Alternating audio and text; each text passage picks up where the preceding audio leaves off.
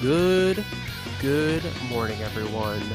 My name is Plywood, and I want to welcome you all to the spring 2021 Big 20s, Big Ones relay race from Metal Gear Speedrunners, the Fire Troopers versus the Shotmakers. Want to right off the bat thanks to Dash Rando for this fire graphic. Very cool. We have 6 races in the can for all of you today, including 2 Metal Gear Solid 2 races. However, they are a little bit different. So you may be like, what do you need 2 races for Metal Gear Solid 2? Well, hold your horses. I will not be around today, but I wanted to introduce everyone and welcome everyone to this wonderful relay race. We do these every quarter or season during the year. So if you like what you see and you're like, man, I want to sign up for this. This looks really fun. Look forward to the summer relay race later in a few months. But today, we got a very exciting race for all of you, starting it off. Something that I think is a first for this channel, if I do say so myself, if I am correct. And we have Metal Gear Solid 3 between Blackie1007, hailing from Japan, versus Joseph Joestar 316. And on commentary for this race, this Euro Extreme race, we have Apache Smash and House. How are you two doing today? I'm doing really well. Excited for this race. Absolutely. Gonna be right. Okay, then I guess we can get started. We're just gonna prepare the runners, have the countdown happen soon, and then we're off to the race. So, for you that don't know me, but only know me from Metal Gear Solid, why am I here? Well, I help Apache edit this fancy European Extreme Tuxedo guide that's also on the YouTube channel, so I know at least a little bit, but I'm definitely gonna ask a lot of questions, so Apache, get ready for questions. Oh, I'm so ready for questions. It's not a problem at all. Excellent. It's a straightforward run. I mean, the route is very similar to the very easy route. There are some minor changes. I know you're running that yourself. Of course, European Extreme, we will be game over if discovered. Both of them are playing on New Game Plus, so we'll see some Patriot strats coming out. Obviously, we won't have the wait time at the boss, because I'm assuming they'll have both picked up the snake camo already. But it's very, very similar to New Game, and we actually recently merged the boards, so we now have New Game and New Game Plus showing on the same board. Yes, and we are about to get ready. So, Blackie for the Fire Troopers and Joseph for the Shotmakers. May the best team win, and we're going to start now with European Extreme Metal Gear Solid 3. Yeah, I think we've got kind of a delayed start, but that's all good. Yeah. It all comes out in the wash. I'm assuming that we're going to go to IGT today, but no one's told me. We do a crazy mix of things whenever we've ran MGS3. I mean, previously in races, we've allowed New Game versus New Game Plus. We've had both players on load trick, both players not on load trick. Today, they're not. We've used load remover. We've done all kinds of things with MGS3. We're still very much in an experimental phase with the game, how we want to time it, how we want to approach it, and how it's sorted especially. Yeah, I would say, though, absolutely. from what I'm seeing right now, it looks very much close to each other, despite the sort of late start. And that all comes down because of the consoles that both are playing on. So if I understand correctly, they're both on PlayStation 3, right? Yeah, that's correct. Joe made a good choice there. He accidentally got turned around when he went into the prone position. If you actually go through something backwards in intrusion view, Snake actually stands up slower. So if you're facing the wall as you stand up, the animation is actually much slower. So good choice to turn around again. It's the small things, especially in games like these where you just know, something is slightly off. How can I approach it a better way? Yeah, Joe's kind of known for it on his stream for accidentally going prone the wrong way, like into load zones and stuff. He's done it many, many times. Yeah. That would never happen to me in MGS. I would never turn the wrong way. Something you'll notice about Blackie is he uses the 3D camera pretty much all the time, and that's actually a Yeah. common thing for the Japanese speedrunners. The Japanese speedrun community is like insular from MGSR in a lot of ways. So it's cool that Blackie joined us here. It's cool to see how they play compared to how we play because we can all learn from each other. Absolutely. And for quickly explaining what are the camera differences. So on Blackie's side, you see we're basically always over the shoulder from Snake, whereas on Joe's side, his camera is sort of static, following a much larger distance behind. That was because the original game shape of the camera that was also in Metal Gear Solid 2 to keep consistency. But because the level design was so much more different, we had to switch it up later. Wow, Now Black, for Blackie example, has a different camera. Yeah. Blackie's just done a crazy like strategy. I don't even go for that in runs, but he just ran towards the guard, firing his gun. If you go too far forward, you get caught, and you can also the auto aim can flick to the right guard and get him turned around. And it makes him much easier to spot you as well. So really, really risky strat. I wonder if he's going to do the same thing here. No, he's taking the Dolly-Nevadno bridge much safer. Yeah.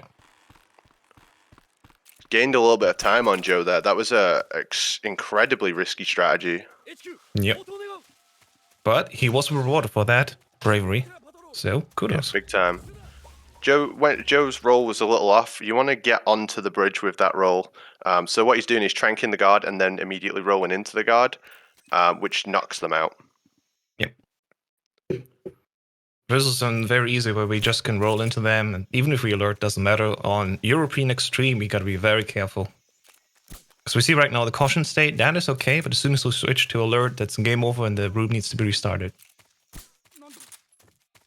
And Blackie going with another advanced strategy here, shooting the wall rather than rolling into the guard. Now, if your shot isn't perfect, the guard can move into a position where he can see you very easily on your approach, and it takes a lot of time to take him out because you have to like lean around the wall and things like that. I'm assuming Joe will do the roll strat. It's kind of funny because they both did this backwards. So Blackie went into the static camera to do his 2 shots on the guard up top. Yeah.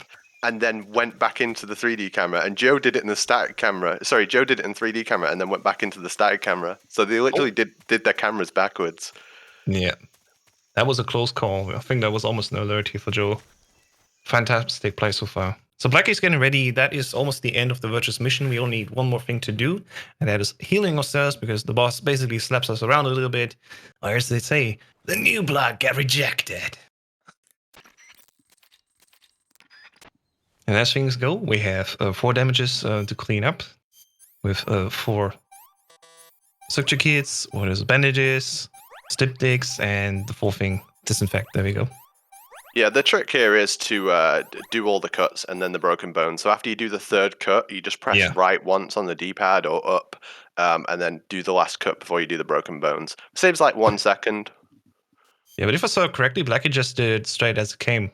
So indeed, it was 3 of the cuts, and then the broken bone, another cut, and then the broken bone again. Yeah, if you do it in order, it's slightly slower, but it's fine as long as you're going to do that. The hardest thing with that menu is it won't accept your inputs as fast as you can do them. And on the right side, we could see now the HDC logo or HD Collection logo. That is basically what we're afraid of sometimes, the load time. This is why we have decision and tools made for great people like Apal helped us to make a timer that stops when we have these load times to make the comparison between runs a little bit better, because not everyone has the same PlayStation 3, and definitely that is a good measurement between how runs actually perform in the level. Yeah, it's a huge problem because even the same 2 PS3s with the same model can have differences in load times. So if just getting the same PS3 doesn't always work. Yep. Even if you have a nice SSD in there, it doesn't matter. Yeah. Right, Blackie coming up with the more stranger room. This is one that I was always afraid of when doing it myself, especially with the tuxedo. But as we can see, it's just walking left and then using a nice glitch that I learned for casual Euro Extreme. Just holding a stun. No steps. Yeah, no footstep sounds when you're cooking a grenade as long as you're on the correct terrain. For example, it doesn't work indoors. Oh. But on all the trains we need it to work, it does work. Yep. This room Blackie's doing here is really difficult as well because you don't have very long to get this first roll. I'm pretty sure this will be a continue. Oh, he's gone safe. Oh, He yeah. knew the backup. He knew the backup. Bit out of his way, yeah. And I like the first time after the bridge there are no guards, you can just walk straight through. Then continue on into the Ocelot unit flight. Yeah, I'm interested to see how Joe's going to do on these first two rooms of Snake Eater as well. They are tricky rooms. It only takes the slightest movement mistake to get caught in both of these rooms. Alright, let's see it.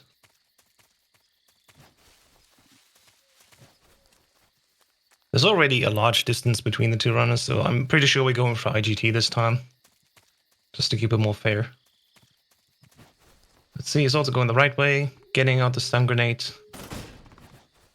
Yeah, he really moved to avoid the guard, Joe, but you don't really need to, but if that's what you're comfortable with, as long as you're getting on the left side after you pass the guard, otherwise he will turn around and see you.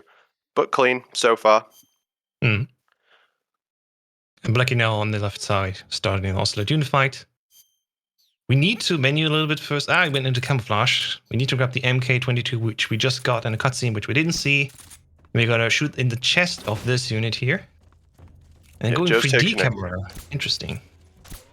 Please. Yeah, Blackie will use the 3D camera for a lot of these shooting sections. I think Sparty does as well. And there's also another runner called Go-Go Time who uses the 3D camera for this as well.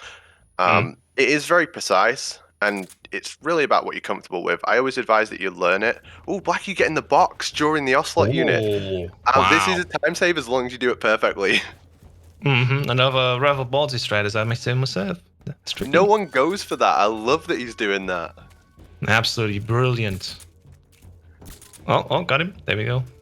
His guard's still up. He needs to not get too close. Oh, he went down as he was approaching. That last guard was still awake and could have seen Blackie, but well played. Really nice Ocelot unit, and fancy Brilliant. with picking up the box during it. Yep. Normally we would take it now in the nighttime where Joe is, right? Sorry, say that again.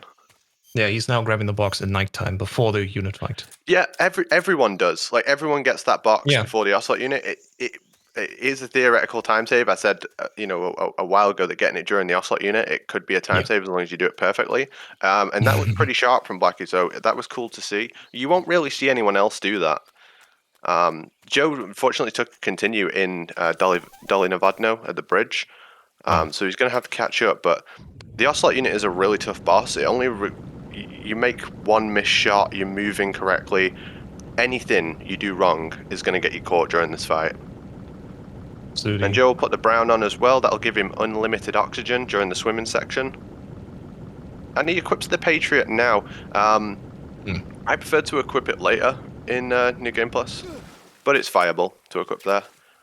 Yep. And Blackie's getting some extra stun grenades as well. Oh, interesting. I wonder what he wants those for. I wonder if he'll use 3 versus Ocelot now, because normally when we do the Ocelot fight, we only use 2 because that's all we have. I'm curious as to why he picked those up. Oh, Joe's got a hard shot to make here on this roof guard. Just gets it. It was a very close tell. There you go. 2 left, 1 left. It's another really nice shot from Joe on that guard at the back. He could barely see him. Did he just blind him? Joe does the risky shot on the last guard as well. That was so scary. Yes, unbelievable.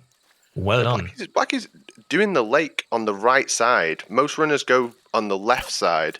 So this is extremely interesting. I've never seen anyone do it like this in European Extreme.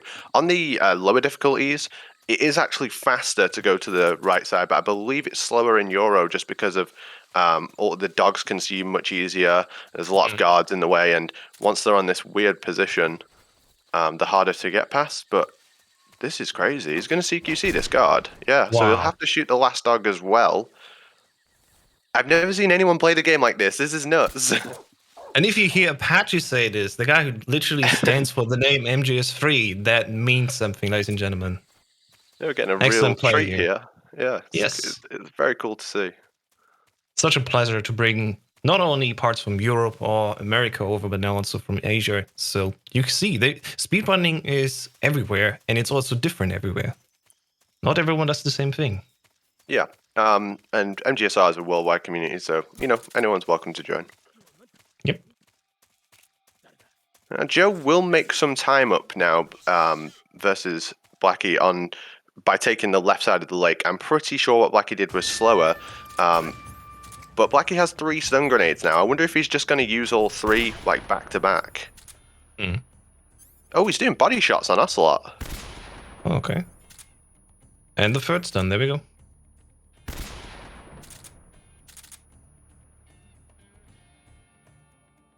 This is strange. Wow, that was. But it worked. I mean, Now if you could get the extra stun without going out your way for it, like he did, it would be so much faster to have an extra stun for Ocelot. Yeah. Like, Apache's not sitting right next to me, but I can hear his calculations in the head. Okay, next time I'm going to try this. Yeah, there's smoke coming out of my ears. Yeah. And Joe's doing a tricky room. He's doing a little backup strat here because Joe really struggles with this room, the Bolshaya Pass south. So he's going to have to shoot the dog at the end. And there we go.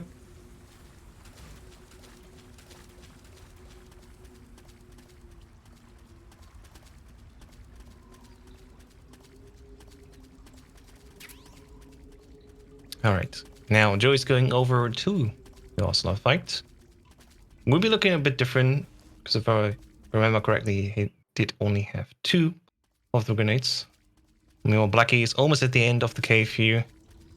I wonder if he's gonna take the live mat. I mean, it's just a race. It's not necessarily important to go for Foxhound here. But let's see how it goes. Yeah, I think Blackie still is on Foxhound so far. Joe unfortunately took continue earlier. But Joe will do a much more traditional Ocelot fight, so he's going to use what we call the loop. So he'll stun Ocelot, headshot him with the Mark 22, throw another stun, shoot the Markor to daze Ocelot. So now he shoots the Markor, then he shoots Ocelot. Ocelot will recognize that the Markor's been shot, which stops him in place. Ooh, Blackie with Patriot strats for the pain. Yeah. There he goes. So you should never shoot the pain like that. If you throw a grenade to take the pain's shield off, you shouldn't shoot him with the Patriot until the explosion's gone off, because the Patriot will give him iframe. So occasionally, the shield just won't come off. So I wonder if he knows that.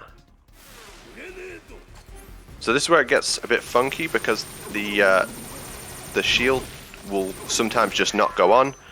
That was really well executed pain strat with the Patriot. It's very cool to see. I always recommend new runners learn that first, because the pain can be extremely difficult to learn when you first pick up the game. Alongside everything else, the Patriot strat is very easy to learn. Yep. This is the tricky thing about the hitbox of the head, because it's only going from chin to nose, if I remember correctly, so it's really, really tiny. And the field of view makes it so it's actually also a very tiny part of the screen. So yeah, absolutely understandable to go with the Patriot here. And that's why we need New Game Plus. Because only after finishing the game once, with a load from a save that finished once the game, we have this weapon. Yeah, and the hitbox of the pain actually changes depending on how good your run is. So if your run's really good, it actually gets smaller. It gets smaller? It just feels like it does. That's the stress talking. Right, for people that don't play this game, really, there's a very basic thing. Why do people walk in boxes, walking up these hills? It's simple, because if you go normally, your animation is just slower, and the box basically cancels that out. So that's why when we go on an incline, just have the box on. It just moves faster. Yeah, so Joe's going to do a more traditional pain where he'll use the Mark 22. It's just repeated quick reloaded headshots and making sure that you manage the pain's attack. So we start with a smoke grenade. Did that land on the platform? That's not going to work. Joe is probably going to die here. See, I feel like I would reset this. Yeah. It's not going to wait out for the beast to go away. So Joe's initial smoke grenade, he didn't land it on the platform, so... Oh, Yeah. that's not going to land either. It's got to be overhand.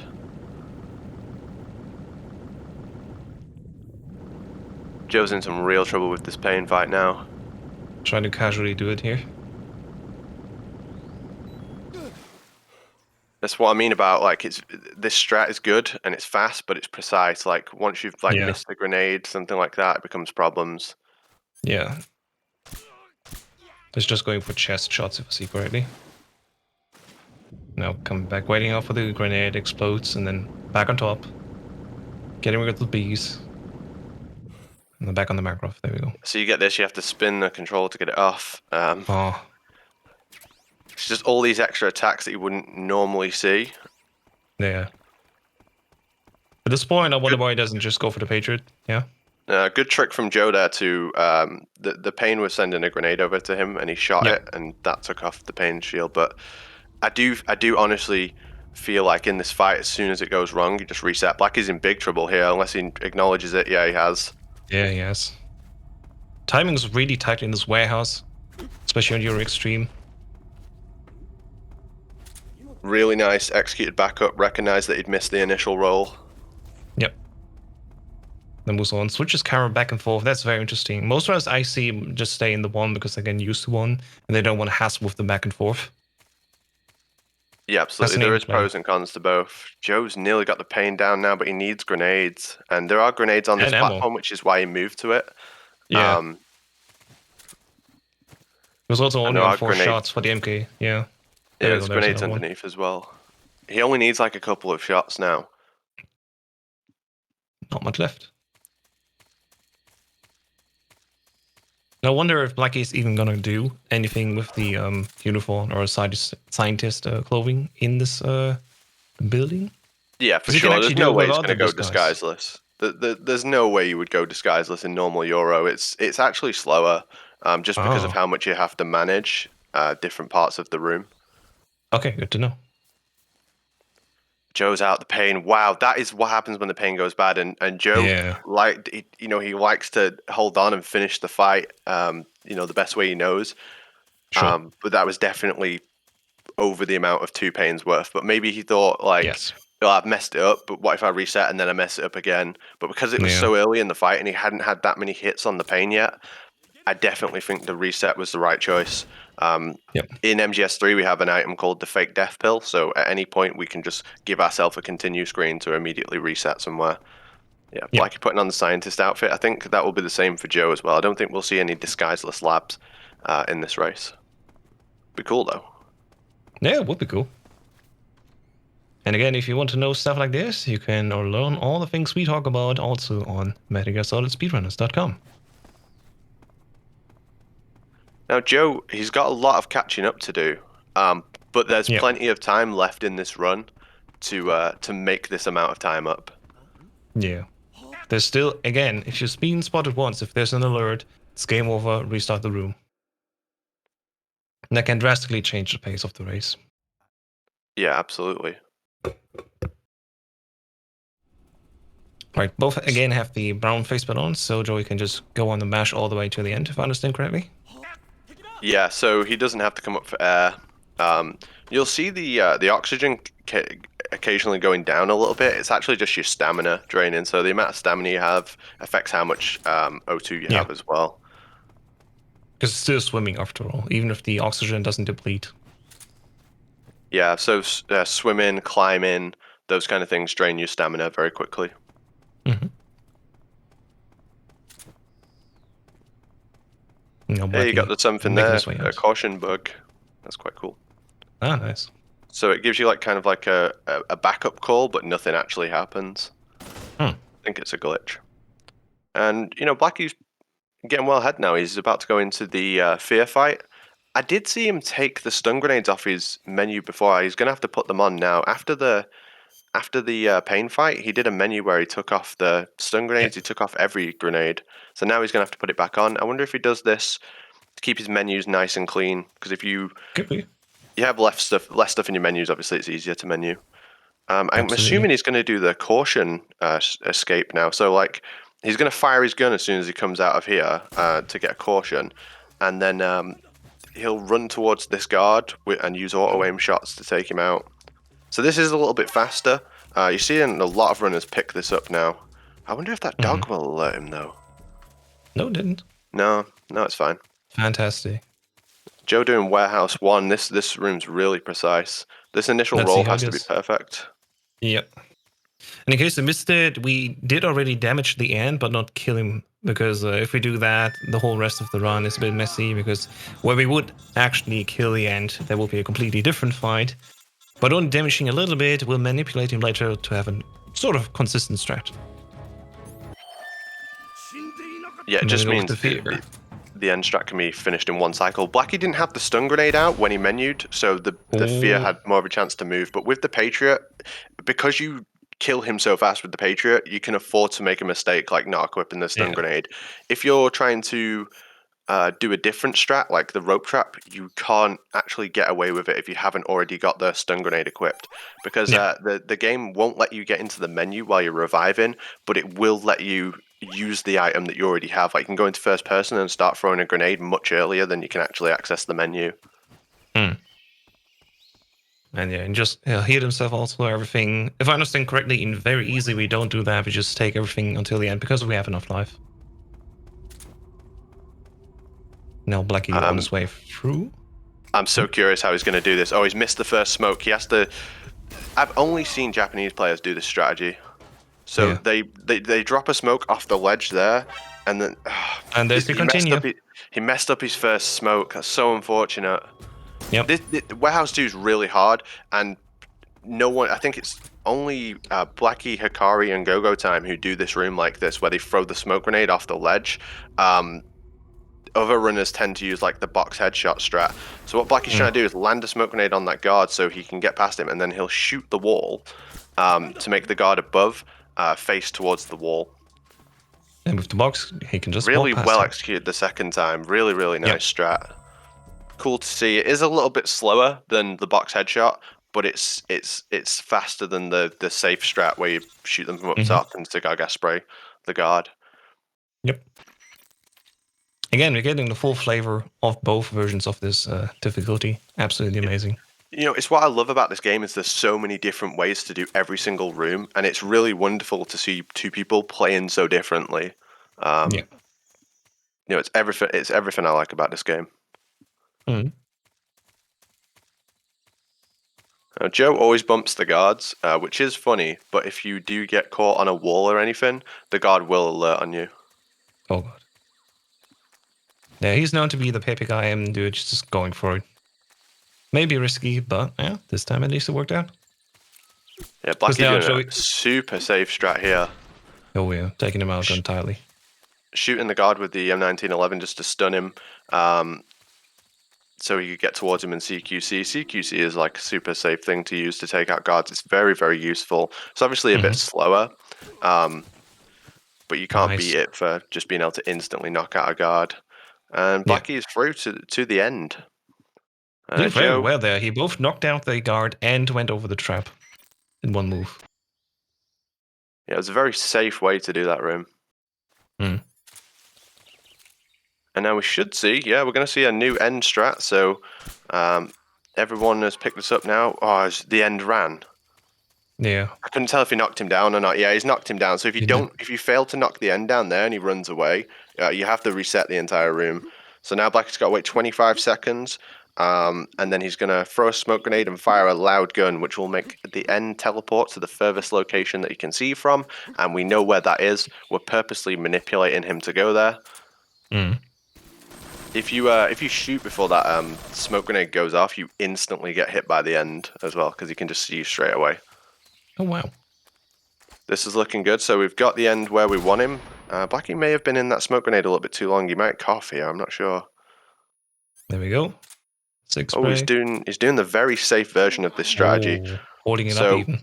What he'll do is he'll just knock the end down here, run north, he'll knock the end down, run south, knock the end down, and we're just going to keep manipulating him to run backwards and forwards. This is a very safe version of the end strat. So this is the backup that you do anytime you mess up the initial hold up and stuff. So if you don't manage to get the stun grenade off early, you just use it like this. So now he can run north again, and the end will follow him. You always want to be in front of the end. You need to move before he does, because the end is much faster than Snake. Really well executed end strat that. Very nice. The strat that we do now is like called the hybrid loop, which is what you'll see Joe do, where we throw the smoke grenade and the stun grenade at the end while he's on the ground. So what Blackie did was the original end loop, which was Go-Go Time, who invented that, and that was first known about May last year. So it's still pretty new, especially in terms of MGS3. Yeah. Despite the age of the game, there's still new things that can be found everywhere. Yeah, for sure. Joe just finished also with the Patriot, the Fear. Something you see that's quite funny during that Fear fight is the amount of stamina damage that the Patriot does while the Fear is stunned. The game can't actually display how fast he loses that stamina, so he the end actually like dies when he's still got a quarter of his stamina on screen, because the game just can't remove it as fast as you're removing it. I mean, speedrun, come on, we gotta go fast. Got no time to wait. Where is 2 coming up again? Yeah, this room is insanely difficult. Joe's gonna go for a box headshot. Very nice. Yeah, he really needs this. That's a super safe thing to do at the end there. If you want to take out that guard with CQC, it's absolutely fine. It's worth, the couple of seconds it takes compared to having to do Warehouse 2 again. It's a very stressful room to continue on, because it doesn't get any easier and you just have to keep doing it. Really well executed by Joe. Very, very nice Warehouse 2. Very nice. Yeah. It's a good thing that we have the ladder on Blackie's side right now, because we have now time to actually focus on Joey for the commentary. It's going back and forth. Excellent to see. Normally we would just sit here in silence and of course enjoy the music, but not today. Gotta focus on everyone here. Yeah, when you have an MGS3 run that gets apart like this, it's very difficult to know what to focus on, because so many cool things are happening on screen at once. And you do so many things. Joe's going to do a more traditional strat through this room. So he will roll on the left side of this guard, which will knock him down in a way that he can't see you when he stands up. He shoots the wall, then equips the stun grenade and cooks it to silence his footsteps past this guard. And then he's going to menu the box. And what Joe does is he actually goes over the log on the left. All that movement was to buffer the amount of time it takes before his stomach growls, otherwise the guard can hear it. And then he'll trank roll this guard, take his suppressor off. And that just means that when this next room starts, he can immediately re-equip the gun. As I say, we should see a faster end strat from Joe, as long as he does it correctly. It will come out probably about 9-10 seconds faster than Blackie's. Mountain 1 for Blackie. Very scary room. It's a difficult section of the run, climbing these mountains. All these strats have to be absolutely perfect. He's also using the 3D camera and looking at the ground, which reduces lag. So this room tanks the FPS. So looking down is a really good way to save time. We're going to see this later again as well, most likely. Wasn't it? Yeah, I assume so. Yeah, we'll see plenty of this. And now Joey going the same way, throwing the stun, making noise, and then getting ready for what you do with the end. Now on the subsistence camera. No, actually, Snake Eater camera, sorry. This is the far one. And there we go. Right behind him. Punch, punch, sick. Punch, punch, sick. Oh, holding him up again, okay. Blackie has just killed himself by rolling off the mountain. I wonder if he missed something with the room and just wanted to do a quick reset. Good question. We never know, because we usually forget to ask if the people see the others' runtime, how far they're ahead or behind. So maybe he was just like, I want to do it clean. Depends sometimes.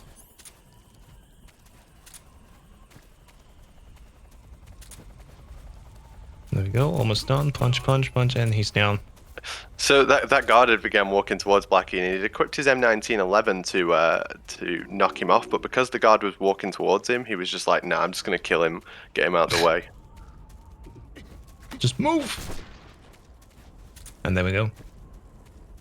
Just CQCing these guards on the mountain is a very safe way of doing it. Absolutely. And the reason, by the way, why we have this animal's camo here is because of with the low stamina that we have, our aim is shaking, if I understand correctly. And the camo that we use negates that effect. Yeah, so your aim won't shake and we don't have to manage our stamina. Yeah, it's a really powerful camo. We use it for a lot of the run. Probably a little bit overpowered.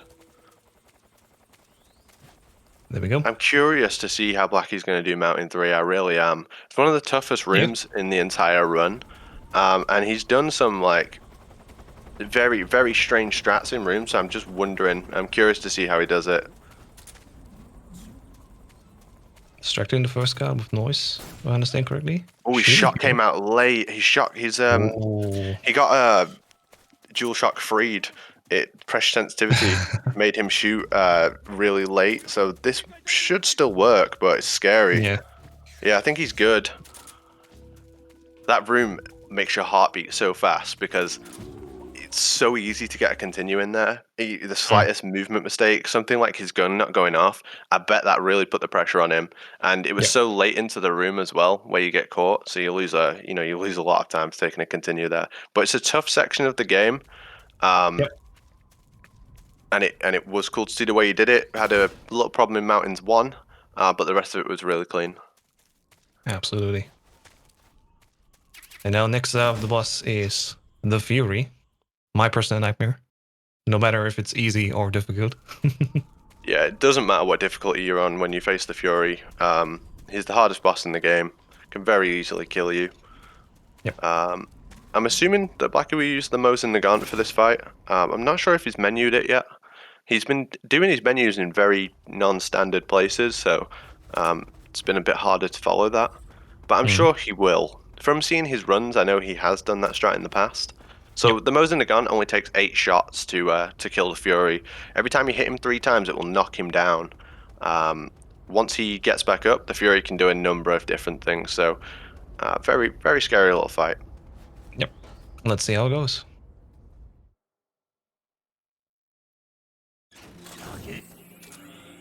For a start, he's running north, so I have no idea what he's doing now. Yeah. I've been seeing him warm up on YouTube earlier. He's not streaming on Twitch. And yeah, he's going a bit different here. North first. Usually we go south, if I understand correctly. I do wonder if that's a manipulation, where he ran north and the Fury landed behind him on the south. We should look into that. Yeah, so optimally it'll come out slower just because of the amount of distance you're traveling. That was a really good Fury fight, really clean. Excellent. Yep. See that it wasn't the fastest time I've ever seen on the Fury, but it looked very safe, and he kept the Fury in basically one place the entire fight. Really nice fight. He never looked in danger at any point during it. Yep. And I mean, it's a race. After all, it's not necessary to be world record pace, but if you want to win, just make sure you're faster than the other one, and that sometimes means being a little bit slower but safer instead. Yeah, I mean, I said ahead of time that this race will 100% come down to the number of continues, not minor individual things. Yep. No joys in the mountain. Top on. And again, as I explained earlier, put it on the box, just moving faster because of the incline. I missed the roll there. It's fine though. Everyone's already knocked out, he just needs to walk past them. Genuinely curious to see what Rykov strat Blackie will do here. It's been a lot of development there. He's got a smoke grenade, so I'm assuming he's doing the safe strat where you shoot the wall. Sorry, not shoot the wall. You'll turn in the smoke and shoot a guard with auto aim. And that will make Rykov run towards the radio. So yeah, just a very safe way of doing it. And it works. There we go. Got him here. Now taking his costume. Now there comes my favorite thing next. Just me going wee, basically. Wee. I don't think Blackie will do that. I'm not sure if he's seen the box glide. I don't know if he'll do it. I know Joe will. Yeah. But Joe's got to get through Mountain 3 first. As I say, one of the toughest rooms in the game. Yep. I think it's a very, very difficult room. Oh, took the box off too late. So when you're in the box, the guards will hear you sooner. There Oh, we he's go. doing it. He's doing it. Scoping Let's go, it. Blackie. That was really clean as well. Yeah. There's 2 wards here that we can use it on, and I think we've had another instance spot where again, we can use 100%. this. Yep.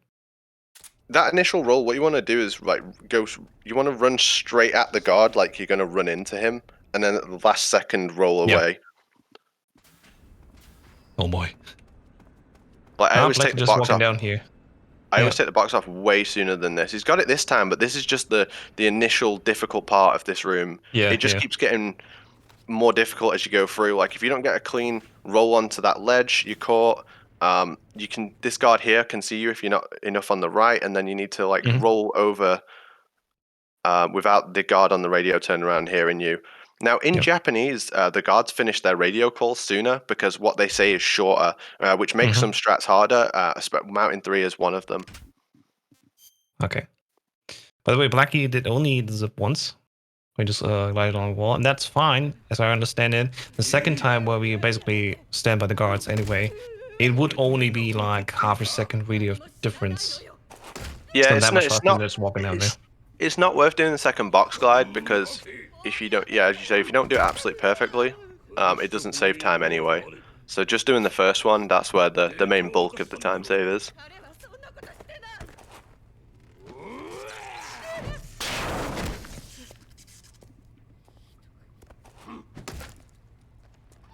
There we go. Get the node up for a second, won't be a moment. Absolutely. Now, Joseph, again, getting ready for his part of the Fury. And I expect the fight to be a little bit different again. Meanwhile, Blackie's just enduring the torture, where we can't do much, just wait out. And then soon it gets waiting. Again, it's actually kind of nice as a commentator, where we can just have a little bit of downtime on one screen and focus on the other one entirely, so we don't miss anything here. I missed the first roll here. Yeah, because of the delay, he needed to shoot that guard, or else he would have been seen.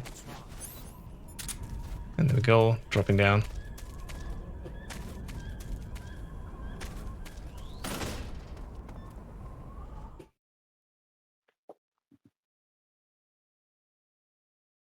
Now, Joe's got some time to make up on the Fury here. If he goes for a traditional loop and gets it, he'll make up a lot of time. But there's some mountains to climb here. Joe's equipping the scope, so I assume he's going to go for something here.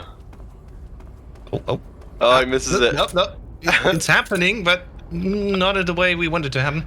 Oh my lord, the second one is even cooler. Okay. Yeah, it was like moonwalking. That was so cool. Yeah, that was cool. I'm afraid we spoiled it just a little bit because we're watching it a little bit ahead of time, but sorry folks, it's just too amazing. We gotta react this moment we see this. And as we see, yeah, Joe's actually walking down south instead of north. Oh, what is he doing? He's just playing casually almost, right? I love it. Yeah. Fantastic. Shooting down. Didn't fall down though. If the Fury falls down, just gonna launch up into the air. And now it's on the opposite side. Yeah.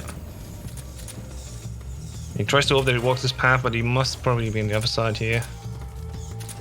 It's really hard to see, but there we go, we got him. Yeah, we have a sniper rifle, so we always stay in the south of the room. Oh, it's just... Oh, Joe fell off there, and you see the way he climbed back up? That's like a glitch that only happens when you're on low stamina. Yeah. So that was kind of weird to see. But he's out. He did take continue. Yeah. There we go. And that's the Fury.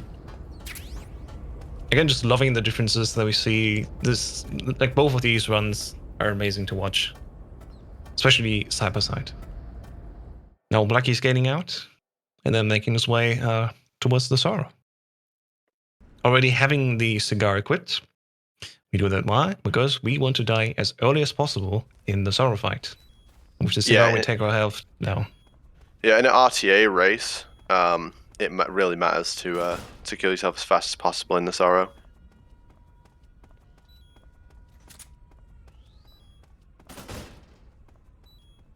Normally, we use IGT for the leaderboards, and none of the time during the Sorrow actually counts. Yeah, which is an interesting quirk. Just looking at it. That stun grenade that Blackie threw there, sorry, not stun grenade, smoke grenade, has to be absolutely perfect. You just go out and you look a little bit up. There we go. Very easy to get caught in this room, so nicely done by him. He's played really well today. Absolutely, yep. Yeah, smoking the dog, so he's distracted, and then you can just walk past him. And then it's off to go underground. I think we'll see the same strat with the smoke grenade for Rykov by Joe. There is actually another strat we can do where we just use the M1911, and we manipulate where Rykov is. Interesting smoke throw there. Okay. Still works out in the same way. Yeah, it should be fine. Usually it would just be down where the stairs are. And he's going to CQC slam him and then drag him rather than doing like the CQC drag. There we go. As you can see, Blackie on this side, his health is already much lower. It happens rather fast in European Extreme. That's the advantage of the difficulty here. Again, if we were on very easy, we have so much health, we need to have other advantages in order to die quickly at the sorrow. Yeah, we'd use the handkerchief to knock ourselves out and fall into the water. I mean, I would drown that way. I mean, can't swim then. And we'll see some box gliding from Joe. We know that Joe's a fan of this. I mean, who wouldn't? We've seen him gliding around already. I'm assuming he's going to do both. Yeah. Let's see. What you basically need to do is just lean against the wall, scope, and then go over to the box. Not much else to do. Just gotta make sure that you look to like roughly a 45-degree angle to the side, and then you launch yourself off basically on the opposite side. Blackie using the RPG because he picked it up earlier. The RPG is definitely the fastest way to kill yourself during the sorrow. It's much faster than the grenade. So it was really Major Zero who introduced picking up the RPG early into the run. He was the first person, I believe, to start doing that. Saves you a menu later, gets you out the sorrow faster. It's a good strategy.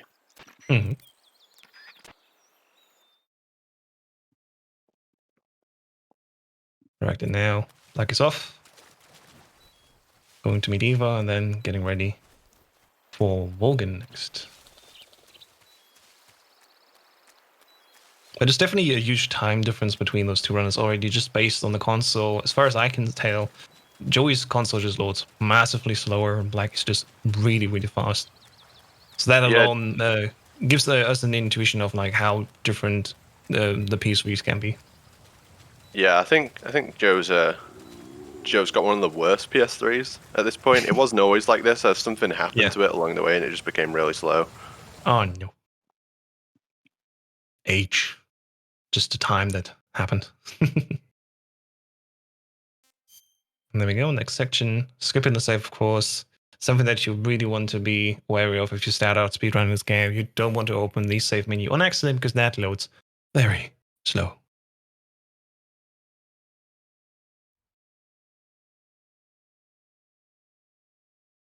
And skipping a lot of cutscenes on Blackie's side. We're still live. Where's this head Mega Solo 2? We're still receiving. There we go, there he is.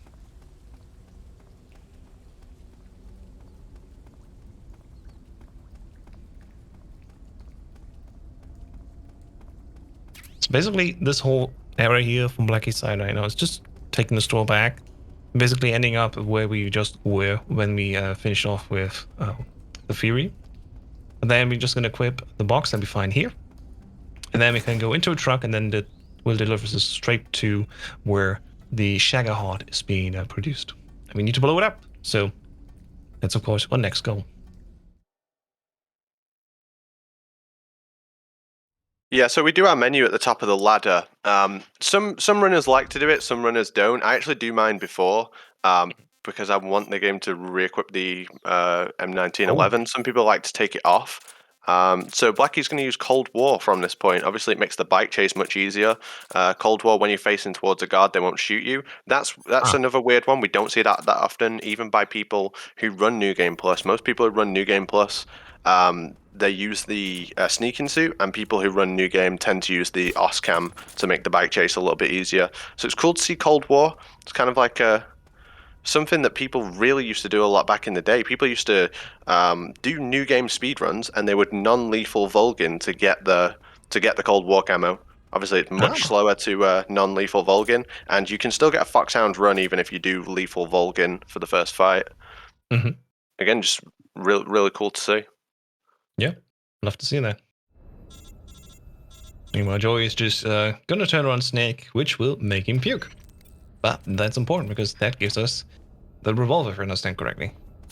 So it's one of the 3 ways to get out of the cell. So to get out of the cell, if you puke, Johnny will open the door. You can also use the fake death pill, which you have, and you can also use the codec. In any other difficulty, the codec's the fastest way to get out of the cell. But because of Johnny's position at the start, there's no way to like quickly open the cell. Oh, why did he kill it? Oh, I love this. Blackie's killing the mechanics in the hangar, which lowers the health of the Shagohod. We never see people do this. So that came into like the speedrunner consciousness for MGS3 a little bit ago. And we experimented with ways of killing the Shagohod mechanics fast in order to get some damage off it. But then we decided that it wasn't worth the amount of time it took to do it. But still really cool. To see, especially if you're not that good at chipping the Shagohod's health. If you are not too good at that, it's great to like a great way to take the damage down on it. Again, very, very interesting. Goes to show that in speedrunning, it's not necessarily that there's one true strat. There's many ways how it can go, and if you feel comfortable that way and it works out for you, then just go do it. Just again, it's a testament to the number of different ways we can play this game. Oh, Blackie nearly with the perfect phase 1 on Vulcan. He was just like 2 shots short. You can actually do all of Vulcan's health in that first push, as long as your shots are absolutely perfect. And you rarely see that. Even in no matter what player you're watching a free, there's no one who can really do it that consistently. Joe takes an unfortunate continue there. As I was saying before, that room he's in is a very easy one to take a continue on. It's just as simple. You threw the smoke in the wrong place. You threw it too high. You threw it too far to the left. It's just an easy place to get a continue. Yeah. Back in the day, I think 2019, I played this game also in European Extreme for the first time, which slowly increasing the difficulty. And I actually went and looked up speedruns because I knew speedrunners have it all figured out. So if there's any way that I can usually replicate it, for example, in this room, just throw in the 2 smokes. And it also took me like 10 times, I think. But I did it eventually. Yeah, it is an awkward one, and 3 especially is a good run to learn by watching the speedrun. Sorry, it's just a good way to play it better casually if you watch what people do on the speedrun, because there's very few glitches, and it pretty much just is play the game as well as possible throughout. Blackie's going to go lethal during the bike chase, so he's just going to stick with the RPG pretty much the entire time. Definitely the easiest way to get through it. He's also got the Cold War camo on for that extra protection. He won't take as much damage from the guards, and I'm assuming he also has life meds as well, so even if there was an issue, he can just resort to the life meds. He's going to look down as much as possible, so if you look down or look up, it keeps the frame rate really high, which means when the frame rate slows, obviously the actual game slows, so things take longer, and this bike chase section is incredibly laggy, especially some of the later sections, like the platform guards, incredibly laggy. Oh, strike from Blackie there as well. He got all the guards in one RPG. It's like bowling. Yeah, beautiful to see. Oh, he got the cutscene glitch as well. Oh my god, this is my new favorite player to watch. You never see people do that. I always go for that cutscene glitch. So as long as you hit the Shagohod as soon as the cutscene starts, it stops the cutscene from playing, but you're still trapped in it, so you see it from a different angle. It doesn't save any time. It just looks cool. It's just cool. Oh my god. Yeah, I'm afraid we have to change our usual mean. Follow Blackie on YouTube. Not a patch as much today. Amazing runner, and again, it's just so fantastic to see the different ways and approaches here. Yeah, that was cool to see. I've never seen anyone else go for that. It's normally only me who goes for that. Yeah. Joseph actually just drowning here now. Not doing anything. Yeah, it's a nice and easy way to get out of the sorrow. You can't mess it up. That's the thing. If you go into your menus, if you make a mistake on the menu, you're losing all the time save that you were going to get. But it's very easy to just press X to dive into the water, so you can't really mess that up. The RPG probably does come out like quite a lot faster in RTA. I'd be curious to know the numbers, but the RPG is very, very quick. Amazing. The most important thing during this bike chase section is the RPG guards. You really need to take those out. Yep. And you also need to make sure you kill this set of guards before Eva gets to the end of a little cycle here. Otherwise she'll just park up in this position and she'll stay there while another wave of guards come. So Blackie acknowledged that and obviously took out the guards quick. We still have 2 RPG guards left in this room. We're about to see the first one. Oh no, he's just looking at him. He's just put himself in a position where he's just going to look at the guard the entire time so he doesn't fire the RPG. Oh. That means you can just look up way more than you like normally in a European Extreme. Time, yeah, in a normal run you wouldn't be able to do this. It's something I never really considered, but this is actually going to come out way faster. Very, very cool strat. But does this only work with the Cold War? Yeah, so Cold War also prevent the guards will not fire at you while you're facing them. So if you did that in any other camo, you just wouldn't be able to get away with it because you would take too many shots. And your health's too low. Yeah. So it's not just looking directly at them, but just the direction in general. Yeah. Interesting. It's Fantastic. where Snake's facing, I guess. So even though he's looking down here, the guards, the bikes aren't going to fire at him. Fantastic. I always see you just using the multi-neck here. I'm like, oh, this is so difficult. But again, hey, speedrunning is different in every way. And there's a new thing that I learned today.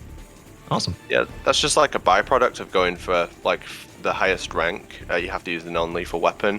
Blackie doesn't care about that. I wonder if it's because he took the continue, because he seemed like he was. In fact, no, he killed the pain anyway, right? So he was always going lethal.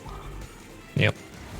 You do get, you'll occasionally get gentlemen's agreements where they'll say, "Oh, we'll both go for Foxhound or whatever." But if there's no agreement in place, you can do what you want. And Joe with his famous zombie face paint. Beautiful. So what's the advantage of this camo? The sneaking suit prevents 50% of all incoming damage, so it makes the bike chase pretty straightforward. I mean, it's pretty easy to survive the bike chase in OSCAM, which is 33% damage reduction, so it's much easier in the sneaking suit. I mean, you can even get away with taking a couple of RPGs and stuff in that. Yeah. Wow. Yeah, that's the alternative way then. And again, only works the New Game Plus, again, because we get this combo from? You get it in the locker where you put Rykov the second time you go there. So yeah, we normally don't even go anywhere near that the second time. We just use the box to get into the area.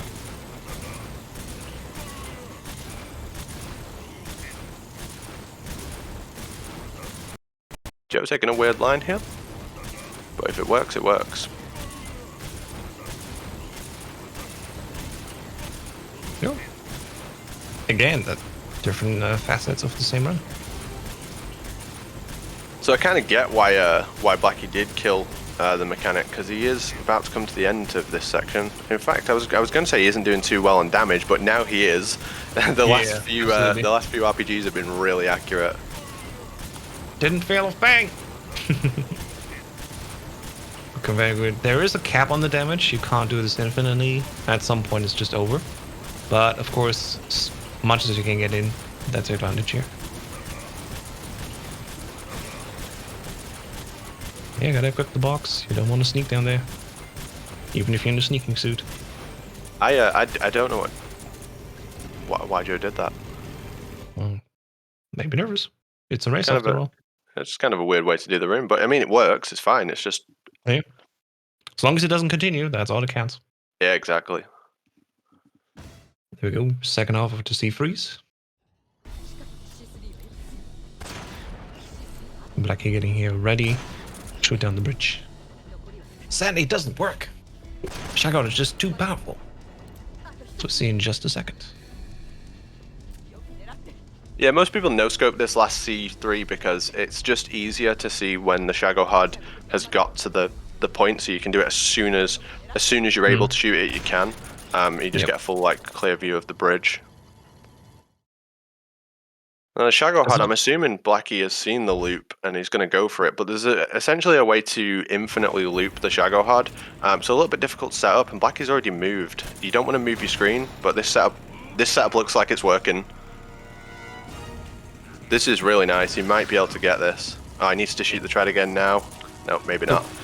He was like fully set up for the loop. He just didn't do the next bit, which is you shoot the tread while you're still behind the Shadowhard. And then you just go 2 hits on the back, 1 hit on the treads. So he's going to try for it now, but I don't think it'll work. It might work on the left tread.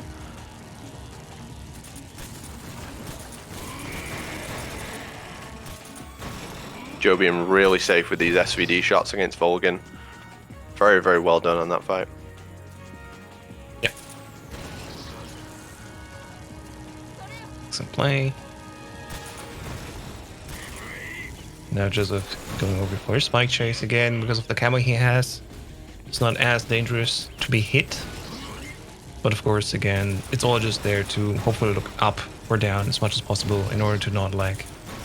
Oh, something there. There you go.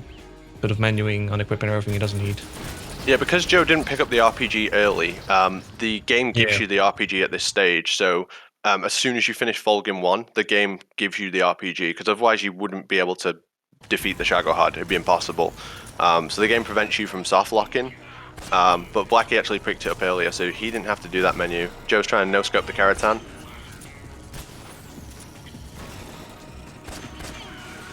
Very nice Shadowhard from Blackie, especially the phase 2. That was really, really good.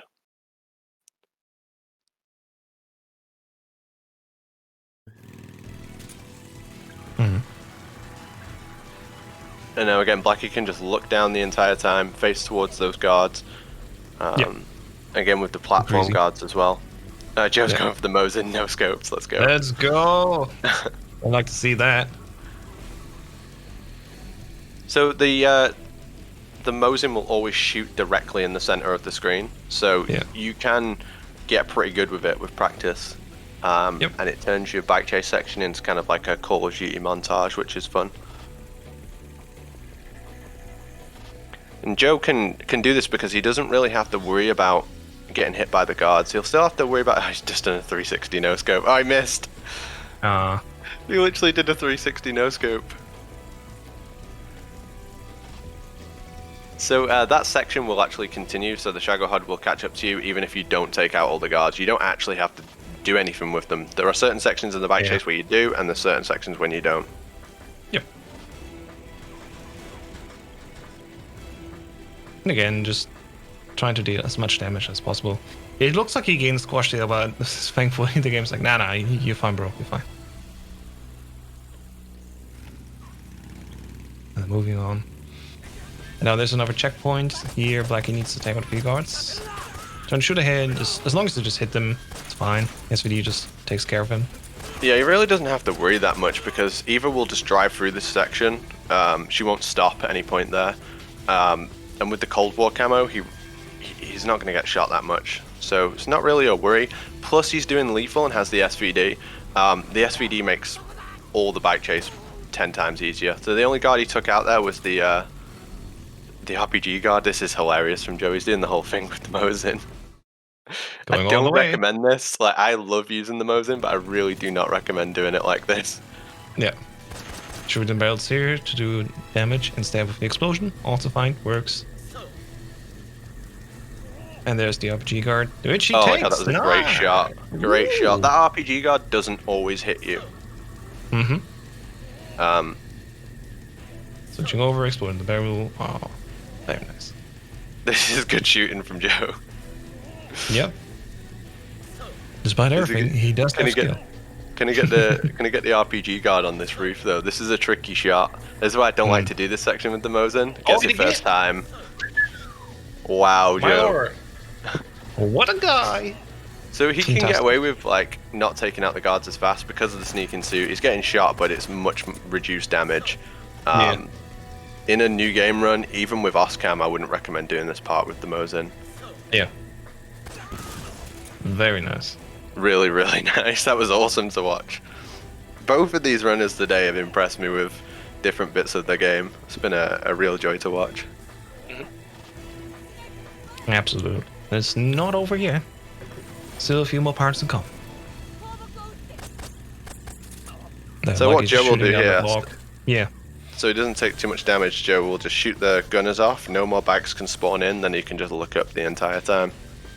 Yeah, because the drivers don't shoot you, they just drive. They do shoot you, but their accuracy is not great. Okay. And the amount they hit you is based on your camo index. So Joe's got the sneaking suit on, which is really good camo, so they won't fire, they won't be able to hit him that often, and as I say, the drivers aren't that great of a shot, so definitely the best way to do this room. Yep. I think with the sneaking suit, he could probably get away with just looking up the entire time, even with the gunners, but it'd be close, and it's definitely safer to shoot them off. We both know just looking at the air. This is Metal Gear Solid 3, basically. The cool thing is, if you do this on PlayStation 3, and that's what you do here, but if you are on Xbox, especially of the newer ones, the performance is good enough so it doesn't tank here with the frame rate. Unfortunately, though, if you're on the serious version of the Xboxes, they're exactly at this bike chase. The game crashes so far, so please, Microsoft or Konami, one of you, can you fix it? Because I would love to play this game on my Series X. Please. Thank you. Yeah, load times are great, but it might crash 90% of the time, so yeah, it's a bit of a trade-off. Not worth it. Yeah. Yeah, the 360 still lags. I think it lags harder than the PS3, but I haven't tested that.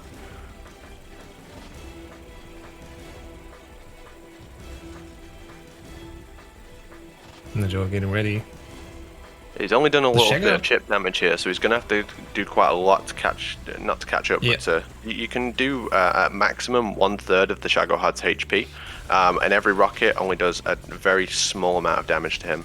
This section isn't very long as well, and occasionally the splash damage can cause the Shagohod to drop back, like it has done there.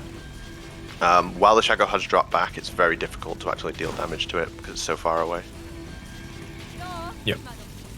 And the whole time every time you hit him and Volgin's saying something, that's still preventing the Shagohod from doing an attack to you. It's not really a concern. It's just kind of like a byproduct of how many RPGs we're spamming at him. We rarely ever see the Shagohod do any attacks in this section. Even during the actual fight, it's very rare that the Shagohod will ever actually attack you because you're shooting him so much. And there we go. Blackie now getting ready. Blackie's put leaf camo on. I don't know why. I've never seen anyone do that before. You said it so much today. It's fantastic. I don't know. I don't know if he wants. Oh, because he had Cold War on. He's gonna need an actual good camo index now. I think the Cold War is like really terrible camo index wise. Yeah. The only use really is in the bike chase where the guards don't shoot you if you look at them. Yeah, exactly. So the first room, if I understand correctly, you can just walk off of Eva, like doesn't matter. But the next rooms, she needs to follow you, Sammy. Yeah, exactly that. She just teleports forward if you go to the first load. It's kind of like Emmerich does the same thing in MGS2. The first time you come out of the water with her, you can just leave her and go through the door.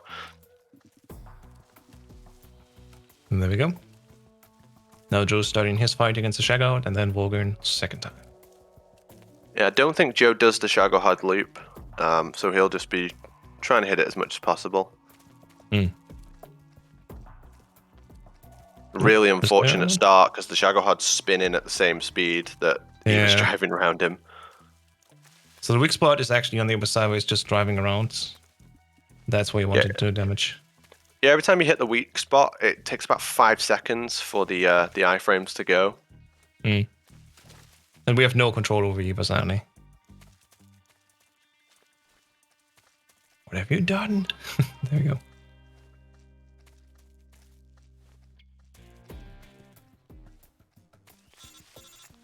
Yeah, I don't see Joe being able to catch up now with having an entire Bike Chase 2 to go. Did both make mistakes in this run? Barely, really. Both doing a fine job. Again, we need to remember, if you just compare IGTs, it's going to be tricky. Like, again, Joey has a very, very slow PlayStation 3 for load-wise, so... Yeah, I mean, that's reflected on the IGT as well, because it counts loads. So, it doesn't... it won't help him any going to the IGT. But I think I don't know what we're doing. I think we still will. I'm not sure. Nope. Blackie doing it very safe. a very safe way of doing this room here. This room is scary. It's very easy to get caught, and it's another one of these rooms that's like super long. Oh, so he didn't catch the guard behind, so that guard's He's now just around the walked corner off. here. Yeah. Yep. Trying to see him here. Come a bit closer. There's the head. Yeah, very safe strat to just turn him around like that. There we go. If you shoot a guard in the back, he'll immediately turn to face, as long as he can't see you. Very safe way. I think Joe's going to go for a no-scope on Volgan's head here. Oh, Yep. Nice. That's cheating if you zoom in first, but I was like it all the say, same. I still like it. I still like it. Still enjoyed it. Still worked. That's the thing that matters. Now, Blackie, if I understand correctly, he's in the last room now. So Need to see. Blackie's using the there's a scope glitch. Basically, you can zoom in with the scope, right, and then bring your gun up as you take the scope off, and it will have your aim perfectly centered on wherever you had the scope. So it's like it turns any gun into like a sniper rifle. Wow. We don't really see that. That's a very old. It's a very old trick that you see in a lot of very like old school runs, but we don't really have a use for it anymore because we do stuff that's faster. So you never see that glitch anymore. So that was nice to see it today. Yeah, nice throwback. Really good if you're playing casually. It's a good one to know about. Makes some shots really easy. That's the second thing I learned today. Very nice. MGS3. Whenever you watch MGS3, just to learn new stuff, it's great. Always great to be here. Blackie's through on to the boss, final boss of the game. It's a tough old fight. Yep. You got to make sure you press circle at the right time. If you press it too early, if you try and counter it too early, you get locked out. Oh, he's going for body shots here. We go for headshots because it does more damage. It may extend the fight. I think you can get away with a few body shots. He's going all body shots. Doing it again, okay.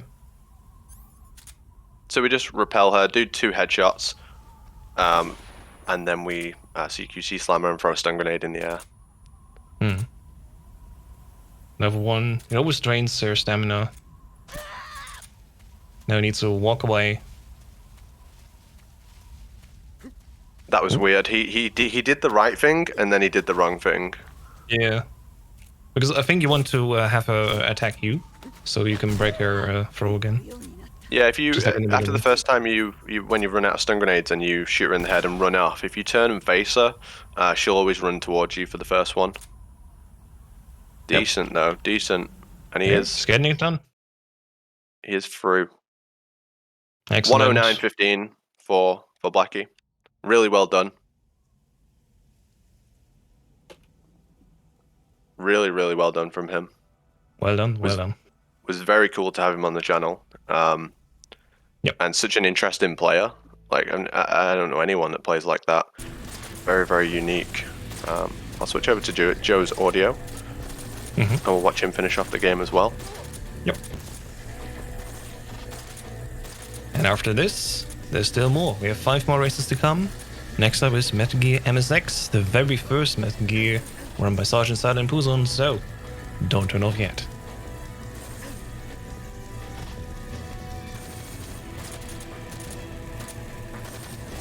Oh, that guard on top of the head.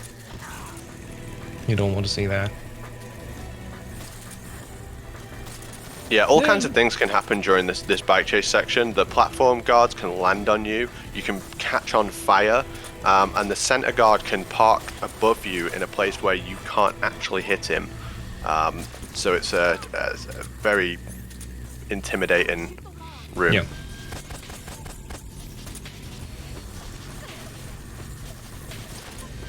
They're just asleep and driving off. Reminds me of Star Wars so much. Those troopers in the Ewok fight, they just literally drive against. Well, where they crash into the wall. I'm pretty sure it must be a reference to it, right? Like, I hope so. So many movie references in these games. Movie fan is. Yeah, absolutely.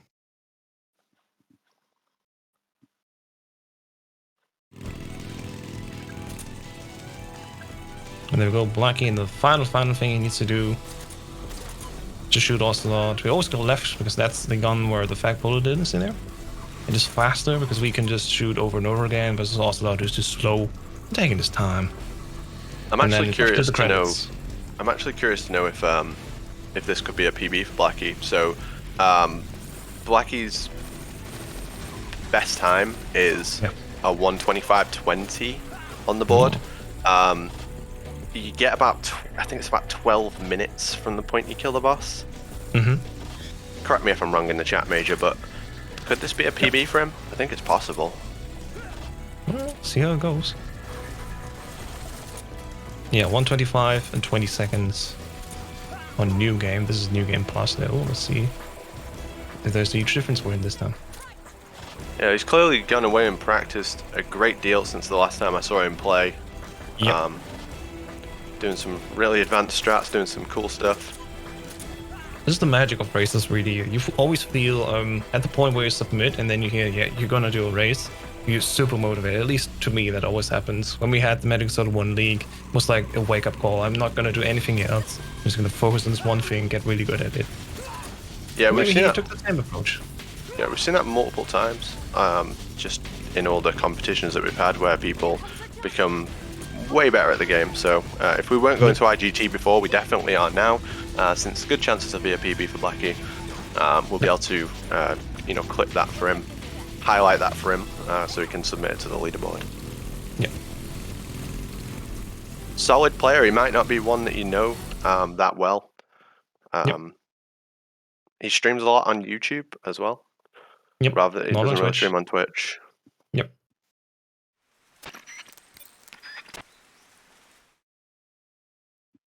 And there we go. Joseph now getting ready for second to last thing, really. Taking Evo by the hand. Guiding her through here. Of course, we need to first give food away.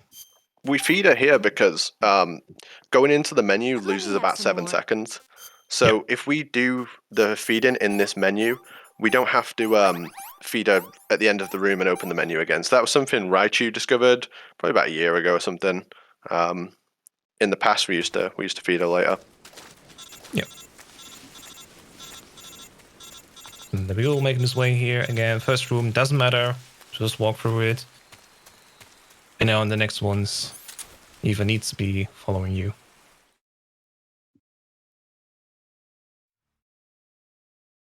Yeah, this room here, like, there's no danger of the guards doing anything to you as long as you get moving right away. I've seen people do all kinds of things, throw smoke grenades where they come from, like, there's just no need to do anything as long as you keep walking. You got to kind of babysit Eva because she loves to take really bad lines. So I like to get like really close to her and try and get to go left side of the tree, which never works, but yep. So that's just the way she is. She's annoying, but she's only got 2 rooms, so it's not as bad. Yeah. You could say at least. I mean, it could be worse. For sure, yeah.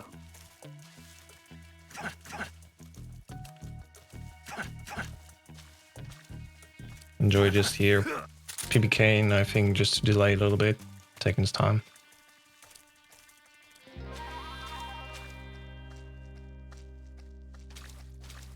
And then we go getting ready. We need to lift her up and wait here. This is a tough room. This last room of guards is difficult, and doing things like if you miss a shot when you're trying to take out these guards, they will just turn and see you immediately. So you have to be careful. And because it's so long and you're dragging Eva all the way through this room, you can get continue right at the end of it, and it's just a risk. Yep. There we go. Body shot. So he shot the wall there rather than the guard. Oh. It makes one run left and one run right, and they crouch behind like a log. Dang. It's got to be ultra careful with this. Got him. Oh. So he's all good. First section dealt with. And then again, he's just got one more with a few guards hanging around. Yep. And again, of course, coming with the difficulty, guards don't sleep for that long, so you want to get going. Or hope that Eva especially gets going. I mean, you're fast. Yep. Yeah, it's something I never really consider, but just because of the way the rooms flow, you never really have to worry about guards getting up from being tranked. But it can happen. Yeah, especially casual. You don't know what you're doing there sometimes.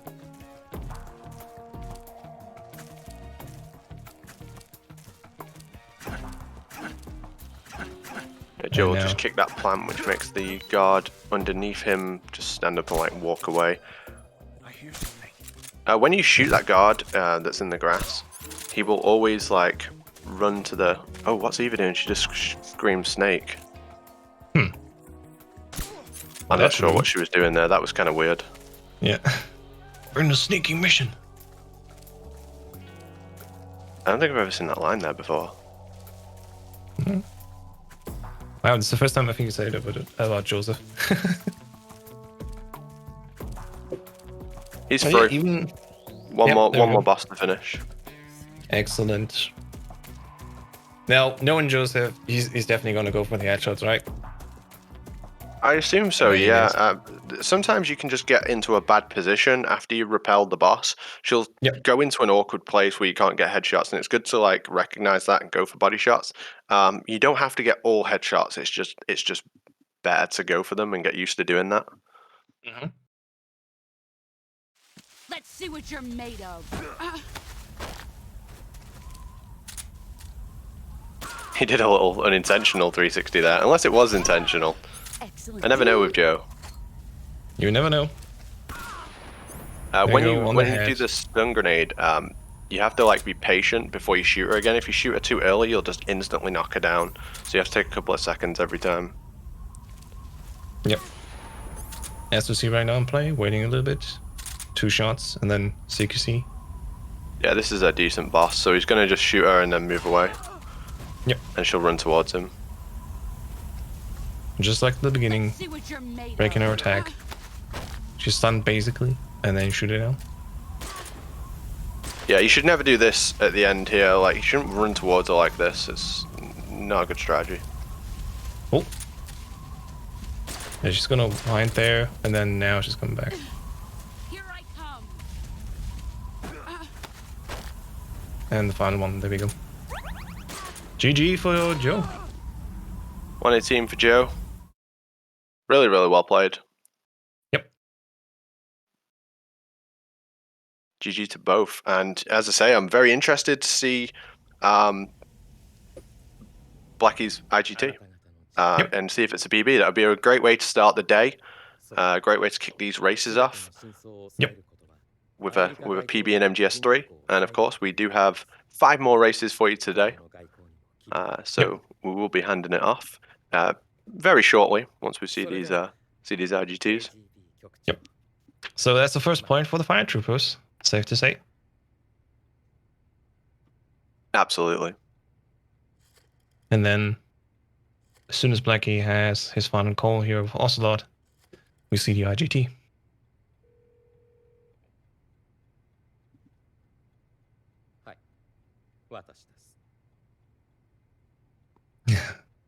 Next up, again, just saying, comes Metal Gear on the SX.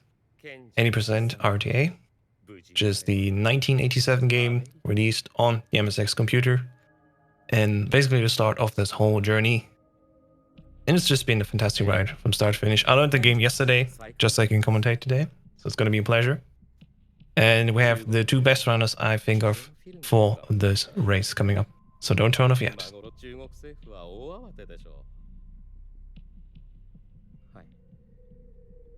I've never played the original Metal Gears. I'm going to play them tonight. Yeah, there is a guide coming based on yesterday's session I had with Sergeant Silent, who taught me the game. So yeah, if you want to learn how to play it, soon it will also be on the MGSR YouTube channel.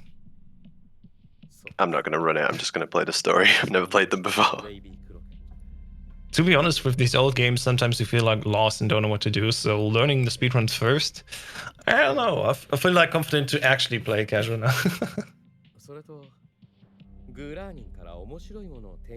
And there we go. That's it. Now just waiting for the last cutscenes, and then the codex also coming in for Joseph Justa 316.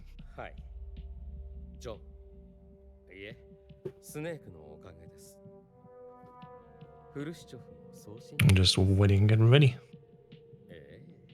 Of course, if we can, we of course also ask the runners that we've just seen, asking a few questions, how they feel, how they're doing, and then we head it off to the next race. ソ連側も私の正体には気づいていません。私が三重スパイ、トリプルクロスであるとは。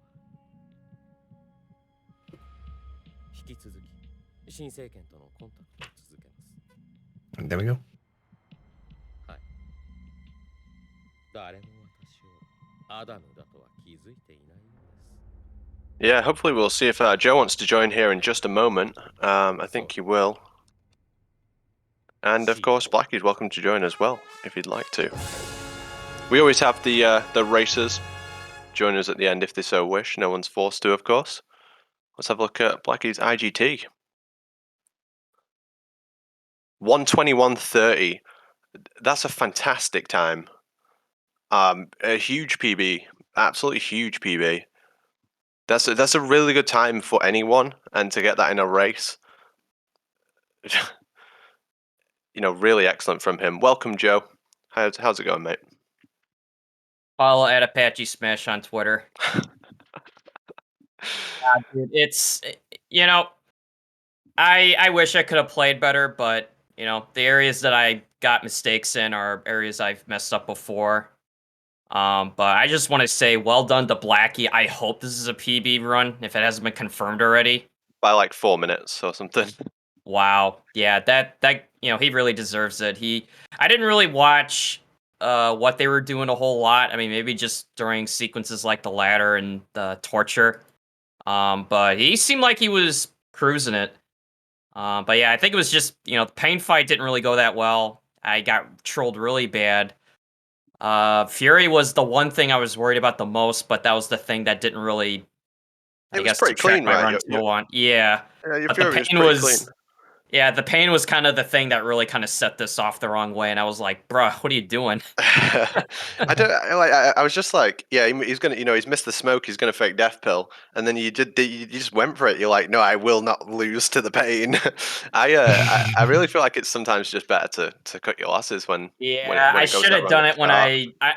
I was hoping I could get it before I run out of smokes and frags, and I was like, oh wait, I could use one of his own, but then I destroyed it too fast, and it's like, ugh. Yeah, I probably should have just feign deathed it. I think every MGS freerunner has been there at some point when the pain's going like horrendously bad. It happens. It's an easy fight to get away from you. Yeah, but no, I was pretty satisfied with how everything else went.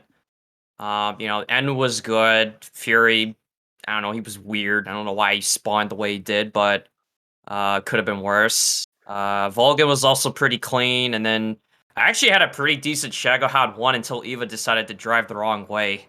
Classic Yeah, she does Eva. that. She does that sometimes.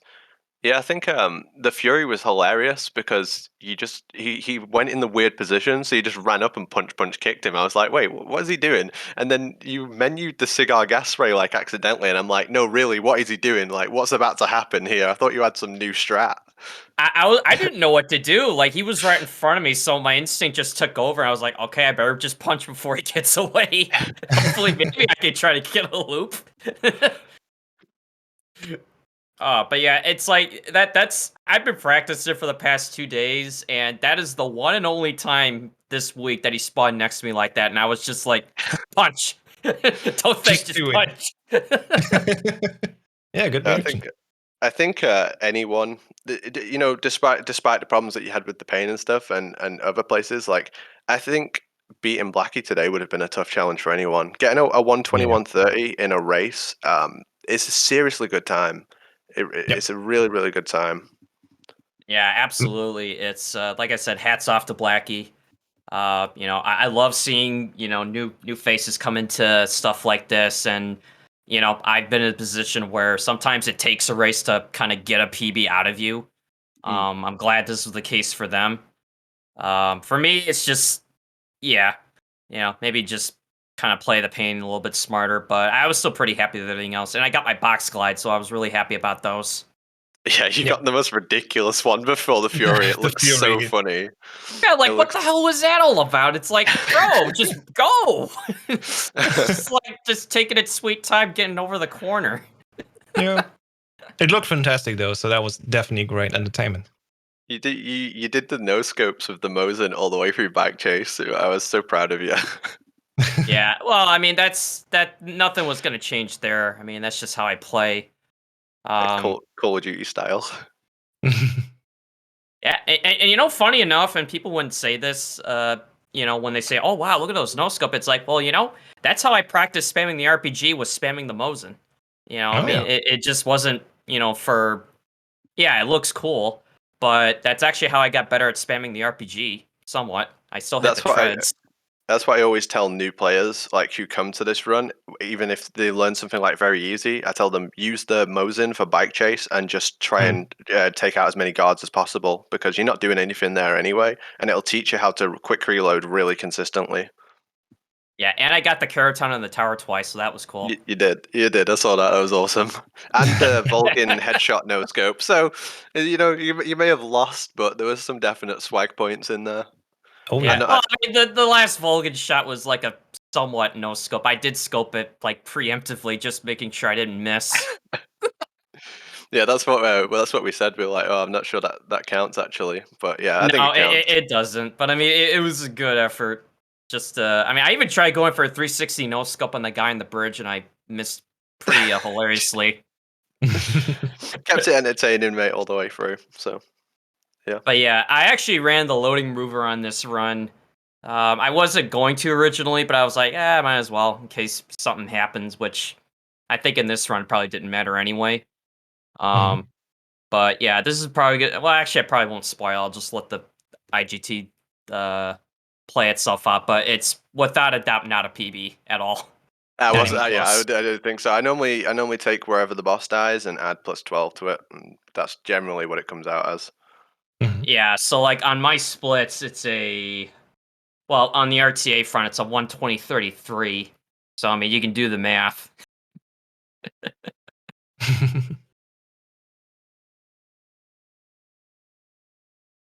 But I guess while I wait for the score, I guess just again shout outs to MGSR for having me run again.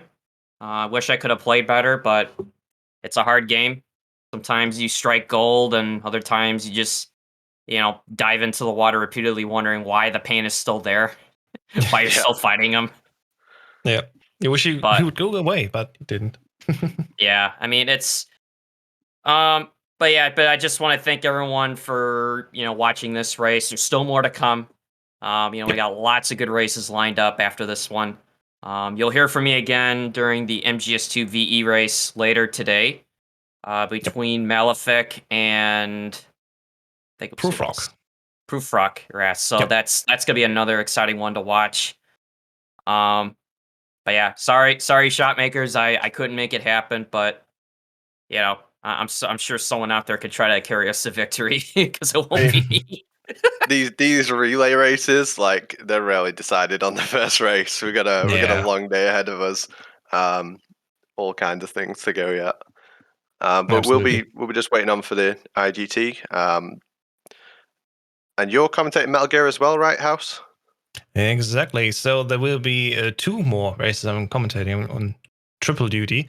So we just saw Metal Gear Solid 3. Next up is Metal Gear MSX. I'm going to do with a pal of PUZON.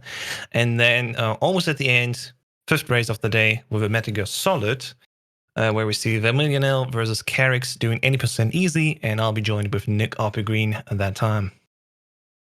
Oh yeah, shout outs to you two for getting into UKSG. Oh, yeah. That's the thing. So on June 27th, another Sunday, Nick and I will have a race for the charity marathon at UKSG where we do all bosses. So it's a different category from what we'll see today. So yeah, as always, Metal Gear is always happening here and there. Today it's a relay race, and soon even more. Yeah, and then I'll be running Ground Zeroes for UKSG as well for those that caught the news, along with Solid Snake 16 for running Yep. MGS2 normal any percent on HD collection. So we got a lovely representation from Yep. MGSR coming up for that. So I'm definitely hyped watching your guys' race because it's like, man, just when you Absolutely. thought you were all done with all bosses, here it comes again. Yeah, I It believe always I believe it's the 8th time that a Metal Gear game has been in UKSG on the bounce. So in a row, the 8th time a Metal Gear game's going. Wow. that's So got the to be a last 8 record. events have all had Metal Gear Yeah. runs. Very, very cool. And I was thinking I was done with all bosses because I had 3 difficulties where I put decent times on. I even beat the world record this week for a few hours, but still I did in the very easy category. And yep, still going. I guess someday we'll play something else. But for now, we're getting ready for the final screen. Let's see what that IGT says. And there we go, 131.14 again. GG's to you, and of course to Blackie. Thank you so much for the very first race today in Metal Gear Solid 3 European Extreme. Yeah, we're going to take a short break now and get the other run ready. So thank you for staying with us, and we'll be back as soon as possible. Yep.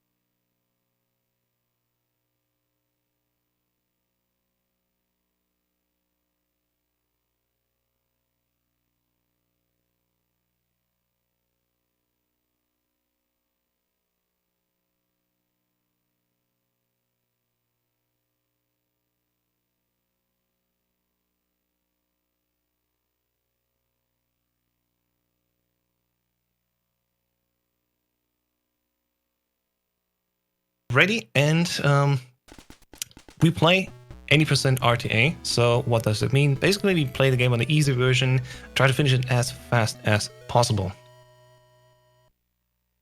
And I think you didn't hear me yet. Well, just to say it again, welcome to the second race of the day. It is Metal Gear MSX. My name is Houses, I'm joined by Filth.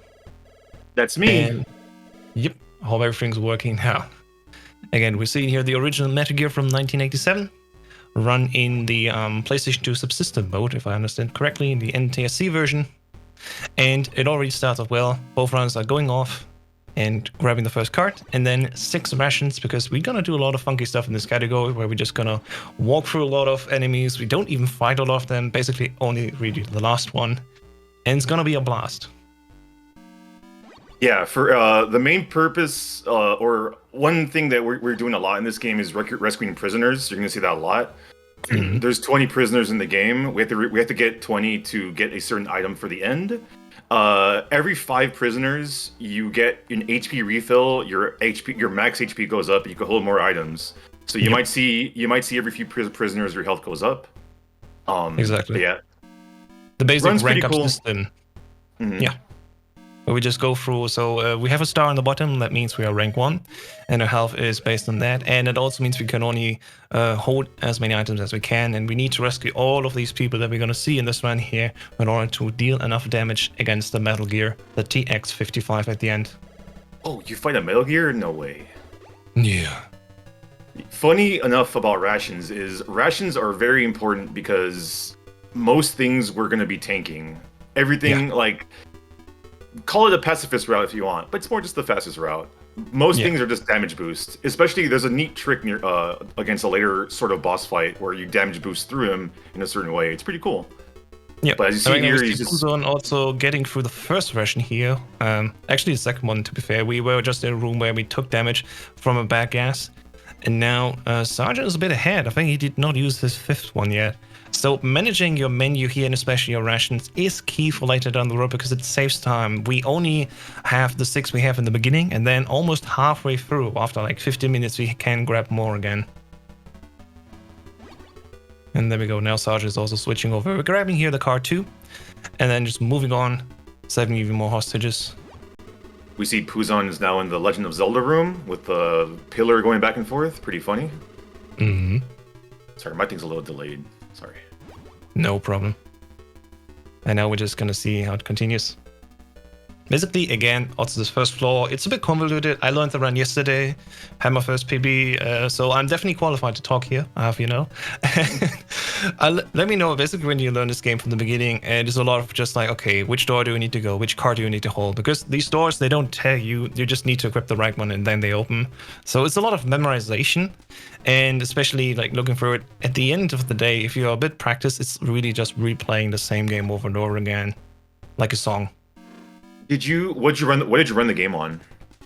I ran it on PlayStation 3 actually, which this game is bundled with in the Metal Gear Solid 3 HD collection.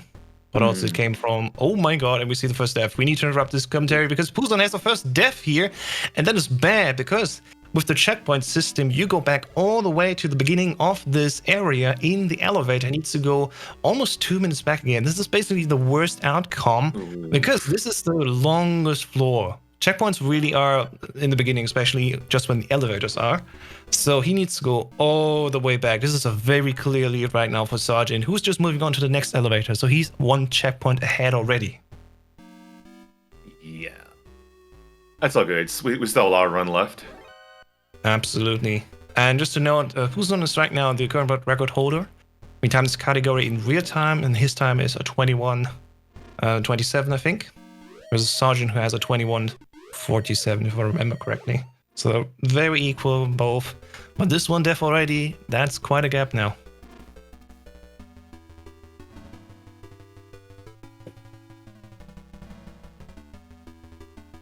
Funny enough, I was surprised to hear that the game is actually faster in the PAL version because of the refresh rate. I actually didn't know that was possible. Usually it's the other way around. Yep. Because the thing is, the developers thought with PAL running slower, naturally, because of the difference in the replay speed we have. 25 FPS was 29.97. The developers said, okay, for PAL, in order to make the game even playable, you know, for the fairness, we need to make Snake faster. So in PAL, unusually like any other game, we are faster in movement. And then it takes like, I think, 2 minutes off the RTA because the movement is that much faster. Yeah, because I noticed PUZON's times were off, or 2 minutes different from the PAL and not. So that's kind of interesting that the PAL is faster. Yep. And now Sergeant's getting ready. He just saw the namesake for the second team, the Shotmakers. It's a bit of a bother, but not really. We just ignore him for a long time. We grab a lot of ammunition here. Menu, get away with a transmitter, and then walk on. As you can see, he's taking a clear line up. One thing you need to know if you play this game, if you get damage from bullets, that's a lot. If you get damage from just touching enemies, that's not as much. Super simple. And for both versions, you get the same amount of iframes where you just are untouchable. So you want to prefer actually being touched by the enemies and then continue on. Here we see Sarge is placing 3 C4s to get to a very important key item in the middle. Running from our nice little dog friends. Yep. Funny enough, dogs can be ignored. Yeah. You can't pet them though, but I think this game came out in 1987. The Twitter account that makes every developer come back to the game to basically make the pets, the dogs pettable, that won't work anymore. I don't think Konami would do anything about that. But who knows? Maybe in the future game, a man can dream. Metal Gear Solid 6, who knows? Right, Sergeant grabbed the blast suit. It's going off. He has one more item to go actually in this whole labyrinth, and that is the uniform, which we need later in order to bypass some guards. Automod picked up Handsome and Filthy. Wow. Wow.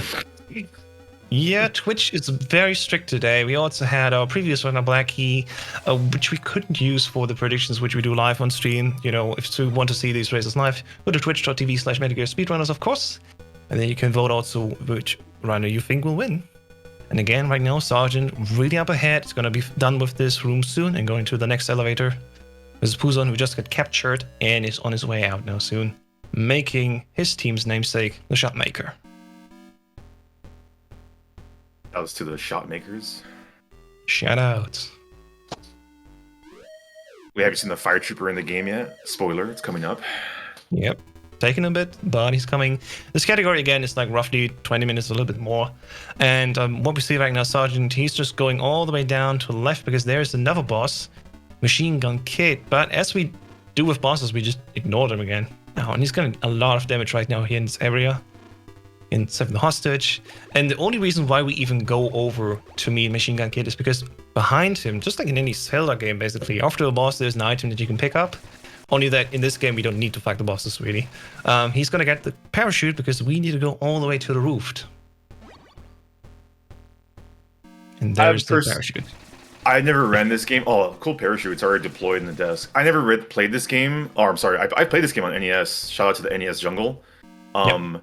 Never ran this game. I kind of want to now. My only experience relevant to this game is having watched the movie Escape from LA, which this game is sort of based on. Yes. Not really. But someone to say that? Officially it isn't. You know, there were people like, oh, it's the copyright claim. Nah, come on. If you look closely, you'll see Kurt Russell in the background. You gotta look closely though. You might miss it. Yeah, it's coming up soon. There, you missed him. We're kidding, but we're not really kidding. I don't know. Figure out later. Anyway, Sergeant done with this floor, getting up all the way to the roof, where now he's gonna find the Hind. This is the only place where we need this blast suit because we would be flown off by bombs, I think, across these bridges. And telling you, mate, running these bridges, it is wonky. It feels like you're falling off any second. But as experienced as both of these runners are, they basically will go down as much as possible and only change the direction once. As we can see now, Sergeant clearing those lines easily. With the Hind fight that's coming up now, there's a very easy spot right now between these two boxes, and the Hind can't touch you. Yeah. And the reason why we need to stack up so much ammunition at the Shotmaker is because we need around 30 shots here in total for the run, 20 for the Hind, and again 8 later. Shoutouts to the Hind D for not moving at all, because we all know helicopters don't move, they just sit there. Pretty cool. Yep. It's still spinning the blades, but nothing else. That is weird. But yeah, Sergeant now falling down with the parachute. It's taking a bit of time, a little bit of a breather in this very fast speedrun. and then moving on soon to meet another boss. This which you area have to where fight. this area where he parachuted to is actually next to the starting area. I think like to the top right. I want to say. I could be wrong. Yeah, I think you can see it actually. Yeah, because you see the little barrier right there. That's kind of cool. Now you can see again we have reached rank 3, which comes with another health upgrade. And I'm not entirely sure how many rations Sarge is on. I think he had a very good management of his rations. So depending on how things go right now in the room that is moving up in the desert here. Yep, he's going to line. I was thinking he was going. He does not need to go and grab extra rations. He's gonna decide to go with what he has and stick with it, which is risky, but can be very much worth it. Pretty cool thing with this tank is if you walk at a certain part, because if you touch the tank, you die. But Yes. if you get shot by his gun, you could damage boost through him. Pretty cool technique I saw earlier. Yep, it's so much fun. Especially in the world record run by PUZON, he gets shot at like the last possible time you can get shot, right in front of the tank. It's pretty impressive. Yeah, Sarge now on the next bulldozer here, which he needs to find. This is the other segment where we need the grenade launch ammo for, and that's basically it for this weapon. One of the rare enemies we actually kill. Yes. The Hind we kill, the Metal Gear we kill, and this dude we kill. We could also kill a Dirty Dog later on, or how the dog is called, another reference. And then, of course, the final boss, which we won't spot right now, but you might guess it. Also, shout out to these paratroopers who are every NES game had to have weird flying thing that flies in a dumb pattern. This game is no stranger to that. You'll see a lot of those very inconsistent paratroopers. Hate them. It's so fun. It's basically just toy soldiers that we know from Toy Story, the green ones that everyone had back in the day. They're good times. And now we come to basically the hell roof here, which is just obnoxious. You instantly get an alert, and you just gotta keep walking. And you gotta manage your rations again, as I said. But Sergeant right now is a really good spot with his health. He might just tank it all the way and doesn't even need an extra one. You see he's just waiting for it goes through, but he knows what he has in terms of health management. So he can even tank the damage here. Just walking through, touching the enemies again. Not as bad as being shot. And then moving over. But soon he needs to change the rations, as we can see. Yeah, PUZON also getting over now. He just had the rank up himself. He's gonna meet the tank ASAP. And he's also not gonna grab extra rations. He's just gonna walk right through the tank. So let's see how well it works out for him. Silent entering another Legend of Zelda 2 room, as you can see. The elevator. Every NES game ever have those. Yes. Now quickly equipping the uniform. Oh, PUZON just not equipping the uniform. He needs to leave the screen and come back. That I never knew that it was gonna happen. Yeah, the thing you want to do is you want to walk up. You can enter this room without the uniform, but in order to go through the door, you need to have the uniform on. Might be a bit talking for the nerves. He is behind after all. He knows this. Like, it's very unlikely to get a continue here, but still, it happens sadly. And especially again, the point where it happened, he needed to walk a lot back again. It was a huge time loss. Now Sergeant Silent is gonna meet Dr. Metnar, which he will ignore. Because fun fact, that's a fake one. Or to trick you out. Yes. No way. Yeah. Espionage in this game? No way. Yeah. I mean, this game was believe. like the main director was known Zone of the Enders creator Hideo Kojima, so I'm not surprised. Yeah. He did 2 games in that series. Oh, here's the fire He's a big trooper. fan. Yeah. There we go. Yep. Just ignore the fire trooper, just like real life. Just ignore him. Like most of these fights, just ignore them. Alright, we're coming now with Sergeant Silent to a very cool screen. These are called the Brats, or sometimes the Arnolds. Yesterday we figured out the top one's the Arnold, the bottom one's the Brat. And we walk past them again, just like any other boss. How'd you figure that out? We're just quirky, we just like our names.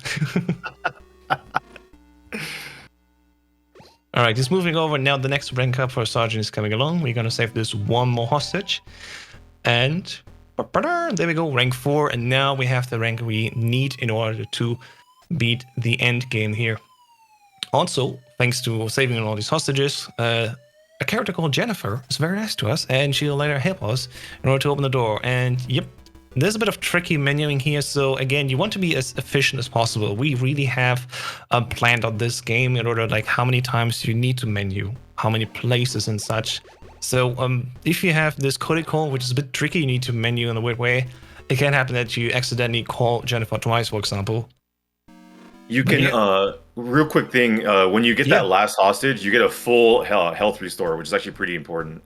Yeah, absolutely. And unlucky here, Sergeant sadly passes a guard that falls asleep. And now we're walking through the second bedroom here. What is it? Oh no, Sergeant with the continue here. Why did he touch the barrel? Oh no. Why would he do that? Again, what's happening? Like, do you want to tell him or should I? So the trick here is you want to die 5 times, because on the very easy version on subsistence, when you die 5 times, you get all your ammo replenished, your health, and your rations. Exactly. Which will make the final stretch of the game very, very chill and not resource. It's faster to die 5 times and get the refill than to somehow refill yourself elsewhere. Yeah, we definitely tank a lot here. We need those rations. So the 6 we got just in the beginning of the game, they only take us so far until here. And the rest we do these 5 deaths. Again, it fills off everything. We have like 30 rations, I think. And full ammo, especially for the rocket launcher, which the ammo we need to grab another space. But because of this trick, we can basically break the order of things that we do stuff. We're also gonna tank through a diving section where we would need scuba gear for. Also will be ignored, especially because that scuba gear is right at the end almost, just before we would beat Metal Gear, and we need to go all the way back. No, sir, we don't do this here. Yeah, quick mention. I did mention earlier about the NES version, because this is the MSX version. The NES version, which is the only version I actually beat as a kid, actually has an entire jungle area that isn't in this one. I'm guessing the MSX can't render green or something. I don't know, but cool. Game is worth playing though. I recommend. I actually want to play this one now. I want to see the differences, but cool game. Yep. I can definitely recommend trying it out. Even as a speedrun, it's super chill because, yeah, there's a lot of things you need to know, but you can pause a little bit if you're, especially in the beginning, just learning it. It's not too difficult to get it down. Basically, again, just like a recipe or a song, you just need to repeat all the notes. Yeah, that's what I do when I do a recipe. I just sing the recipe out loud. It works. It works. It works. And then birds come in and do a cake. Easy. How do you bake a cake? I just sing and birds come by and it's all landing together. Anyway, Sergeant Silent now getting ready for the next boss that we're actually gonna beat, Dirty Dog or Howard the Dog. And it's really tricky, man. You gotta be very precise, so it's gonna move out of his way, and you definitely want to be as fast as possible again. So let's see how he does it here. Skipping dialogue, 1 rocket. Second rocket, and there we go. The thing is, this looks easy. And it is, but if you beat any of these hostages that are around him, you lose your rank. And losing your rank is absolutely terrible because you need, again, the rank in order to grab enough stuff in order to kill the Metal Gear laydown. Yep. Metal Gear takes a lot of shots. Yes. And also in a specific order. Yeah. Which I will recite as we go there. Meanwhile, PUZON getting ready for the brats. Is ready to grab the compass, which we didn't acknowledge earlier by Sergeant, but there's a section coming up for Sergeant right now, which is called the desert. There will be scorpions. He'll try to beat them, but basically it's just equip the compass and just walk all the way to the end. Another reason why we did this death abuse, because now we're getting constantly damage. As we can see, every time when Snake blinks red, he's getting poison damage. But because the end is so soon coming up, we're almost at the end here, we just don't care about it. There will be one point where we're going to heal up, but we're going to tank our health anyway through, so the poison damage isn't even the reason why we need all those rations. Yeah, poison damage is pretty insignificant. You might as well just get poison and just move on. Exactly. Now it's moving all the way down in the elevator, and as the elevator is moving, he's going to change out the cards, he's going to heal once here, and as long as the elevator is moving, the poison does not damage him. Just good. Just like real life. Yeah, just being in an elevator. Being in an elevated state helps sometimes. I heard so. Now PUZON also getting ready here to do the swimming part. They're not that far apart as much as it seems. So I have a feeling PUZON did definitely a lot better in later sections where Sergeant maybe lost a bit of time. But again, both of these runners do know exactly what they're doing here. It is a very precise. So let's see how's it going. Sergeant now almost done. He is going through another gas room here where he's going to need another ration. And yesterday when he taught me the game, I did a little thing on accident where I managed to ration, popped it manually instead of have the game do it for me, and then equip the card. And it's these little things that definitely make a difference between world record and not. Even as you can see here, it's basically just walking in the park. And the funny thing is, Snake will also acknowledge that later. Because it's literally gonna say, no big deal. Funny enough, you rescue. Oh, here's the Metal Gear fight, and Yeah, there's actually by lots. yeah, it's actually a specific order. I have it written right here. It's because you can't damage them otherwise, and the order is right, left, right, left, right, left, right, left, right. I think PUZON sings that to himself. I think he told me that. Whether or not it's true, I don't know. But We'll see. Otherwise, you can't damage the boss. Yeah. You have to do that specific order.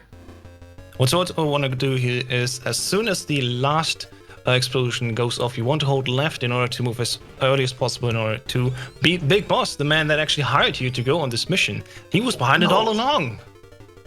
I have a feeling this will be a returning theme. He killed the real Big Boss? No way. Cool. Yeah, the real one, absolutely. Nobody else. That was the real Big Boss. Time ends when he gets to the top of the ladder. As the cutscene starts, that's time. Yes. So gotta make sure to take all the way to the left, because the other ones are not gonna go anywhere. And that's time. There goes 21:45. Sadly, Snake Eater by Cynthia Harrow doesn't play, but you could just imagine it playing in your head. Yeah. So that's a GG for Silence. Yeah, a good thing that this game so early on in the whole lifespan of Metal Gear, it's only like 1.5 minutes, so we don't need to wait for long to also additionally see the IGT, which this category is not timed at. We use real-time, RTA, but nevertheless, we always show it just to have a relation. Now PUZON also getting ready here. Again, it's not far behind. That continue was bad, but of course, it's a short game, so now he's getting ready. Moving on, already healed himself here in order to be ready for this gas room. Interesting, a bit alternative, but he's going for it. He just needs to explode the wall and then get ready in order to change to the card 1, which is next door. Gotta be careful here. This pit is dangerous if you're not fast enough to go to the right. And also heal himself here again, card 1, and he's off to Metal Gear. Yes. I wonder if real military bases have those holes. It's kind of a useful thing to have those holes. I kind of want one in my apartment, to be honest. Just like a pit in the middle of the room. Yeah, if you're tired of getting rid of your waste, just put it in the pit. I mean, even like some days you get home from work, you're just not having a good day. Just jump in the pit. I don't know. Just get in there. And your day automatically gets better. Here, PUZON's killing the TX55 Metal Gear. It's on the cover of the game. Pretty cool. I always like the design. It is a great cover. It reminds me of like the little, I forgot what they're called, the geckos, I guess? Is that what they're called? Yeah. In MGS4? Yeah, later on the geckos. Yes. Yeah. Those things are cool. And I was also getting ready, walking as soon as possible to the left, menuing left once to be on rocket launcher, and then again killing Big Boss. I still can't believe it's Big Boss, but yeah, here we are. Oh wait, the real Big Boss? And not a fake? Nice. Cool. I'm pretty sure he won't. Pretty sure he won't come back in any of future games, especially Metal Gear 2. No way. You think this game has a sequel? I don't know. It's so short. People want long games. I think they made a sequel. It's called Metal Gear Acid. I think. Oh yes, Acid. That's the true one. Yes. There's no other game but Acid, of course, and Acid 2.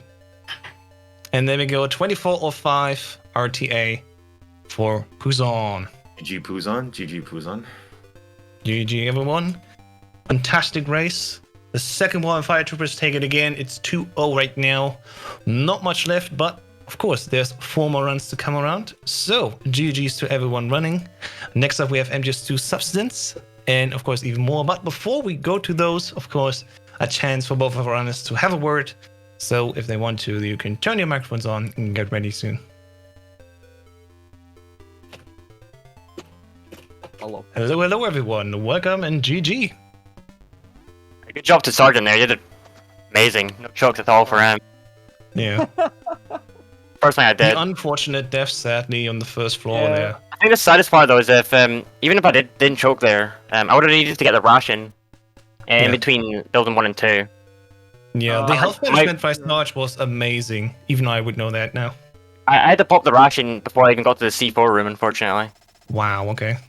Yeah, so something about this game, if it's not clear, this game is extremely RNG dependent, especially if you want to go for like world record. So in my case, I got perfect RNG. I didn't get shot at all. I didn't even I didn't pop the first ration until or the safety ration until after the electric floor, which is the best RNG you can get, whereas Yeah. in Puzon's case here, he's saying he popped it almost immediately, and that's just the luck of the draw. Yeah, exactly. This game's really brutal.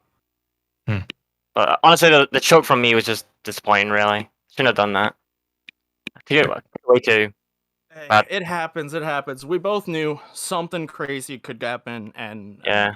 it worked out. And GG to you. Sorry Yeah. about the death. We should definitely do this again in the future, though. Don't want to choke next time.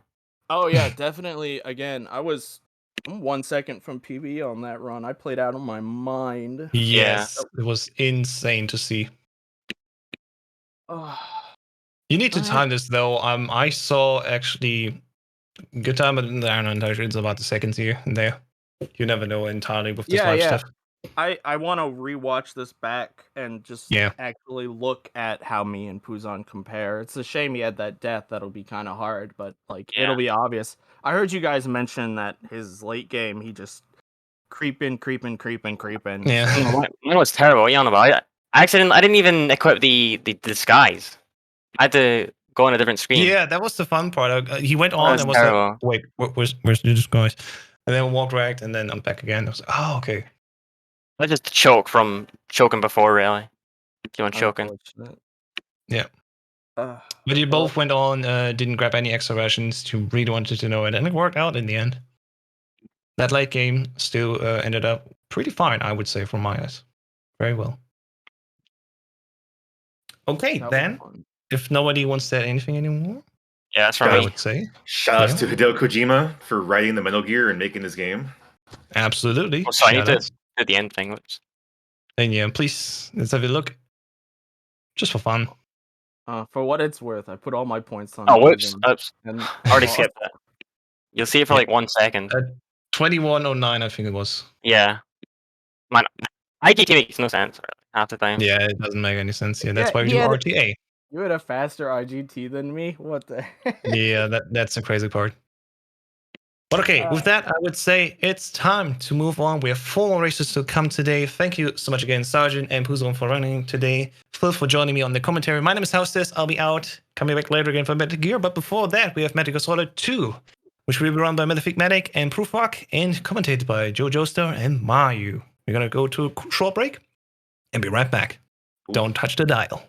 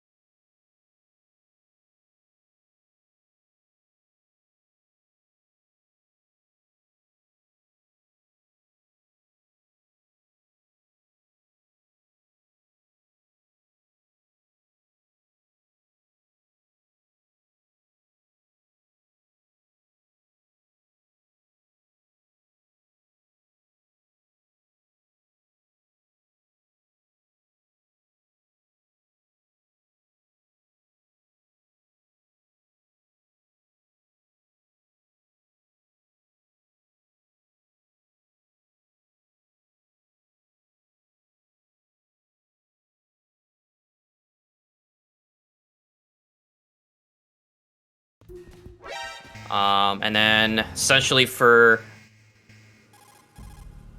Let's see, is audio muted? Yeah, I just looked at it. I assume I accidentally left it off, and now it's on. So there we go. Okay, yeah, maybe it's it happens. I'm really sorry for that, guys. It's a long time since I was here. So once again, because we were muted, hi, I'm Ayu. I'm joined by Joseph Joestar 316, and we are already all the way up to Olga. We've shared everything. All right, and yeah, before I could say anything else, that was Olga. Basically, you want to go for a right side approach. You'll notice that both are just going for direct body shots.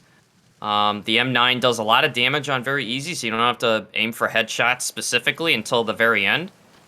You also will notice that it will tick some stamina damage during that, somewhat of a long cutscene, which sometimes you might think you don't want to get that, but actually on very easy, it's okay to get that one because you're still dealing damage while you're sitting through that. But anyways, we're now going back to the...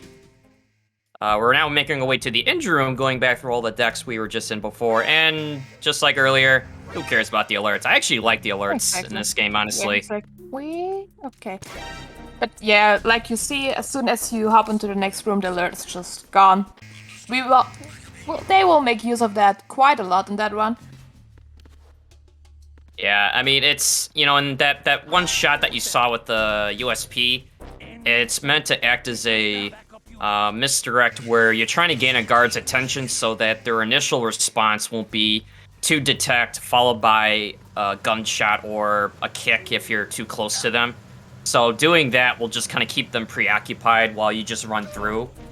And then here what you're seeing is two different methods of getting through this first part of the engine room, where Malefic is going for the safer method where he just drops down one level, goes downstairs, and then he just trank and rolls into the guard, while Prof goes for the double drop where he's just going to drop down 2 levels instead of just 1, which will give him some iframes to just avoid, again, just that guy seeing you at the bottom.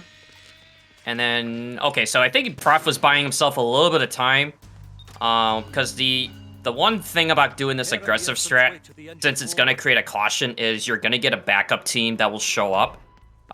Sometimes you can actually roll up and through them down one of those stairs. I guess since he was running a little bit behind, he just wanted to buy himself some time and then guarantee he's not going to get shot in the back or kicked by missing that roll. But normally you will do that to save the little cutscene you saw on Medic's side, but because he bought himself some time, I guess they're out even with that, because Pyraq had to idle around on the bottom a bit. Oh, Prof got the alert on his end. Oh no. So he was a little bit late, but not the end of the world. As long as you get the other guards quickly enough, you can still open up this hatch. And he had to pick up the ammo too. Oof. Yeah, because very easy, you do want to grab the extra ammo, since it's going to be faster to kill the guards rather than trank them. Not because of the, damage value, but just rather the fact that they'll despawn faster if you kill them versus tranking them. So here you're just going to see them both shoot them as soon as they appear, followed by the last 3 shots. Nicely done by Malefic, and shortly by Prof. So still anybody's run right now. Yeah, it's still pretty close, and we are coming to the holds. I'm getting PTSD. Oh man, I mean, anyone that's run the game, no matter what category of difficulty, hates the holds. Yes, and that's for good reason. Yeah, so you're seeing the ladder skip glitch. Both what looks like they did a 2-punch buffer. Yes. There's several different ways, but essentially it allows you to, go out of bounds temporarily, get yourself back inbounds, skipping having to climb down both sets of ladders, or alternatively dropping down 1 level in hanging mode and then just going down the other ladder. I wonder if any of these guys are going to do the domino. Let's see. Nope. Hold up. Both going for the hold-ups. Okay, yeah, this is the more consistent method. There's another way to get through hold 2 where you would just roll on that left column of Marines. You would just roll into like the first few, and then it just starts a domino effect of them, tackling one over the other. And if you get really lucky, they'll just keep going for just added memes. It's all for the memes. And we see a two-spot photo from both of them. For some reason, because of the widescreen we are playing that on, you can get a picture of the Marines logo even if it's nowhere to be seen. I mean, obviously we totally saw it on these pictures. I don't know what you think, but this was totally the Marines logo for me. Yeah, I mean, I saw it. You know, it was very brief, but you know, it was there. Yeah. So yeah, the two spot is the slightly faster but a little bit risky approach to getting the pictures. You have to be very careful on how to get all four pictures. The three spot, which is another method, which will allow you to get the front left, forward, front right, and the Marines logo through a different angle, which is going to be off to the right. It will get you the same result. The three spot's a little bit safer in the event that you miss the Marines logo on the very first one. But now we're in the plant. And if you didn't get enough of tutorials before, guess what? Here we go More again. tutorials! Yeah, this is because you can, in MGS2 you can choose to either to tank a plant, only tanker, or only plant. And of course, if you play only plant, they just want to explain the game to you again. This is why we have a second tutorial section. Yeah, and then one thing I may not have mentioned is some of the beeps or perhaps the text-to-speech, auto-aim is, or not auto-aim, but it's, rapid fire. Yeah, I forgot what the original thing says. But anyways, in VSFix, there's a turbo built-in thing you can use, which by default, you'll hear a text-to-speech saying, enabling rapid fire, disabling rapid fire. Or you can customize the sound if you have the tools and, the know-how, where you can hear often sometimes these beeps. Or in the case of my fellow meme runner, Tino, who has one of D-Limes' audio clips from a run he did where it goes, yeah, pa. Yes, and you really nicely showed how it actually sounds. It was really close. Oh, dude, I love it, dude. Yes. I love what Prof did there, where if you trigger somewhat of a radio call and then you knock them out and you get the dispatch to say, "What's going on? Respond." Sabe, you better not be asleep. That was me this morning. It's like, get up. You got a run to do. But yeah, so the whole idea about Turbo, before I kind of got sidetracked, is it allows you to do somewhat, like perfect inputs where it'll just, do it on the very first available frame and allow you to skip codecs faster, cutscenes. It allows you to do certain things where you could spam weapons way faster than you're supposed to. So you'll be hearing that throughout this run from both runners. Especially for the cutscenes, it saves you a lot of cramps in your wrist. Trust me, it's tested. Yeah, and it's also very helpful for resisting the solidus torture at the end of the game. Not so much perhaps on this difficulty, but bashing on European Extreme, for example, is 50 seconds on this version of the game. On Sons of Liberty PS2, it's even worse. I think it's like a minute or something like that. It's very painful. But you can use it if you like for that, which I know for some kind of deters them from like wanting to run the game. Because they're like, man, I love MGS2, but I just can't deal with the mashing. So we got you hooked up. Yeah. Especially for some runners, the mashing at a solidus torture on higher difficulties was some kind of a gatekeeper, so they couldn't run it or didn't want to run it because they were scared of their wrist. So having rapid fire / turbo allowed on the boards is really sick for us all. All right, so now this is where the run really begins with the plant, since it's a series of codec tutorials racing up to meet Peter Stillman and a guy that looks like, but isn't actually Solid Snake, but it's Iroquois Pliskin. Yeah, trust me, he's not Snake, I think. Definitely not Snake, no. I don't know what you're saying. It's obviously not Snake. Will we see conveyor belt for Pyraq here, because he's definitely going that direction. I was about to say, what we may see from both of these, and looks like Malefic is going for the traditional clockwise diffusal path, whereas Prof is going the counterclockwise with the use of the conveyor belt glitch. Or rather, several uses of it, if I'm not mistaken. Again, I'm a little bit rusty. A bit, yeah. So, oh God, Malefic, dude, that was such a late grab on that drop. Yes. Whew. God, that gave me a heart attack watching that. I was like, Malefic, are you okay there? Yeah. Again, if you like heart attacks, if you like only getting world record when you're perfect with all your movement, go run this game on that difficulty. Otherwise, stay away. Okay, I caught my breath again. So, yeah, we're back. If I remember, back when I was running this a while back, the conveyor route is, I think it's only faster if and when you not only just go through these rooms and your movement is really clean and precise, but it's when you execute this conveyor belt glitch, first try really quick, over the traditional route, which right now it may seem like it's difficult to tell like who's ahead and who isn't because they're in two different places right now. They will eventually converge around the EF connecting bridge. But for now, it's sort of a, guessing game as far as like, okay, who's gonna get where first. But before Prof is gonna leave, he's gonna go grab this box in the corner, which was shortly before he defused the bomb, using that little handy gap in between you and the bomb. If you place yourself on the right side of that pipe as you're crawling up and you're touching it, as long as you're not half a space over or so, and you're just above the white painted line that's on the floor, you could defuse the bomb on the opposite side without having to crawl all the way around to go after it. Save some time to not have to crawl all the way around. Okay, so again, he's just gonna trank the guard, tank the alert.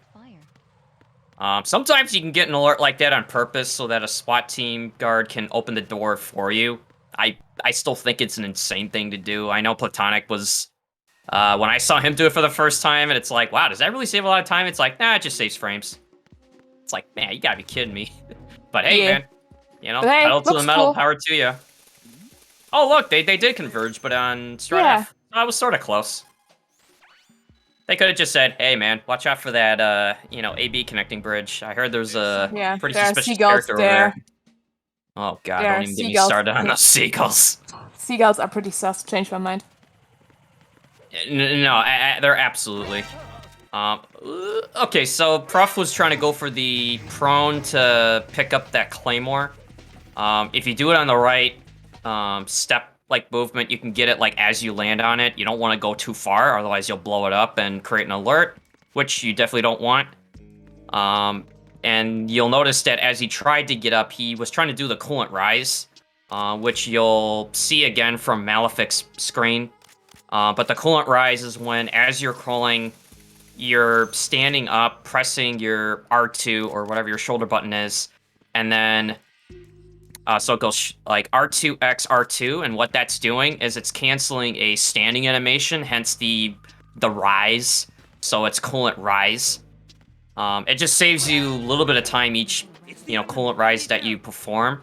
But you also have to do it very well because failed attempts at it will just be no different than standing up normally. And okay, very nicely done by Prof. Wait, who's there? I didn't see anybody. No one's there. I saw a box. Yeah, a box.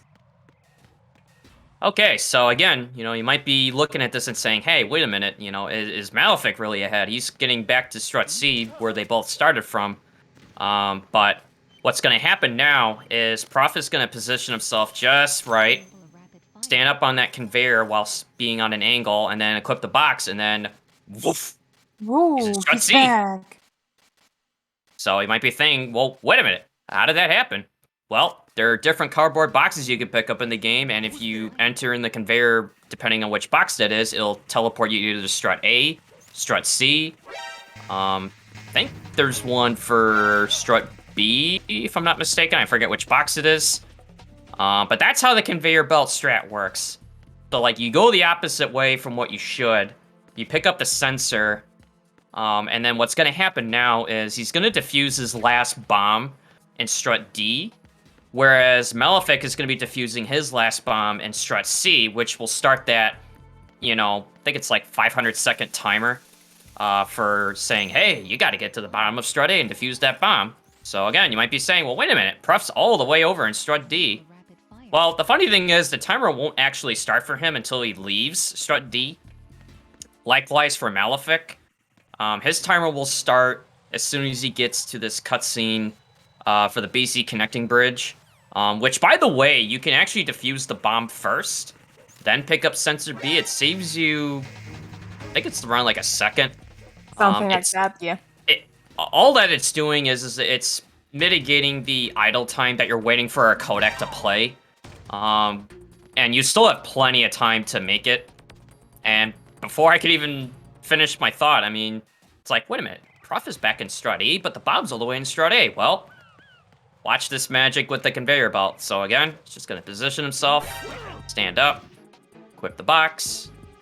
That was a late boxing. Ooh, Malefic got kicked on that turn. So now not the end of the world. Ahead. Oh, he got kicked on the other corner. Oh, that's gonna be costly. Oh, he got kicked again. Oh, dude, that guy.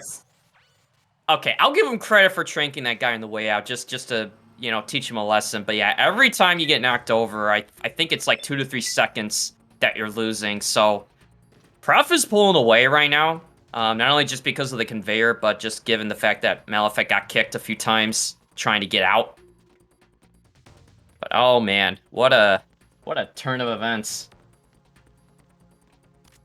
But the one thing I like about VE is it really does reinforce just being optimized more than just knowing how to aim, your strats, your routes, but everything always comes back to the one thing which this category helped me out a lot with, Mayu, and that's with movement. Yes. Movements and menus. If you want to have a good time in this game, movement is everything. And also like menus. I started on the higher difficulties and then came down to VE, and I feel like it made me a better runner because of it. Not just from having to sweat every room, but it does teach you the lessons of, how to treat your movement, or how to know when to cartwheel or not to cartwheel. So I guess Maya, maybe explain what's going on with Fortune. Yeah, so with Fortune we will just tap right a little bit, so we just facing right. Then we will do 3 punches, which will change our position right there where we want to have it, right behind this forklift. Because what we want to do is Fortune to blow up this forklift right in front of us. Now she will shoot us. Then she will shoot the nice lights above us. In that time we can get up. And now we want her to just hopefully destroy this room without destroying us. So there are different approaches. You can see the golden barrels on each side, which we definitely want to get destroyed. And yeah, one thing which just got mentioned, it's also a jam session. So I mean, it really is. yeah. But yeah, the whole idea is to get through this as fast as possible without the extra dialogue. It'll lose you time. It was thought of as a auto-scroller, waiting on a timer. But in actuality, yes, you can speed this up, and you can also slow it down, which you don't want. But now Prof will be making his way to Strut E to fight Fat Man. Wow. Oh, my heart. Yeah, I was wondering if he was going to go for that chaff. I personally despise that one because of the fact that there are Claymore mines there. If your movement is really clean, you can pick it up safely. Other times, they'll just trip the Claymore and just, again, lose a few more seconds. Alternatively, you can go for the chaff on the BC connecting bridge, despite that one being there on Strut A, so it's kind of a balancing act of, saving time with an easier pickup or I'm sorry, but losing time with a safer pickup or gaining time but with a risky pickup. Ooh. And if you're getting blown up, it's basically even. If you pick them up early on the bridge or if you pick them up here, because getting blown up by the Claymore costs you 4 seconds. It's the same amount of time you lose for picking it up on the bridge before. Yeah, so again, it's just giving Prof a little more breathing room every time, and this is what very easy is all about. Are just like these little occurrences, or even just trying to get through these areas as fast as possible. But it does, go to show, man, every little bit does matter on this difficulty. So for Fat difficulty Man, like. Oh, sorry. Go ahead. oh no, it's I'm just want just to curious say, what. It I'm looks thinking we're like. probably gonna see a lethal Fat Man from Malefic because he doesn't have a whole lot of N9 now, and maybe the same for Prof because I don't know if he Yeah. picked up ammo earlier.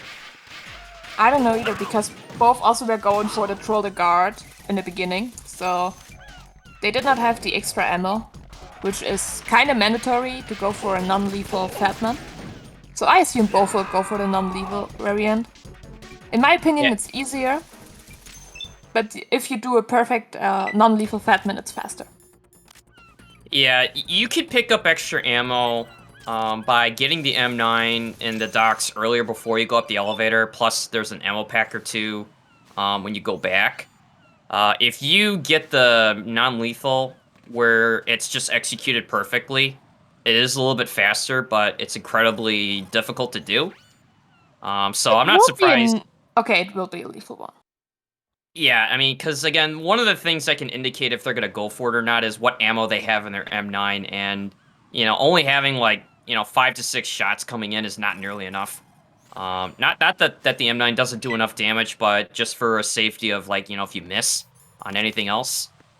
But yeah, so for this, it's pretty normal to see a lethal Fat Man fuse the last bomb, and now we make our way into Shell 1. So, Mayu, did you leave your AKS-74U at home? Because I did. Yeah, I also totally did. I'm so sorry. I'm forgetting this thing all the time. Yeah, do you know where we get a second one? They can't catch us again without it. They already did it that week. I know there's one in Strut F, but that's too far away. I mean, it's I wish I could get mine, some other way, but luckily on very easy, the game's like, hey, did you forget your AKS-74U? Well, guess what? Someone else did too, and they left it in the, I guess, locker room it's called. I call it the supply room, same difference. So there's one in there exclusively on very easy. It's not there in any other difficulty. So again, we're just gonna swap into our not so sus disguise with the BDU, and then look at that, it's the AK. Oh. Oh no! Oh, and he missed his roll. But really nice awareness. Instantly turned around, shoot the guy. We are fine. And yeah, see, looked like both use D-pad because on the bridge, if you use the D-pad, you will get a perfect line to not run into any claymores. There are rumors about some maniacs that use the analog on there, but no, don't do that. EF analog is free. No, it's not. Figured I'd just get that in. So we see a claymore strat by Pyraq here.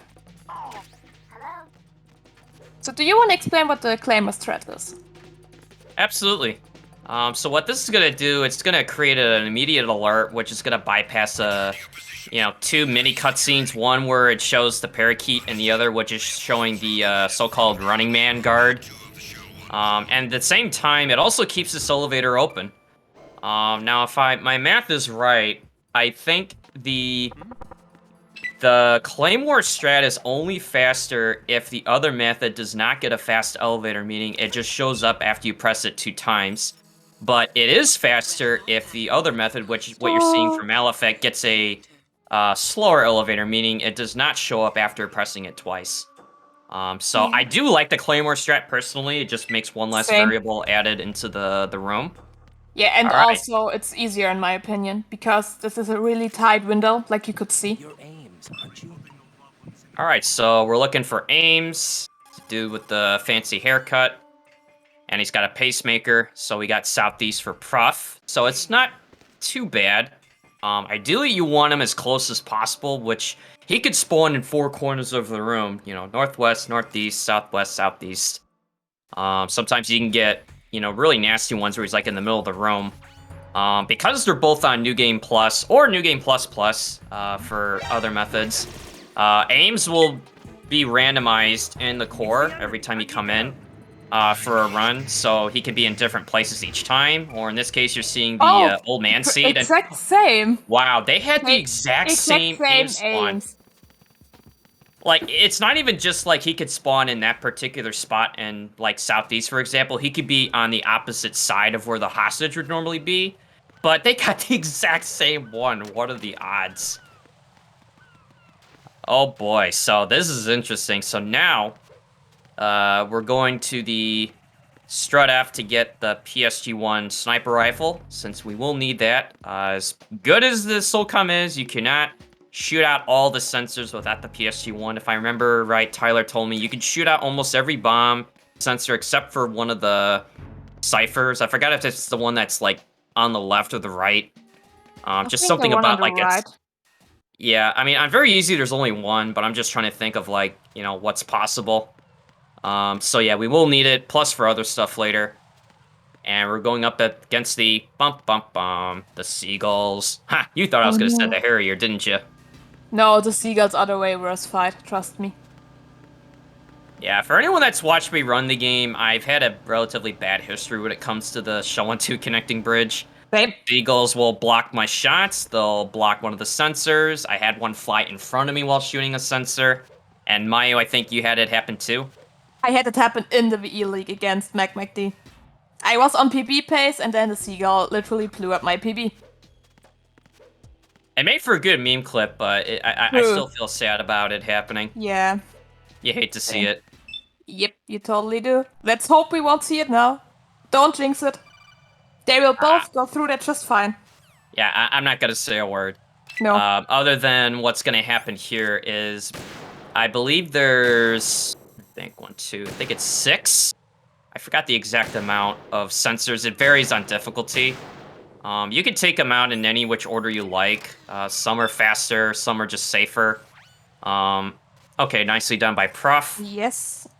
Next, for the Harrier, there's several different ways. There's the 5+1 method. 5+1, There's a 3 2 plus 69. You know. Yeah, the 1 plus 1974 method. Yeah, and we see it. We see it 2 plus 6. It is. If I'm not mistaken. Yeah, yeah. We'll explain the different advantages of, you know, what each one of those can do once these guys get to the Harrier. Okay, so nice flyover hit by Ooh, Prof. really nice. Ooh. Oh, that one detonated no. early. Yeah, so the thing about the Harrier is you really don't want to miss any of your shots, since that will add up in time loss for everyone that's missed. And he missed the Oh, first and dive he missed shot. a die no. shot too. But that's time Medic can make up now. Yeah, this is giving Malefic a chance right now, so he's gonna go for 1, 2, 3. Okay, so he's gonna go for a 4. It will be normal 4 shot. Okay. Also, no +1. Alright, so Prof is done with his Harrier. Malefic now just getting to his, starting with his die shot, which you have to skip the cutscene as soon as you see the missile pods drop, followed by a second missile for 2 hits. Oh god, never, ever go off on that bridge on an angle. I swear, you are asking for something bad to happen. Prof got lucky, but I'm just saying this to everyone out there right now. When you make the leap of faith, just make it a clean jump. Don't go for angles. No, angles are bad. Angles are really, really bad. I mean, unless you want to go for a swim, which, you know, sadly I've experienced that myself, but let's see if Malefic listened to me. No, he didn't. No, he didn't. Commentator's curse. No. Oh no. This is what happens if you don't listen to us. You go for a swim. Oh man. The second one also was. He got it now. He's fine. He's safe. So, he wants to go for a swim.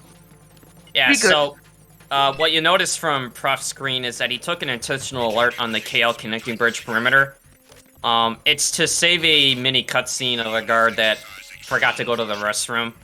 And then he's throwing his second shaft to disable the ciphers so he doesn't have to, you know, worry about either shooting them out or just trying to make this jump here. Very nice. You can do it without a chaff. It requires you to M9 the guard that's peeking through that, you know, like window there.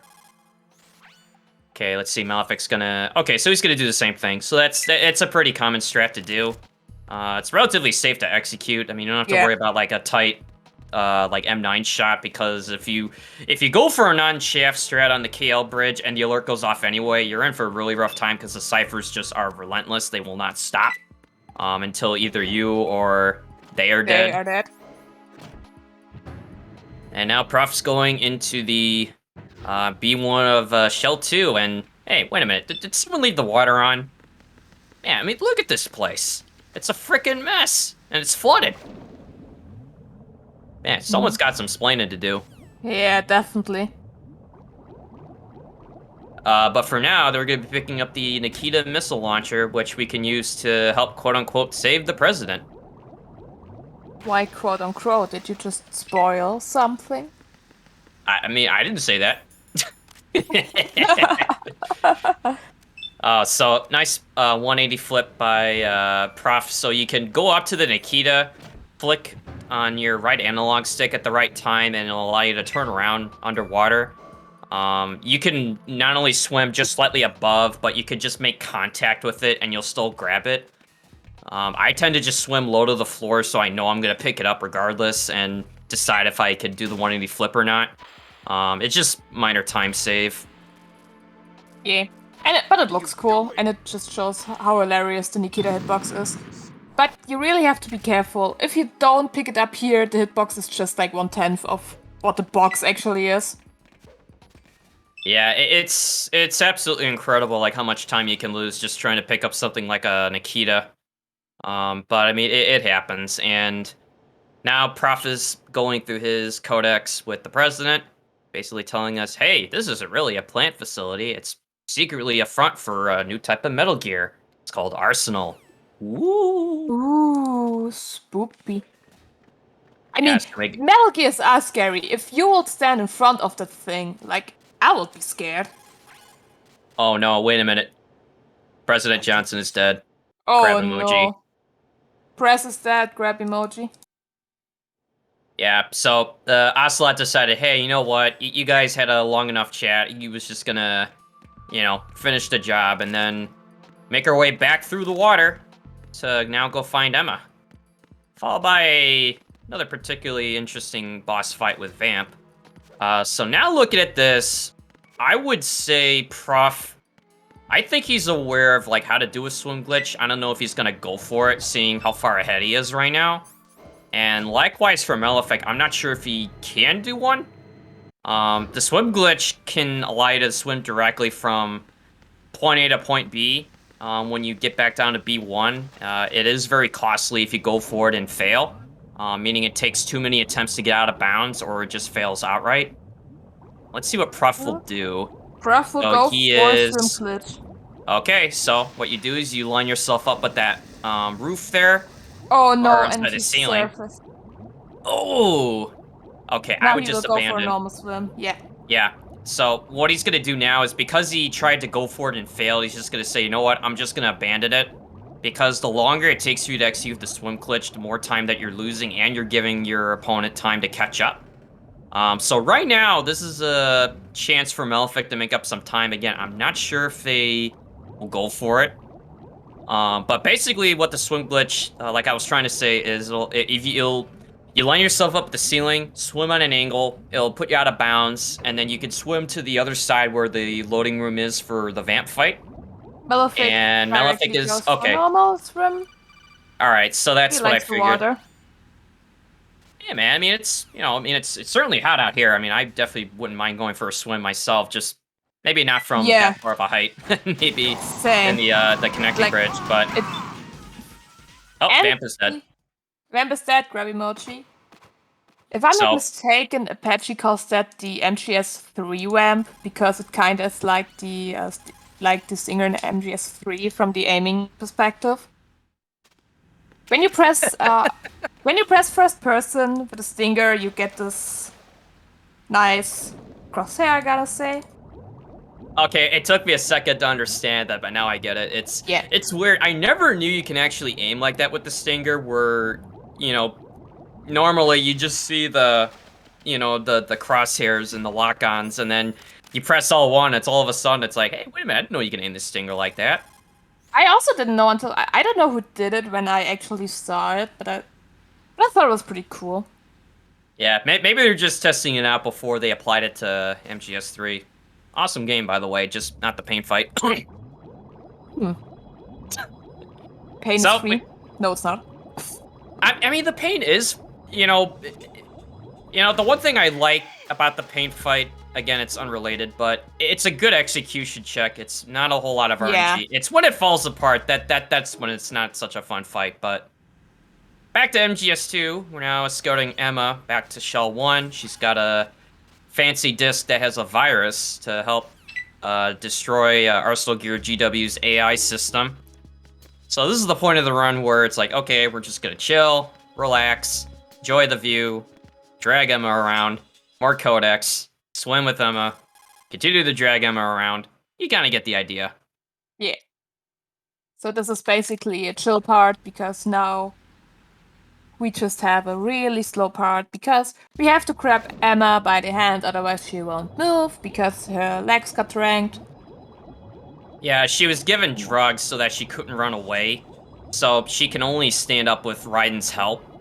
But then eventually we'll get to the point where we enter the sniping section where Emma, could start walking on her own, which is also followed by a lot more downtime, which, don't worry, we got some things we can do to fill the gap. And yeah, don't worry. Yes, we do. I mean, it's some promotional material. Rude. So yeah, you can just swim through the water. You only have to surface once. Emma will be fine. I mean, it's just a little bit of seawater. I mean, I'm sure she's fine. Yeah. But then it's like... Oh, I'm sorry, go ahead. As long as her HP don't drop below the second A in her name, everything is fine. Because if it drops lower than the A, she will crouch to recover some health, and then it will take ages for her to get up. And it will be even slower. Yeah, and then what I was about to say is like, man, if dragging her around and swimming wasn't bad enough, man, they just had to put bugs in front of that elevator, and Emma's afraid of bugs. Well, Raiden's like, you know what, we're just gonna drag you, just like so, and then just put you in the elevator. It's a lot faster than using the coolant spray to, disperse the bugs. We are not dragging her, we are giving her a comfort hug. Everything will be fine. See, and now, with all that comfort and that hug, she will overcome her fear of bugs. Easy as that. So if you're scared of spiders or bugs or anything, just hug the other person and they will be fine. Yeah, if you got a fear of bugs, I mean, Raiden can hook you up with some good therapy. Definitely. Oh my god. And the Emma bump, don't do this on HDC, please. Except your name is Joseph Joestar. I learned my lesson, alright? I mean... It's you?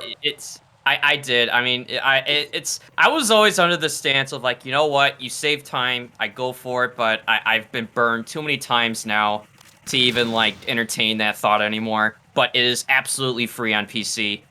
Yes. So what is the Emma bump?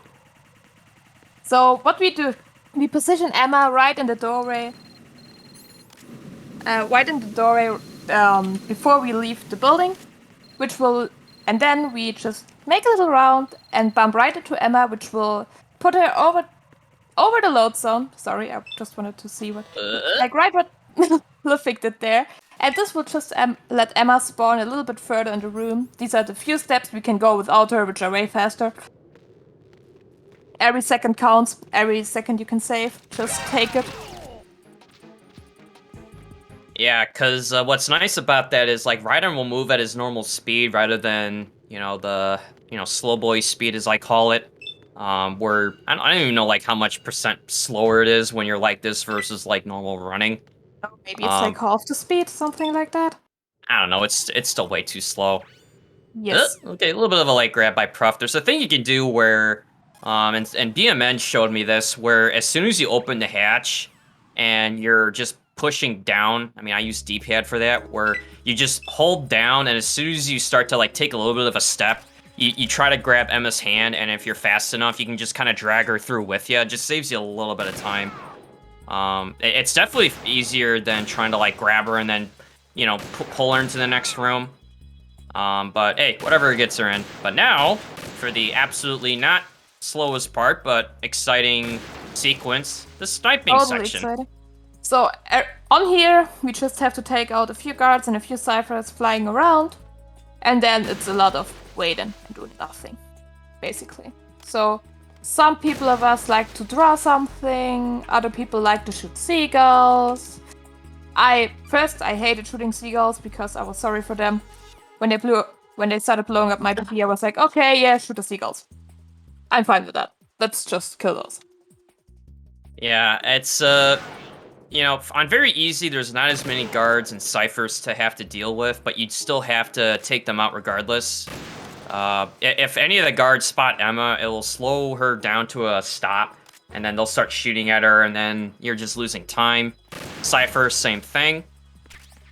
So once you get her across the first water bridge, then there's kind of a pretty long break. You know, there's not any more ciphers spawning in because guards are being taken out. So you can kind of just chill. I draw smileys on the wall or turn on turbo and just start making Raiden float in the air. Oh, peek of that. There's the smiley. Yay! Nothing but smiles when you're in the Oh plant. no, we don't have it in the chat. I just wanted to put the smilers in there.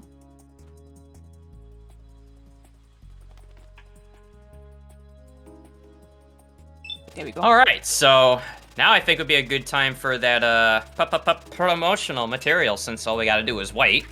Enjoy the smileys, the sun, the seagulls. It is a nice view. But Yeah. about that promotional material, so we are Metal Gear Speedrunners, and actually, I just had a brain fart I was about to say next. But yeah, we are Metal Gear Speedrunners, and we're a community dedicated to speedrunning Metal Gear games. So if you enjoy what you're watching, you can follow this channel, but you can also check out our Twitter page at MGS Runners. We also have a YouTube page, once again, Metal Gear Speedrunners. We have a Discord server, MGSR, and most importantly, follow Apache Smash on Twitter. I mean, just do it. Let's see, and also on the schedule for what's coming up today is we have Metal Gear Solid Portable Ops Plus of Pyraq versus Ed Boy. After that is Metal Gear Solid 90% Easy on PC, vermillionnoel versus Carigs. And coming up the rear is MGS2 Sons of Liberty, Pal Tanker All Dog Tags Extreme with Tyler and Makarov. So if you like your dose of MGS2, well, be sure to stick around because we're going to be going through the tanker. This time with a adventure of trying to get all the dog tags. That's a category I've gained a lot of respect for recently, personally. It's hard enough just to play the game as is, but now you gotta go after dog tags, and there's really difficult rooms to get those dog tags, but I'm sure we'll cross that bridge when we get there. Oh, funny how I said that, because there's nothing but bridges here. Oh god, that was dumb. It's a Cypix section, folks. What do you want? I mean, I'm just trying to riff here. We're trying to find something to talk about. What else can you say? Yeah, I mean, now, actually, no, there is one more thing. All right, and it's legit. So, if there's a way to skip this sniping section because of how godforsaken long it is, and somehow if you could save time at other places, that's a lot of time, especially this section. There is a bounty out there for anyone that finds a way, shares it with the community, and there is a hefty bounty, which I believe is for $1,000, unless if it's gone up since I last looked at it. But if you want a free 1,000, and you can find this section and say, hey, I found a way to skip it, claim that bounty. Obviously, also, without third-party programs, which aren't VSFix. So, if you now use the train and be like, hey, I skipped it. Nope. That sadly won't work. I'm sorry, guys. Also, points to Prof for, you know, doing target practice with... Wait a minute. That's Snake? I thought it was Pliskin. Oh no, it was Snake. We got played like a goddamn fiddle, Joe. You know, I forgot to call an emergency meeting earlier when, you know, these guys are in Strut C. I mean, Pliskin looked a little bit sus to me. You know, maybe he was truly an imposter and the real Snake just showed up and saying, hey, what the heck happened? Alright, so now we're just gonna say goodbye to Vamp, and yep, there he goes. Vamp is dead, grab emoji. So that's the power of Turbo. You just turn it on, point it at Vamp, just hold down your fire button and just let the bullets fly. For If some you're reason, the developers thought, hey, we don't need to put a cap in there how many shots per second can go out. Yeah, if you're really good with it, you could try to go for no zoom, vamp finish. It's pretty difficult to get the spacing just right. So like a partial zoom or a full zoom will do the job. But again, we're trying to save time here. Also, I feel bad for that one garden here. He's the only one that's kind of left behind while all the others are getting geared up in arsenal gear. Yeah. And then Feels there's this one bad, guy. man. Yeah. Hope you didn't blink because Vamp is dead once again. Yep, he's gone. So the other nice thing about running this on very easy is that these tiles on the bridge get replaced when you leave. So by the time you come back to go into the core for the final time, you'll be making your way into arsenal gear.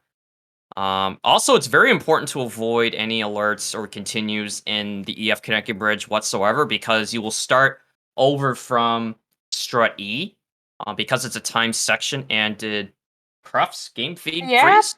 Prof just froze. Okay, maybe it's just the RTMP that's lagging. So Oh, there we go. Now I'm just gonna refresh my feed just in case it did go out. Oh, there it goes. cutscene for Sand World Record. Have they altered your memory too? Yeah, our RTMP servers are not perfect, but you know, it happens. But yeah, so we're basically to fill in. It's like, yeah, we made our way down. We got captured. Solidus is, I don't know, doing something. I don't know, it makes me uncomfortable. Yeah. But then here's another, you know, mind blower. Oh yeah, that ninja that you saw earlier briefly. It was really Olga. Man, it's full of imposters in this game. And she is pretty ticked at us, so she's just gonna say, hey, you know what, I'm just gonna punch you, and then leave the room. I don't know what got her so upset, but now we're just gonna have to, yeah, we're just gonna have to escape by calling Rose. It's faster than just waiting for her to call. And we make our way through arsenal gear, starting with Jugenum. Oh boy, Jugenum. Oh, Jugenum. Can lose you a lot of time. Yeah, so the thing with arsenal gear Jugenum is there's a really dangerous jump. You would have to cross a bridge that has a pretty nasty gap in it.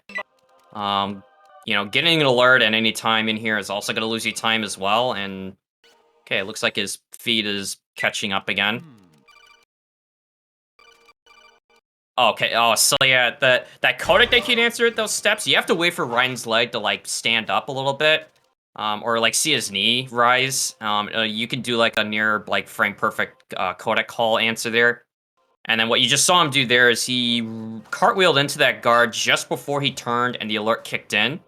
It is faster, but you must make sure that you knock out that guard before crossing over, because an alert in here is very dangerous. Especially in front of the Jugenum gap, because they can just shoot you down, and falling through the gap can cost 20 seconds, even 30 if you're getting shot a lot downstairs. Yeah, and then alternatively, you can go a safer way, which is going around to the left, and then just circling around that guard right there. And it looks like Malefic is also going to go for it. Yeah, Okay, and good both cartwheel, and both did good. it really nicely. All right. Also, there was a hidden codec in that hallway that I like so much. Something about Scissors 61, and if Glenn's watching, I gave you back the scissors, man. I know I keep losing them, but I did give them back. Yeah, you also gave him mine back. You Wait, know, I guys? Did? Yeah, we talked about that. I was asking you for my scissors as well, and you were like, I gave them all to Glenn. Oh man, now I'm back in that position again. So, in this section, you just swing the blade once, or you can stab with it. You just have to use it at least once, stay in the upper section of the hallway, and then you have to wait 45 seconds for it to transition you out of the room. Some people like to troll around the snake, some people like to be a printer, or use the inbuilt treadmills in the floor. Some people just stand still. I don't understand the people that stand still. I always have to do something in there. I don't know, maybe Ryan's just working on his leg exercises. Yeah. Alright, Tengu 1. So, on very easy, you have the luxury of having a lot of ammo, so we're just going to be using the AK to basically clear our way to the door without having to stop. So he's going to just hang to what looks like the left side. Okay, there's a few different ways you can handle this, but basically you just run through, AK the Tengu, keep moving, AK the next group, and then once you get to the door, you lean up flat against it, go into first person, start your punch, kick, and on the kick, you let go of the camera, and Raiden's foot will actually go through the door slightly, touching the loading trigger for the next room, which allows you to skip what's a pretty excessively long Tengu encounter. And then with Tengu 2, you start off with the Stinger to clear out the first set of guards, and then you just continue to use it on all the others, and Prof is letting some get through, so that's going to lose a little bit of time. Yeah. So you do want to try to get these guys as soon as they appear. Yeah, especially because some of them can kind of... in that room, we mostly want Snake to do most of the work, but the Tengus also can loop Snake, so he can't really shoot them. And then you have to take care, so...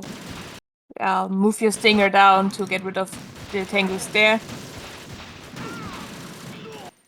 Alright, so Malefic now just starting his Tengu too, so he's not that far behind right now. And he's going for the middle of the room. So there's the angled setup that Prof is doing, which we call the Bestwick setup, named after the person that, I guess, found it and started doing it. Shooting it on an angle gives you a better trajectory where the Stinger missiles will make contact with the Tengus a lot more consistently. You could stay in the middle like Malefic is doing, which is easier and less movement, but the way the Tengus jump over the railing gives them iframes, so you're not always guaranteed to kill them before they jump over. Either method is valid.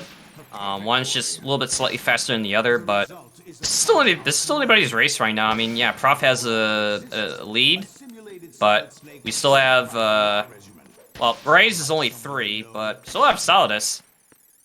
And Solidus can troll around a lot, because because it's like, the attacks he does is random in the second phase. Sadly, don't have a way to manipulate that. But right now we have 90 seconds, something like that. Yeah, you just have to wait for the speech to be over to transition into the Raze, and you know, Prof is practicing his chaff throwing skills, Malefic is memeing it up by smoking some cigs, and he's like, alright man, smoke him if you got him. We're near the end of the run. Yeah, and also he's practicing his card reading skills.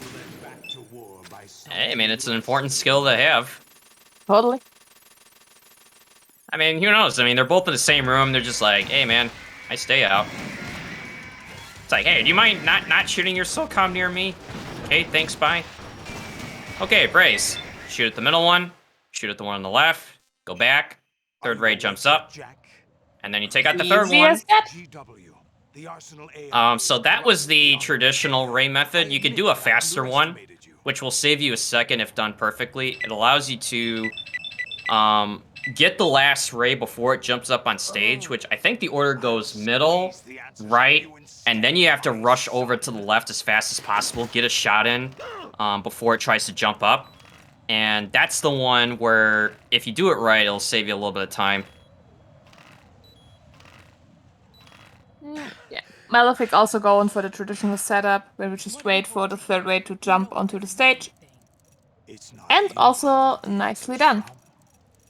I just realized, oh my god, Prof almost died! Oh no! Yeah, he was just trying to give Solidus, you know, he was trying to give him a chance. But, alright, so we're coming up near the end, which is going to be against our boy Solidus. So, you could use the lethal blade to your advantage. It does a lot of damage to him. You don't have to try to go non-lethal or anything. It just loses you more time than it gains you. So, lots of things could happen here. There's some safe strats for how to transition to phase 2. There's some really aggressive, risky strats. I'm on the edge of my seat with this one.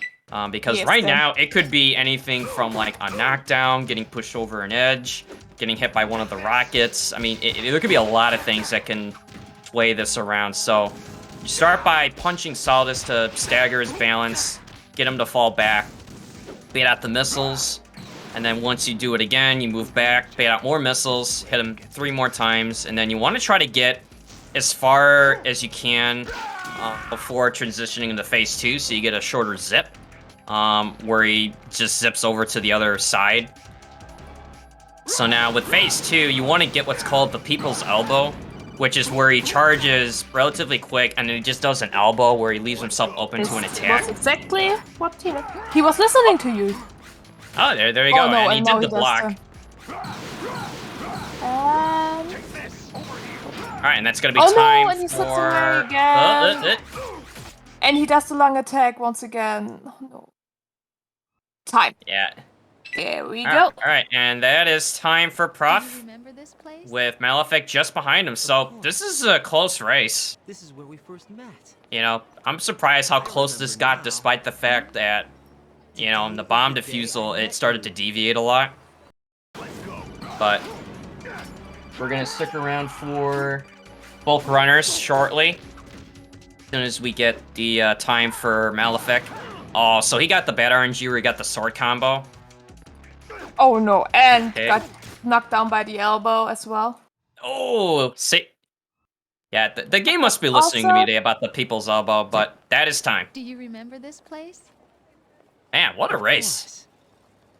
This is where we first I'm assuming we're gonna play this out to IGT because of how close this is.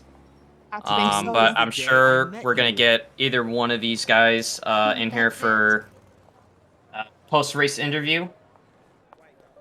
And, you know, we'll wait for final IGT. We have to mute way to DMCA because we don't want to get striked. Yeah, gotta love that. Alright, so we'll see if we can get the runners to join us as we await the final IGT. But man, dude, that was a really, really close race, honestly.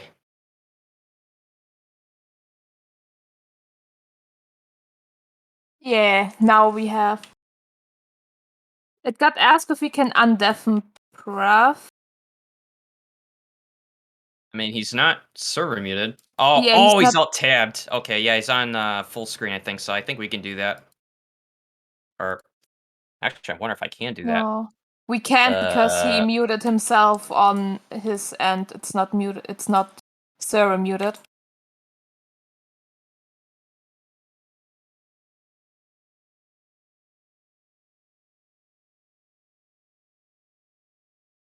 Well, let's see. Oh, there it is. He is. Right, I'm here. Hey, what's up, man? And there's Malefic my too. monitor. Let's go back. Okay. GG's, guys.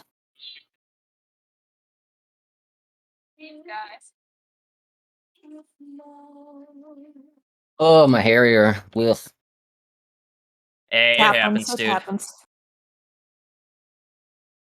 But yo, GG's Prof and GG's Malefic. I mean, it's still a pretty close race, honestly, despite Harrier. I know you tried to go for the swim glitch, Prof, and Malefic had pretty nasty end to his bomb defusal, getting knocked over a few times, but you know, it was still a good race. Yeah, I had it to the side of me, and yeah, especially when going into bomb disposal, I was real sweaty because we were pretty much neck and neck up until then. Yeah, I mean, you executed the conveyors really cleanly every time you had to, and you know, it was pretty close up until when I guess you guys had the final bomb, and he was getting into strut A, and I guess had an alert from a guard that he didn't knock over and just got punched over a few times. But yeah, I'm just surprised it got as close as it did, given like how different it started for both of you. But now I guess the question might be is, you know, is this a PB for either of you? I don't think it is for me. Does the timer hit? Is that on Solidus? Yeah, the timer lasted on Solidus. So mine will be like slightly under 106, not a PB. I think my PB is 104.15. If I'd have gotten a good Harrier, now that's a different story. Yeah, I believe world record is, God, I can't even remember anymore because they kept changing like every other day when I was playing. Now, isn't it? The 101 something. Yeah, it's absolutely crazy what it takes to get it down to like near 1 hour. It's, you know, like perfect boss fights, perfect movement, some good RNG, perfectly executed swim glitch, even like Tengu's. It's just every little bit matters. But I think my PB was I think it was a 103.59 or something. I was Mine is a trying to go for it. 105 something. Yeah, I was trying to go for something like, oh, could I get sub 103? And I don't know, maybe part of the way I just realized, man, this category is vicious. I mean, it's not a hard difficulty to get into, but my God, is it hard to optimize fast. Yes. But I guess also while we wait, I guess if Malefic wanted to, I guess, say anything on, how their run went. I mean, it seemed like it did pretty well except for maybe a few scuffles here and there and the unfortunate swim on the connecting bridge. GG to Pro, first of all, for sure. Yeah, that AB connecting bridge, not sure what I was doing there, so I'd like that time back. And after Harrier, other than that, I was pretty happy with it. It's not a PB, it's about 30 seconds behind my PB, but I'm pretty happy with it though overall. Again, really nice run. We were on the edges of our seats, for sure. Yeah, I mean, it was going to have to take a lot from, Prof Zen to kind of help gain you some time back. I mean, there was the Jugenum jump, which I was sweating for both of you because you never want to see anyone fall through. Oh, Or get an alert. my hands get sweaty every time I do it. It never fails. Mood. It's hard mood. It's a scary room. I mean, it's it can end runs, it can end races, but both of you made through it pretty successfully. Trying to think what else, but yeah, I had a lot of fun time watching this. And if you guys want to get into Metal Gear Solid 2 VE, we would love to have you. It's a very, very competitive category, and it's easy to get into. It Easy to is learn how to master. Yeah, and especially with the wonders of Turbo, it'll help make some sections of the run faster, if not easier, especially for Solidus Torture. But stay Yeah, tuned. We have. did you like how close I played that? Oh, Yeah. for Solidus Torture, I was like 2 HP or something. Yeah, I figured you were just memeing, trying to give him a chance. It's like, okay, it's I know there's some people that just do that every time and just say, you know what, I'm just gonna live life dangerous and just give him a 1 HP for the fight. Now, if you really wanted to live life dangerous, you would go for the parries when he does those charges. I've tried that like maybe 2 runs and it never goes well, so I'm like, never again. Maybe one day. One day I mean, again. I'll just keep praying for 2 people's elbows. Yeah, I mean, it was actually because of VE that I do the parry almost every time now, even on European Extreme. There's a way to do it consistently, and I believe you have to like swing the sword up and down to give you better hit ratio consistency. If you swing left to right, it doesn't always work, especially if you're on an angle. It just saves you a little bit of time for those curious where instead of getting the people's elbow block, you would get to where you would swing the blade just as he's about to make contact and you could stagger him or get him to block, just giving you room to get an extra hit. Or you could do a stab, which will also do the early damage. Oh yeah, I forgot what I was going to say. But yeah, definitely check out the MGSR Discord for MGS2. We would love to have you. I mean, we've had people, start into the difficulty or come from another difficulty or a game and get into VE. We would absolutely love to have you. Oh yeah, so now the schedule for what's coming up after this will be Metal Gear Solid Portable Ops by Pyraq and Ed, followed by Metal Gear Solid 1 Easy Any Percent on PC by Vermillion and Carigs. And if you had your dose of MGS2 or just keep coming back for more, we have a MGS2 Sons of Liberty Pal Tinker All Dog Tags Extreme with Tyler and Makarov. So that will be a definitely exciting set of races coming up after this. And I guess also after this, that's where I'll part ways, since I done my race with Blackie earlier and commentating for this. So time's gonna be coming up for Prof shortly. followed by Malefic. So if I had to guess, it's a 106.40. Wow. 104.19. Almost a 104.20. Damn, should have delayed it by a second. Yeah. All right, should have taken one more circle before that backup swag strat. Okay, maybe my prediction was way off and I was looking at the wrong screen, but yeah, just 1 second shy of the legendary 104.20 finish. Like 5 seconds off PB. Ugh. Really? Oh. Wow, Yeah, GG's, dude. 104.15 is my PB. I didn't even think it was close, but yeah, just a good Harrier, I'd have been sub 104 for sure. Yeah, or even getting the Ooh. swim glitch would have helped you too. And a Yeah, that could have done. 104.56 for a Malefic. Wow, look at GG's that. to both of you. Wow, that was a lot tighter race than I thought it was gonna be. Same. And you know, it's but I guess before we get the next race set up, I just want to say thank you to MGSR for having me here once again. Maya, thank you for doing co-commentary and handling the node during this race. Thanks for being here with me. It's always amazing to commentate with you. Absolutely, and Malefic and Prof, GG's to you both. And I guess any final parting words as we get going? Yeah, just GG Medic. Thanks for having me in the relay, and yeah, just echoing everything you said about the MGSR community and getting into speedrunning. Like it's super fun. You should do it.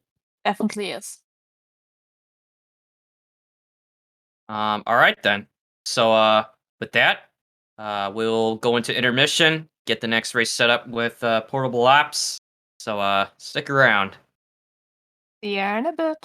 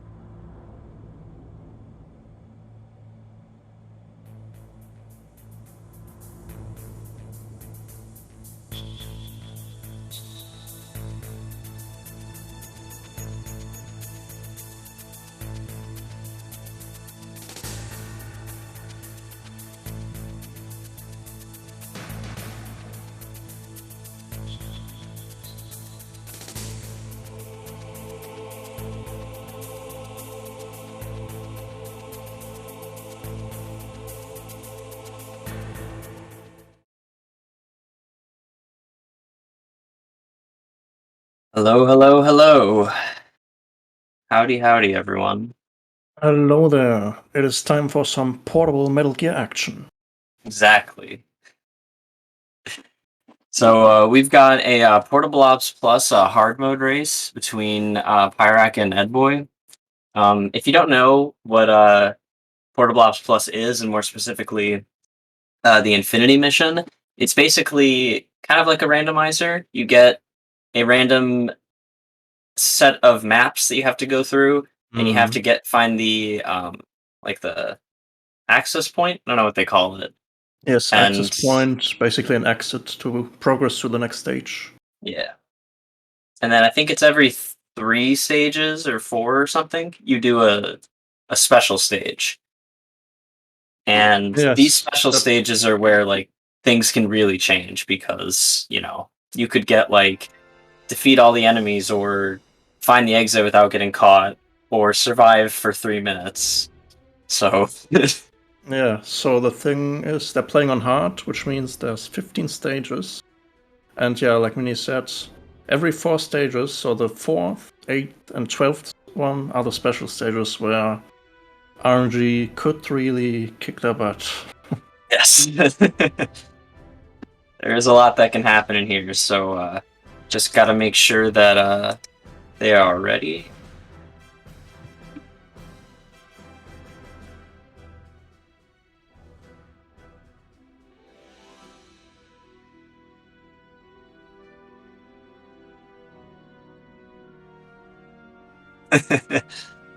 Okay. All right. So we'll be doing the countdown. Let me just make sure. Countdown from 5 to go. All right. So 5, 4, 3, 2, 1, go.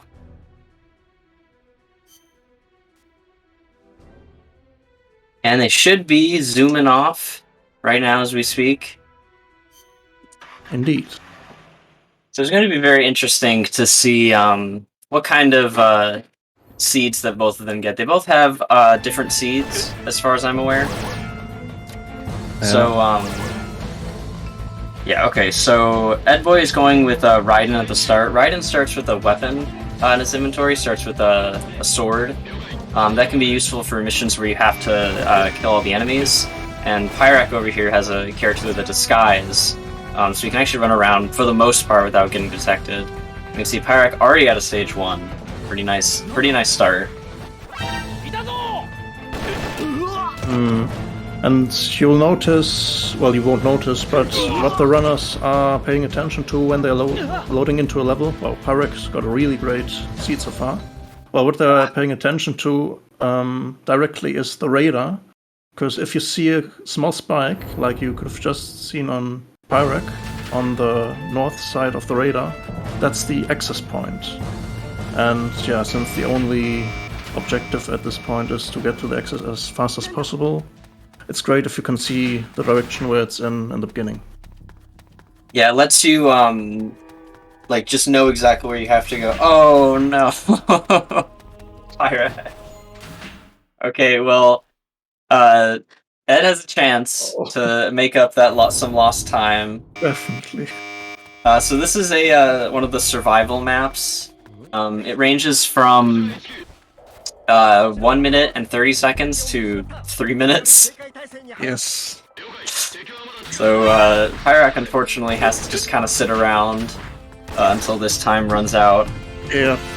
The worst case scenario has happened for him.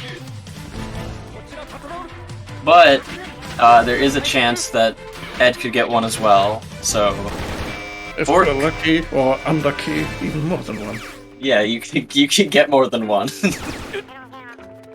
So yeah, there really isn't much to do if you get a survival mission like this. You kind of just have to wait the timer out.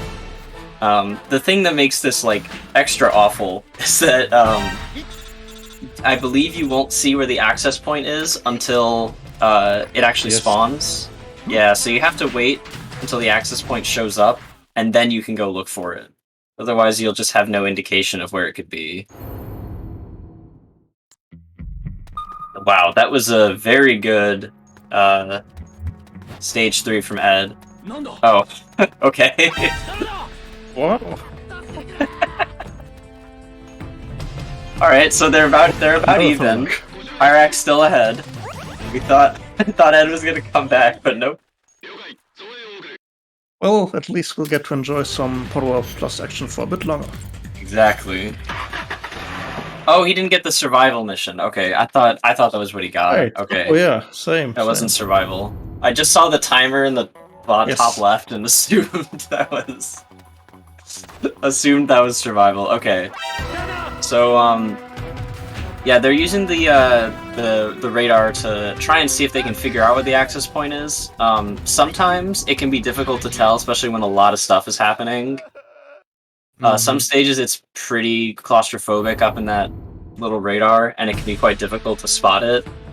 But for the most part, it works pretty well. There are some larger stages, though, where it gets quite difficult.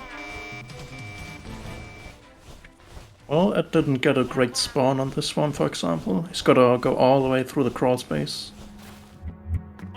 It's even worse is when you get that as the access point, and you gotta crawl through.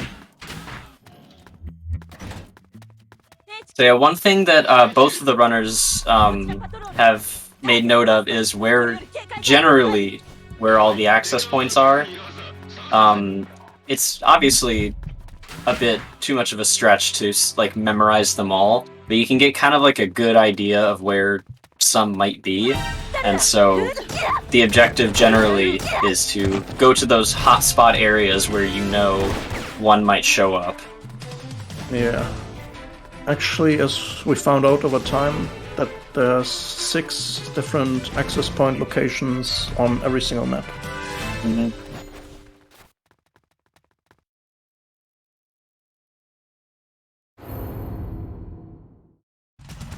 Alright, so we got Ed on, I believe, 7? Yeah, stage 7, okay.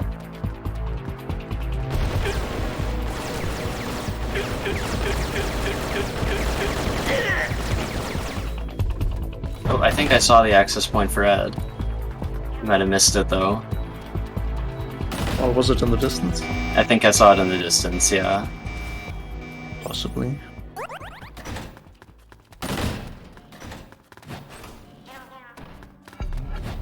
Oh yeah, you can definitely see it on radar.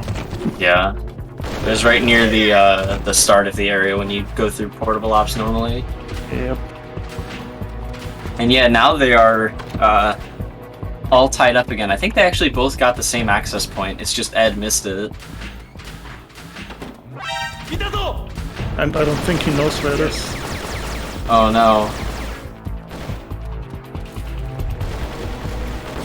So Pyraq wanted to go with this character because if you get some characters have camouflage in certain areas, and this is one of those characters. And at the start, oh wow, that's a really good stage 8.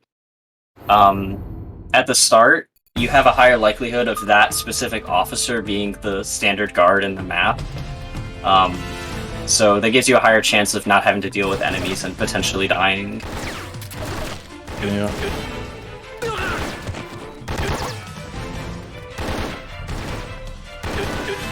As you can see, Ed is quite low on health. Now, dying doesn't mean, game over. You still have 3 other party members, but you do lose a lot of time because the game has to basically, like, load the stage again. So, there's a lot of time lost from that. Huh. Interesting access point for Pyraq. I feel like I see it once in 20 runs. Yeah, that one's rare. That's a good one, though. The Wild West spawn right there, that one's great. That should be good enough of a point for Ed to get to. I think it's is it the corner one? Outside, yes. Yeah, there it is. Damn, Pyraq is pretty fast at this point. Yeah, zooming through. Already on stage 12. Okay, thankfully not another no, it's not survival. That would have been straight bad. to the exits. Very nice. There's not much that can go wrong for Pyraq. Yeah, pretty much at this point, it's just getting to those access points as soon as possible. However, Ed still has a chance. He can get, like, after this stage, just some insanely fast maps. So, it is entirely possible. But both of them got security base out of the way, although neither have been to airport, and airport can have some pretty spread out checks. Where's Ed going? Because I thought it was... Oh, okay, it's outside. Yeah, it's Fair enough. outside.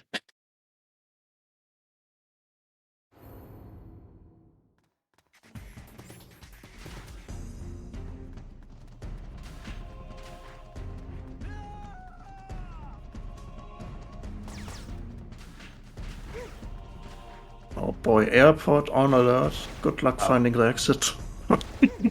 Radar won't help much. Yeah, because the airport has so many, like, floors to it, it just, like, you can look at Pyraq's radar right now, and it's just like, what is happening? It's very hard to pinpoint where it might be.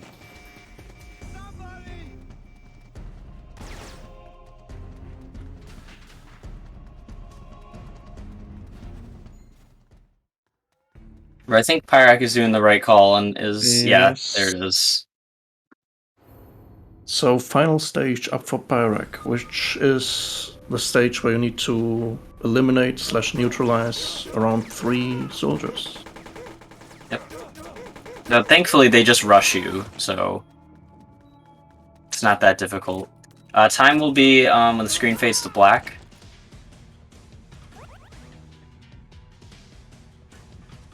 That's coming up soon on Pyraq's end. And time. Very nice. What a seed. And also, we can just miss Ed getting survive. Ed has survived. Oh, wow. Wow. See, they both got one. But unfortunately, they're at different times.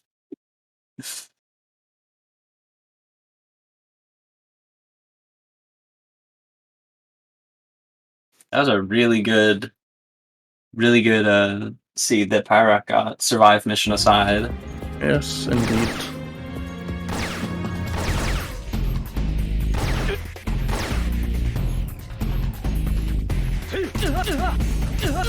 There even was a chance that Ed could have pulled ahead in what is that map called? Guest house? Guest house. If he had spotted the access point sooner. Yeah, true. But he still would have had this. So more than a minute for sure. Yeah. He still would have had to do this survive mission though, so yeah. I don't know if it would have helped him. We need to find a survive skip. We do. Maybe that out of bounds in the town. Yeah. Just gotta hope you get the town map and a survive mission. I mean, who knows? Maybe if we have survive in town, we go out of bounds. Maybe it will register it as access point or whatever. Maybe. Never know.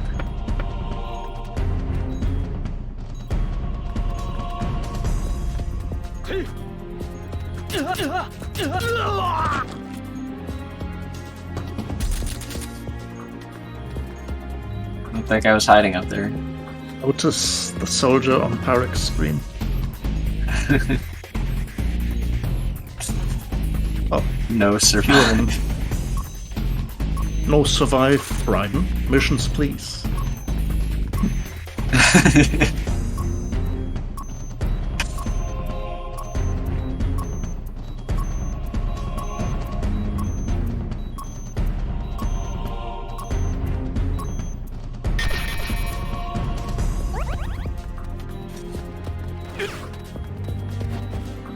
You know, I didn't know you could rename them. No? I didn't know that. Well, I mean, you can't in Peace Walker, so... Maybe that's why. Didn't expect it. Yeah. I just never... I guess I never opened up that little menu. You're looking at the troops like that. Not much reason to not fall downs.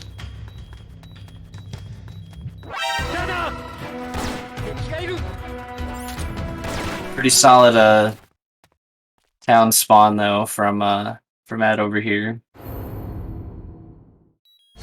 And you can see Pyraq made the play at the start to pick Raiden for the last set of missions. That's because, like we mentioned before, the last mission is always eliminate all soldiers, and it's not guaranteed you'll get a weapon on your way there. So some players will switch to Raiden right at the very end, so that you're guaranteed to have a sword, because Raiden always has a sword. Yep. And then you can just kill them all a lot easier. He's also Speaking very of fast, kills. yeah. Rest in peace, Raiden. Couldn't make it. Well, time to switch to Rankov.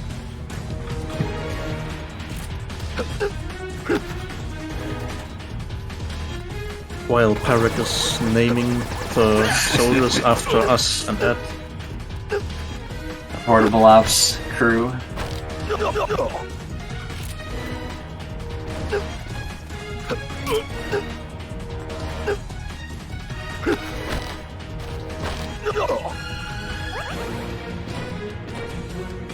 He's using the bump technique to get behind and grab them. Yeah, thankfully Rykov didn't die either.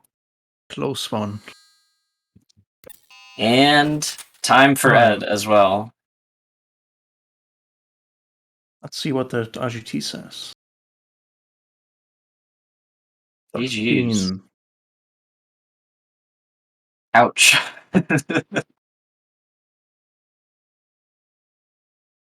Well, they were entertaining runs for sure. They were very entertaining. I agree.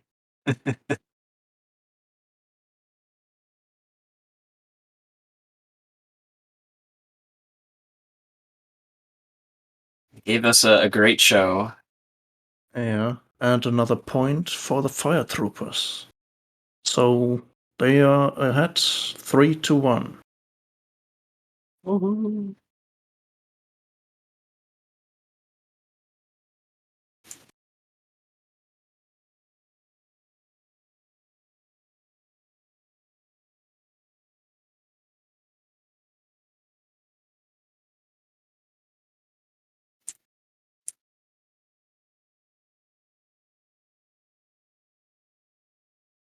All right, well, there you go.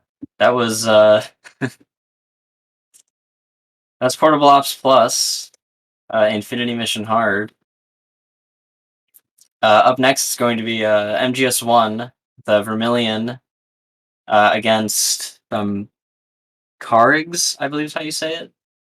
Correct me if I am wrong, if anyone knows, but yeah, they'll be doing MGS1 after this, so stay tuned, don't miss it. Another fun run coming up. Exactly.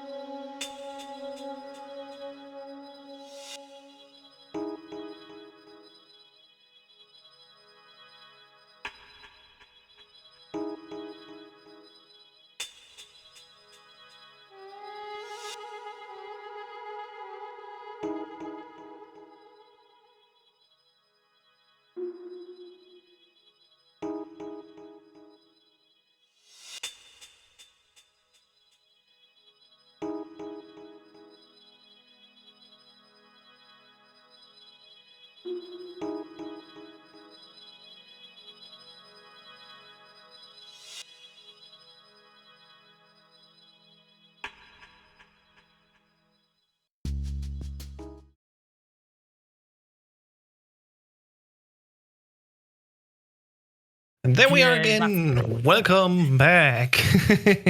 Good afternoon, everyone. Oh, it's good to be back. Yes.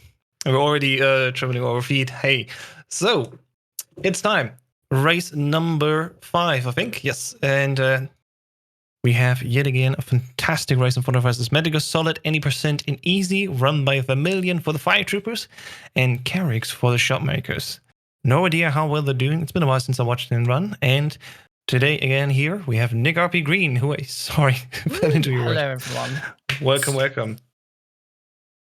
This is going to be a good game. Considering we've seen a lot of all bosses. For obviously, the MGS1 All Bosses League was last month, which was absolutely incredible for everyone. I'm sure everyone would agree. I mean, commentating and racing, and it was a blast. Oh, and they are off. Yeah. But yes, it's to just continue from there. It's I think it's going to be really nice to see a bit of a change of pace with any percent. It's a much quicker run. We're going to see the infamous vent glitch that cuts out about 20 minutes of the game. Yeah, we'll see if either of these two are going to be using any of the new strategies that got picked up just at the very end of the All Bosses tournament. Indeed, I hope so, or else I'm going to be mad and calling them out for that. And we're going to see it actually quite early, because in this category, we're going to go out of our way and extra grab some stuns. But before that, right down the docks, as per usual, for us at least, who know the game, we're going to farm some alerts. At best 6, of course, and that only counts if we let it fully cool down. So timing is a bit tight, but you still have like a wiggle room of 10 seconds. And why do we do that, Nick?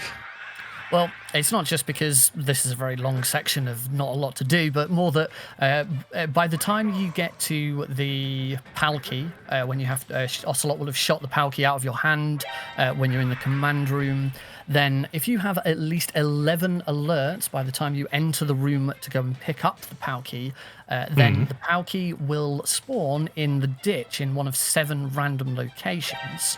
However, if you have less than 11 alerts by that point, a rat will have eaten the key instead, and you have to kill the rat. And in general, it's quicker to grab the Palki from the ditch as long as it spawns in a good location. There are a few locations where it is quicker to kill the rat, but overall, if you can get a good Palki location, and we'll talk about that more later when it comes up, it is quicker to grab the Palki. Indeed, and I think Carigs is already one short because he didn't fully let the alert cool down all the way. So I think Vermillion did a proper 6 alerts for him, Carigs on 5. He's going to need to make up for them, but if he's using the newer strategy, he's going to get one more alert than what we used to do earlier this year. So it's going to be exciting now. There's plenty of opportunities to grab alerts throughout the rest of the run. And now we're going to see as they're moving up, skipping a lot of cutscenes, and then making their way through the heliport. So that section used to be like, we're just going to grab the chaff and then make our way off into the tank hangar. But as I said before, the new stat is actually to grab stuns here to the left. Yep, they are both going for it, both grabbing the stun grenades on the left-hand side. This is only necessary in any percent. In fact, it's also only necessary on the PC version, which is obviously what both runners are playing. You wouldn't do this on console, and you'll see in a little bit the reason for doing so. Indeed. Because thanks to a very interesting nature of the PC version, where a group of like roughly 5 people had the job to port over the console game over to PC, with barely any help from the big team, they had a cool idea of giving us on PC, with many buttons here on the keyboard, hotkeys, to change to the weapons. But that actually comes with a little bit of a, benefit to us. Wouldn't say problem necessary. Oh, absolutely. Very, very beneficial to speedrunning. It's always said for the PC version is quite bad. It's quite a bad port of the original PlayStation version. So for a casual player, the PC version's just awful. But for speedrunners, it's very, very good. Absolutely. We come to that as soon as it's time. Right now, we're just going to distract the guard that's going to walk up this box. So he goes to the right side and we can go down the elevator undisturbed. And then already we are in the big first break. That is the same for the console and the PC version. We're going to do what's called the van glitch. So what happens here is the runners are going to crawl backwards into the vent that is just next to the ladder, and then they're going to go into first person view, look up, and then as soon as they let go of first person, they're going to stand. And for some reason, this means Snake stands up on top of the vent, go out of bounds, and they can get round to the backside of the door. And as you can see on both player screens here, they've now been captured. That is 20 minutes of the run cut just there. Especially because it cuts a lot of the bosses away. That's what we need to say. Like, even if we go back for the first time, we don't need to fight them anymore. The game we treat it as if we are actually at the point in the game where we would be captured from the script. Ocelot skipped. M1 tank skipped. Psycho Ninja, Mantis, skipped. Ninja, Sniper Wolf 1, all skipped. And we won't even need to do other fights as well later down the road, but again, we come there when we get there. What's interesting to know about 80% is, unlike all bosses, 80% really is a tight race. It's really execution based. There's not many things that can go wrong here. It's only right at the end, basically, when you actually need to do some work, and there's a little bit of RNG in the end, where there can be a difference made. And as we already saw, Carigs was a little bit slow on the vent glitch, and Vermillion did it the first try, so we already caught up a little bit. So they're roughly on the same pace right now. And here we give Johnny a little bit of a scare. He's actually has a cold. You wouldn't know that if you run 90% because you skipped that part. But yeah, he was butt naked here in Alaska and caught a cold, sadly. So he would actually fall asleep here. But in order to prevent that, we go under the bed, scare him, and immediately show ourselves again. It's just a joke, it's just a prank. And then he's alerted and won't snooze. It's just a prank. Exactly. That would cost us 40 seconds. So it's good that we do the proper. And now it's still waiting for him to walk basically all the way around and come back again. It's really not much we can do.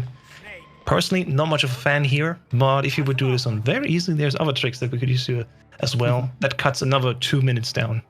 It's the one downside of the any percent. Well, I say one downside. There's probably more downsides, but one downside of the any percent overall bosses is you spend a lot more time just sat in this room doing nothing. There is nothing to do at this point in the game. Yep. Though we do immediately give up here. We don't want to save Mel. And I think Vermillion has some connection issues, if I see that correctly, at least for me right now. Bit of a slow-mo situation here. Let's hope it. I think it's okay. Yeah, the game is just the stream is just trying to catch up with this game. Seems. Oh. I'm not quite sure if they're still on the same pace or if it's just a stream lag a little bit. Now they're back again for the second time in this room, and now we literally can't do anything. We just need to wait all the time till Johnny needs to go to the bathroom, and then Otacon can come and give us a nice little treat. Ketchup, why not? I mean, he could have given us a chicken soup or anything. You know, it's cold. He's not shirtless, but I digress. And what you're going to see after the two runners have gotten past the guard is the first use of the new tech that was found. Some call it the Volcanic Shuffle, named after its founder, Volcanic Akuma. Some call it SWIM, which stands for Swapping Weapons Infinite Movement. And what this is, and this is the reason that they went left and grabbed the stun grenades on the heliport, is they're gonna use the two weapons to swap between them with their hotkeys. And what was found is that swapping between two weapons maintains Snake's forward momentum. You don't need to hold a directional button. You can just keep swapping between two weapons and Snake will continue to run forwards. The advantage of that is that you can do that even when you have lost control of Snake. I won't explain it a little bit further. Let's wait and watch. Assuming they both get it. It's the first one is probably the most difficult. Absolutely. Here, really only we have two places in 80% where we use, but in all bosses where we take a long route all the way, there's a few more use cases. So the overall time save we saw here was, I think, like 12 seconds or 10-ish. But for all bosses at least, that was 30 seconds we could save overall. And helping also a bit with the boss fights, for example, Ninja, where we were forced to stand still, we could continue walking and close the distance, for example. So that just is a fun fact. And Vermillion still hasn't learned the proper way to do this. Carigs showing the proper way how to lie down. So the thing is, again, with Snake, the same reason why also the vent glitch works is Snake stands up where his feet are. And you can even glitch with your legs through the door, which, yeah, looks strange. But that way, as you can see on Carig's screen, he actually just needs to get up and just mash the attack button in order to choke him. Perfect swim glitch by Carigs. Unfortunately, Vermilion didn't quite have the line correctly. You need to be a diagonal. So what Carigs just did there is that by mashing, he would have held 8, which is stun grenade, mashed 9, which is chaff grenade, and by doing so, he keeps his forward momentum as he loses control of Snake. Snake runs straight through the door, and as soon as you get out the other side, the game considers that you've picked up all of your equipment the moment you pick up that box. Yeah, and that's really cool because, again, you can just walk out of the room, but if you're too slow also, that can also happen. You don't have the proper line. Although you're actually on your way to the door, the script continues, and instead of having you just stand, you walk all the way back. Vermilion! Oh, this is a very, very tough room, and unfortunately, that the guard at the lift just decided to walk away. And then turn back round and look at Vermilion. But the problem is he turned around because it made noise. That's the thing. I think you would have been fine if he would just stand there. It's one of the things with any percent, and we might see it from Carigs here, is that because we now have to go to the left to grab the stun grenades, it opens up a couple of different opportunities to use stun grenade strat that we didn't use before.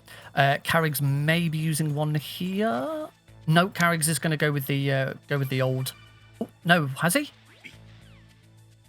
Nope, no, he's got. So Carigs going with the traditional. Oh, no, he did throw a stun grenade. I stand corrected a second time. So by having the stun grenades now, we're able to use this strategy, which I believe was originally discovered by Il Pazo. He definitely taught us how to do it. And it is quite faster because we don't need to wait for the guards to walk from the left again back to the top past the elevator. So it's a bit different, but it definitely works in his favor. And yeah, just as we explained earlier, the script thinks we're actually much further ahead than we actually are. So we didn't even need to fight the tank. And now as Carig moves on into the room for Mantis, also here, we just instantly get a rank up and of course heal and can move past that point. The next point is already cave, so Nick, I'll let you do the explaining. How do we do this cave thingy? So this is the other use of weapon hotkeys. This is called GME, which, as you can see on Carig's screen, allows you to go out of bounds. Basically, the reason why the runners ran and grabbed the PSG-1 from the armory is because it's the main thing that you need for this glitch. Carig's here using it again to wrap around to the very top of this map and getting straight into Communications Tower A. So by equipping the PSG-1 and then quickly swapping to another weapon using the weapon hotkeys, again, something that you wouldn't be able to do on the console version, we're able to trick the game into thinking that Snake is still in that position, still changing into the PSG-1. So there's a couple of uses for it.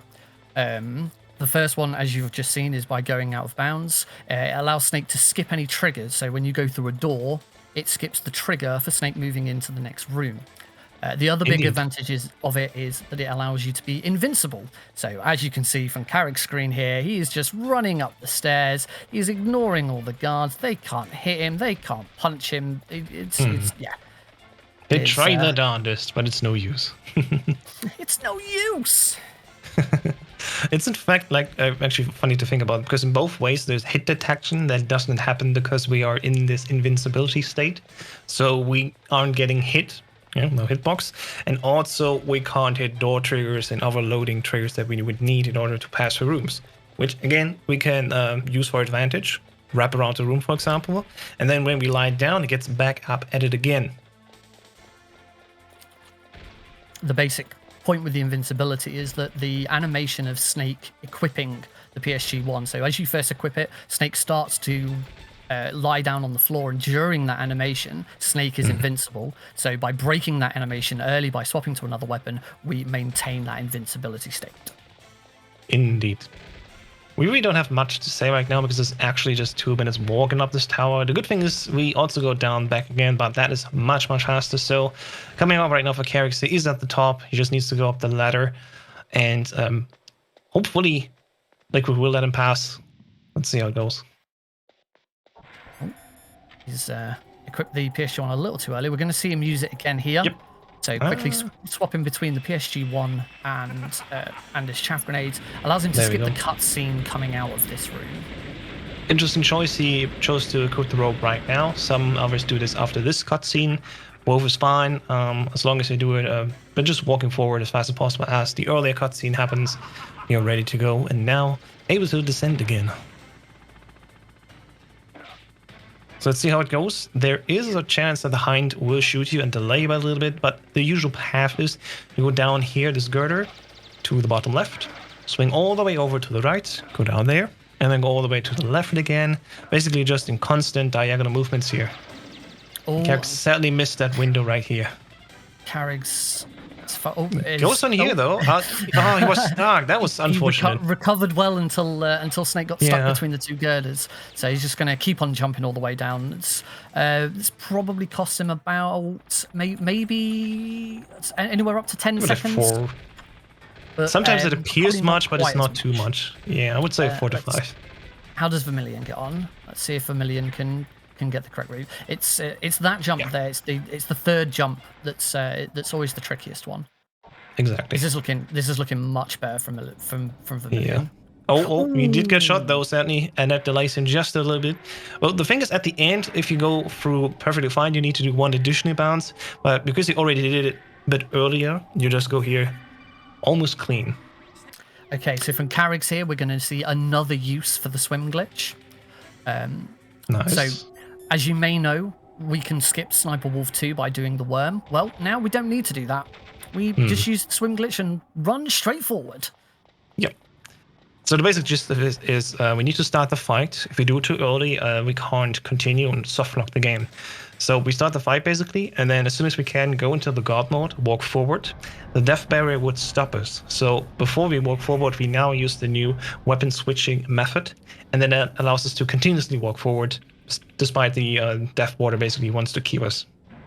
We used to change that, switch to the PSG, use the animation of lying down, which puts us a little bit forward, but again, don't need to do that. Can just continue walking with this new weapon switching method. Okay, Carig's going for... Oh, he's doing the fast one. He is doing the faster version with the flips. Very nice. PPK the first guard, and then flip the other two. That was very well executed. Excellent. Okay, Vermillion's is up next. Let's see how he's doing. I gotta admit, I always do it slow. I just go GME and then PPK all 3 of these guards. I need to do the fast way, and Carigs is leading with an example right here. There we go, GME. And yeah, Vermillion does it as well. It's slightly slower. It's about a second and a half slower to PPK. But it is safer. If you flip one of those guards and you don't flip them over the edge, then you've got to wait for them to stand back up again. You've got to try and either flip them again or PPK them off. Or if you're not in a position to kick the guard or flip the guard off the elevator, then the quickest way is actually to choke them to death, which obviously isn't very fast. Yeah, I think it takes 13 hits to choke them, so 13 times hitting that attack button. Yeah, it's definitely slow. And now we're coming on to the most fun part, I think. The fight that isn't really a fight. Raven. El Paso asking who's leading. Carigs is most definitely in the lead at the moment. Yes, absolutely. It's just about to go into Raven, and if you've casually played this, you might know how difficult this fight can be. See, with GME, just go invincible, throw some grenades at him, and it's a bit of a joke. But you gotta time it well. Yeah. On any percent, the quickest way of doing this is using grenades. The other option is to grab the Nikita, but you lose time grabbing the Nikita. Yeah, because you're actually going out of your way, and just the grenades we can pick up without much time lost, so that's the faster version that we do here. On all bosses, because you have to grab the Nikita in order to get through the gas room and get to Ninja in the first place, it is faster and safer to use the Nikita. The grenades, there is a lot of timing to them, so you throw the cook the first one as soon as the fight starts, throw the second one the moment you finish throwing the first one, and then it's that timing as when you throw the next ones. Carigs is a bit short on shafts, which is fine. That's the thing that changed recently, earlier in the nuke building when he used the stun. Usually we would just go out of our way and grab the chaff easily, so we would have enough right here where the turrets were. But alternatively, we can just use like a very slight time loss of 0.6 seconds to go into GME mode instead, and we can still bypass all these turrets. Got to say, very good Raven fights by both runners there. Not a single grenade missed. It is more difficult than you think, because there's no real indicator. You just gotta keep the movement and keep the rhythm. 1, 2, throw. Easily messed up sometimes. And now we're getting slowly to the part. Sorry, now we're going to the part where it gets decided, does everyone have enough alerts? As soon as they go down the second ladder here to go to the basement, that is when the PAL RNG will be decided. Again, if they did it right, have 11 alerts going down there, there will be 7 positions. One of them will have the key. If they didn't, there's a rat that's going to eat the cart. That's definitely going to delay because most of them probably didn't practice that, assuming they know what they're doing. Let's hope both of them were counting. So I think we saw Carigs using the skate technique, and I think we're going to see the same from Vermillion. Yep. So both of them using the skate technique to get past that guard. So by skating, Snake never puts his foot down on the floor, so you don't hear the sound of his footsteps on the grate, so it doesn't alert the guards. You can pick up the stun grenades that at the bottom of Tower A and use stun grenades there instead, which is very, very slightly quicker. I gotta practice that myself. So Carigs, and there we go. Carigs gets God key. Wow, that's the fastest option you can get. The very first position we walk past. A very nice Carigs extending his lead already, because the chances are Vermillion won't have to say enough, but we'll see. So at this point, with the lead that Carigs had, Vermillion really, really could have done with Carigs getting a bad Palki, and that did not happen at all. No. Let's see what Vermillion does now. Again, we walk a straight line. We have 6 options to the left and the 7th one to the right. He gets God Bomb. Oh, God Bomb. Let's see. Oh, this isn't looking good. Oh, there we go. Position number 2. Yeah, that's the third worst one. That's not too bad. Getting the bomb is obviously bad as well. Yep. So that's, I think, roughly 12 seconds delay at most. But still, it's a delay and further enhances the distance between the two.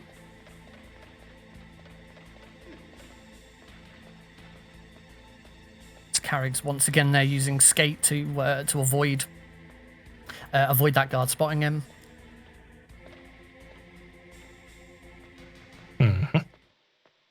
Now Carigs moving on with the more relaxing part. I don't want to call it, slow or boring. It's just relaxing, especially if you're racing, because the Palki is always the same. You just walk down there in the frozen room, you wait 61 seconds, you bring it back, and then you walk all the way back again to the blast furnace and wait another 61 seconds. But if you want to make some money, we actually have a pool going of roughly, I think, $2,000. If you find a way to skip all of that, that was close, we would give you that money. Vermillion struggled a little bit just getting out of the command room there. It is one of the Luckily he did. You can lose a lot of time in that room if you get that wrong. If you get caught by the camera and you don't get out of the door in time. But it is another use of the new swim glitch. You can do is get caught by the camera, get out before the door closes, and then normally when the door closes behind you, Snake would stop and stand still, but we can use the swim glitch to keep him moving forward, and it's now actually quicker than the old method of just delaying your movement. Some people would delay movement by taking a slightly longer route just to get to the door. Some would put a punch in before they started moving, just so that the camera didn't spot them in the first place and close the door. But now we can just get through and use the swim glitch to just keep moving forwards.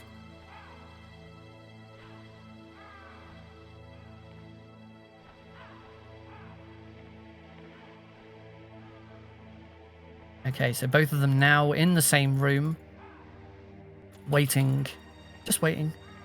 For that PAL key, Listen to the music. the freeze. Fun fact, if you wait long enough here, your rations will freeze. I had that happen in a console run once because I was very terrible at beating Raven. There is no free fight in Raven on console, and my rations did indeed freeze and didn't thaw again until the very end.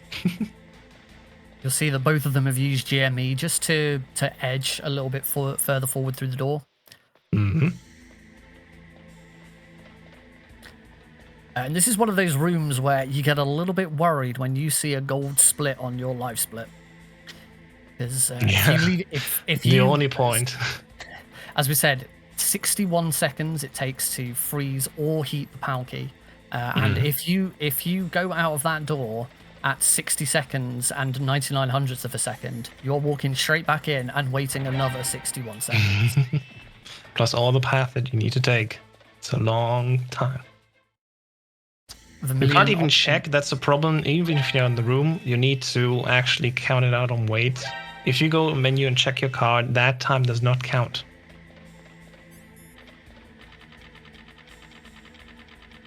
And there we go. Carigs does the same thing again. He just walks out, takes the alert, which is fine. We're not going for big boss because that's only a thing on the extreme difficulty. We're playing easy here. And you saw there that he did use the swim glitch again too. So after the camera closed the door behind him, he used the swim glitch. He kept moving in that rather comically diagonal direction, but it allowed him to exit the level, exit the room. Exit the room, yeah. So Carigs now on the very long trek all the way back to the blast furnace. Right. And as we wait a little bit, maybe a small advertisement here. If you want to see more Metal Gear Solid 1, I hope that's fine by everyone. With a few more runs coming up, and that's one that both of us are participating because for the UKSG event, June 27th, Nick and I will do a race. Metal Gear Solid 1 PC, easy, but in all bosses. So that's a little bit different, a little bit longer. If you want to see that, happening June 27th. Of course, all the news about that also will be posted on the Discord at MGSR. So join us and join the website if you want to learn how to race this game, MetalGearSpeedrunners.com.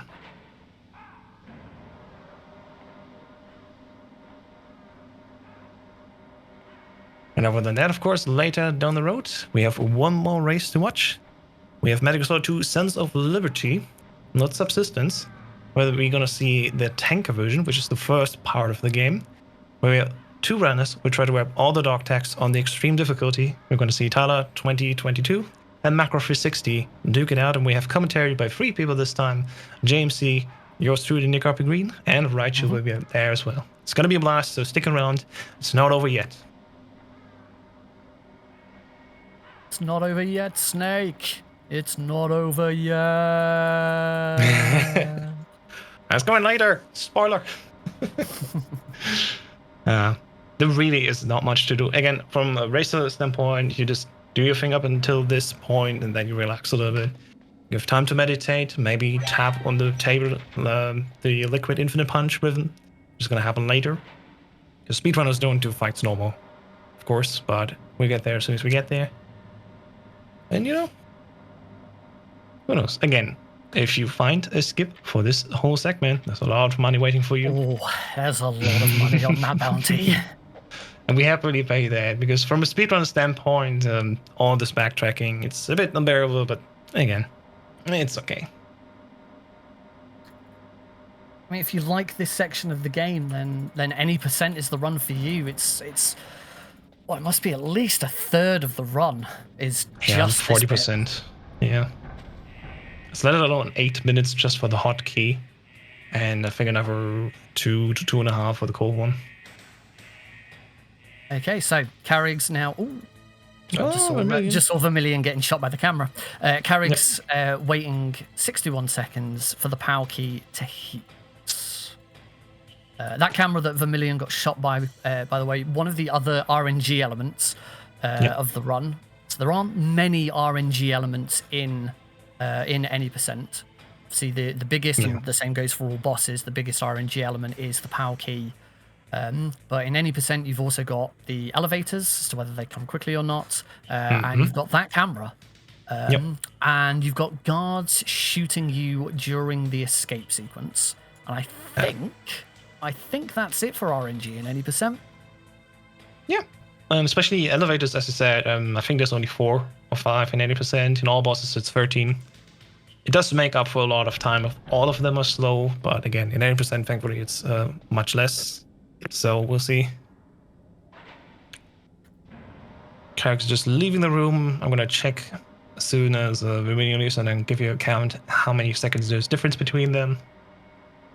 Here's the thing, though. Again, I have not seen Carigs do liquid. We'll see. I think Vermillion can do the infinite punch. So it can still go either way, depending on what happens. At least we don't need to say, learn the line this time. I'm very glad that all of the runners know exactly where to go with the PAL key. Everyone got it, so that's good. I can definitely vouch that I definitely had one race in all bosses that I only won, because I knew the line and my opponent didn't. Sorry, Brasher. Yeah. It was an insane race. All the things, of course, from the league or previous leagues or previous relay races are also, of course, on the YouTube channel from Metal Gear Speedrunners. Channel name is MGSR Runners. And Bruschetta just said, it's fine, I get over it eventually. One day. Now, I think what's disappointing from both runners here is that because we now use the swim glitch to get through Wolf 2, it means that there's no longer a use for the worm. And I think there's kind of a gentleman's agreement amongst most runners now that we do a little bit of worm whilst waiting for these elevators, just to show that it's still there, it's still alive. You know, you can never, the worm will never die. The fun thing is, it can go in both directions. If you do this GME whilst crouching, you can go also backwards if you do it fast enough. Or if you do it slower, you walk forward a little bit. And you can't do really much else anything here, so why not, right? You'll notice there that Vermillion did GME just sat on this elevator. Again, we talked earlier about the fact that you skip triggers. Any codecs that start up here, you skip the codec call starting, but because the elevator is still moving, you still transition into the next area. If you tried to use GME on a codec call that wasn't on a moving platform, then you would just softlock the game. Yep, indeed. Now, Carigs moving ahead. I think there's like 45 seconds difference right now, if I saw correctly, so it's quite a good chunk. If Carigs does nothing wrong and does do his liquid decent enough, there's almost no chance anymore that this can fall back again to Vermillion, which would make Fire Troopers and Shotmakers a 3-for-2, so almost even, and it's only one more race left, so this could be a tie for today. Not entirely sure if there is even a tiebreaker, so we'll see how that goes. This is absolutely the one race that Shotmakers really need to win. If somehow Vermillion does manage to do something to pull this back, then yeah, the relay is theirs. But it's to be honest, it's not going to be about Vermillion doing something really well at this point. It's going to be about Carigs making a mistake. It would be that case, yes, indeed. And it can happen again. Takes a lot of practice at Liquid. There is still Rex. There is still Escape. But yeah, the liquid boss fight is going to be the main. Yeah. The main time save or time loss here. I don't want to scare you, Nick, but the game could also crash at Gray. Oh, don't. You had to see that. So there's two different versions of the PC version that we play here. There's one that has been patched by the Reddit community and one that has been published by Good Old Games or GOG. So sometimes the GOG version does tend to crash a little bit often. But of course, for both runners, we wish them well that nothing crashes today. Shout outs to Plywood, the only other runner in the league who also got the Rex crash. It is quite something to see that. And it's happened to Carigs. I think Carigs crashed. Carigs he just confirmed Carigs crashed. He needs to load quickly the Metal Gear Rex fight if he wants to continue. Hopefully he has the safe pack installed. Now it is time. Vermillion actually coming down here with the upset. It has happened again. See, this is why I actually mentioned it, don't because it is believe it. always an option. Oh no. Oh, you've seen it happen so many times that you know exactly what to look out for. You went through it. This is painful. I didn't jinx it, by the way. This is just fact. Just that moment where you look at the radar. If you look at Vermillion's radar right now, you can see that his green view cone is blinking. The moment that stops blinking, Your is heart done. stops as well. You have Yeah. crashed. So as a result, Carigs is going to have to reload to the start of the Rex fight, assuming he's got a save ready. The run will switch to RTA rather than using the in-game time. But Carigs is we've not got a stream or anything from Carigs. It looks like he's struggling to get back on. Oh, this is every PC runner's nightmare for MGS1. You hate to see it happen. Yeah, I take that blame. I'm very sorry. Shotmakers, I ruined your only chance to come back. It's such a shame. It's such a shame because Carigs has had a really, really good run throughout this entire thing.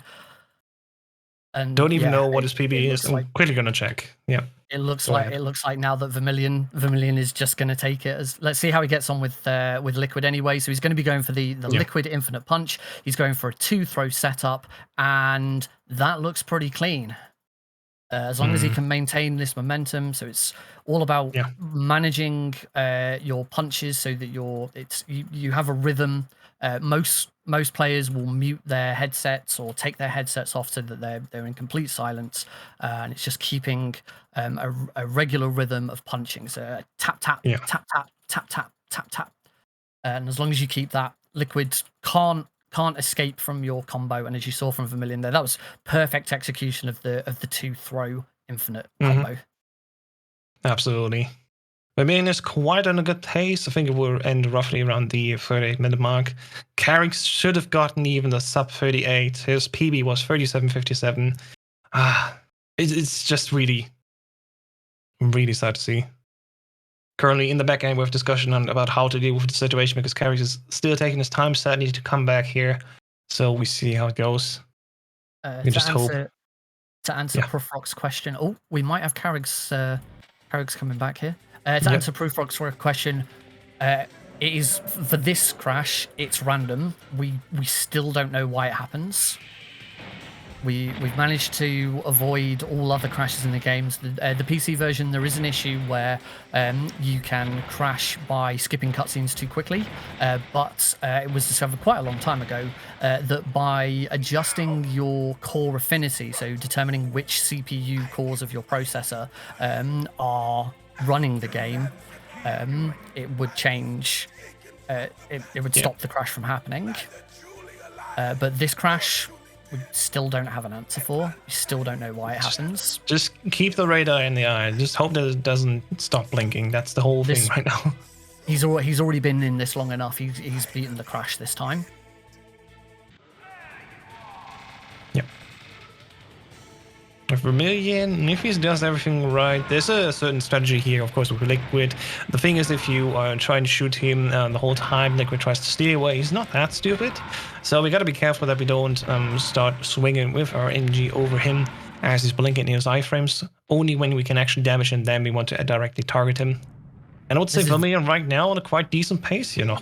So, this is very good from Vermillion. Looks very nice. We just missed the. He got both transition shots into the second phase. He just missed his second transition shot going into this. It's this final party with the pillars, really. That's annoying. I hate to see that. Liquid's hitbox during this chase is bizarre. Yeah, to say the least. Sometimes it feels like he's just going through these bullets, bypassing everyone. Okay, so let's see how Carigs gets on with Liquid. Which setup is he going to go for? I'm going to guess. Oh, he goes for 0-throw. Oh, okay. Has to switch to single punches just so that Liquid doesn't get too far away from. Oh, that's perfect 0-throw. It's looking very nice. Yeah, it's definitely tricky. If you transition from these two different rhythms at two different speeds, this is quite a challenge. But Don't want to curse it, but yep, it happened. He did it very clean, very nice. Vermillion ending here on the 38-40. Very, very pleased to see Carigs pull out a 0 throw. Very nice. Leading. Yeah. I'm interested to see what the decision about his crash does, because with that and everything, he just doesn't deserve. He doesn't deserve what's happened. It's been that was really sad to see. Such a good run. Absolutely. And again, going through the motions here, we need to blow up these barrels so we can move past. Then there's 2 checkpoints, and then there's the final fight again against Liquid, who's not even dead after that, but thanks to the PC version, we don't need to watch him come back alive again, despite that horrible crash. On PC, we can just skip through all of these codecs, and of course, all of the credits. And it only takes us 15 seconds instead of, I think, 12 minutes it is on the console variant. So past checkpoint 1. It's got himself nicely aimed for checkpoint 2. The important thing with checkpoint 2 is trying to get the guards killed, obviously, as quickly as possible, but sort of maintaining whether or not they're going to shoot you or not. He did the... Has he killed the guard? Oh, yeah, he's killed the guard on the right. Yeah, the guard on the right had gotten away from him. But if the guard on the right, if you shoot him as Ocelot, yes, as Otacon first swings the truck around, he does have the guard on the right. If you shoot him, he will move, and if he moves over to the right-hand side, then it gets a lot slower, and you've got more opportunities to be shot. So Carigs timed his shot very well there. Is he going to get both transition shots going into the next phase? He does. That's good. That means he's only going to get bumped by Liquid twice instead of 3 times. That's probably the biggest time save in Escape, is those 2 transition shots. Very nice. This is looking very solid. Indeed. And 2 transition shots from here. Got that at the pillar. Oh, Another one. Unfortunately, just like Vermillion misses the. This is the second shot, but this is still really, really good time. This looks very good. Yes, quite good. And that's it. We just need to wait, skip 1 codec, skip the credits, and then we're done. So of course, because we're using a safe pack here that's not representing of the actual IGT that would have been here, so we just look at the RTA time. And as soon as the score comes up, time's up here also for Carigs. But yeah, sadly, because of the crash, it still looks very likely that Fire Troopers take care of the 4th point. So it's a 41-42, but we probably will subtract the time that it took Carigs to get back into the game again. Probably wasn't fully prepared for that crash. You never want to be prepared for that. It's something that you just don't want to have to happen. But yeah. GG from both runners. Really, excellent really display runs from both of them. Absolutely. Using all the modern strats. Very nice.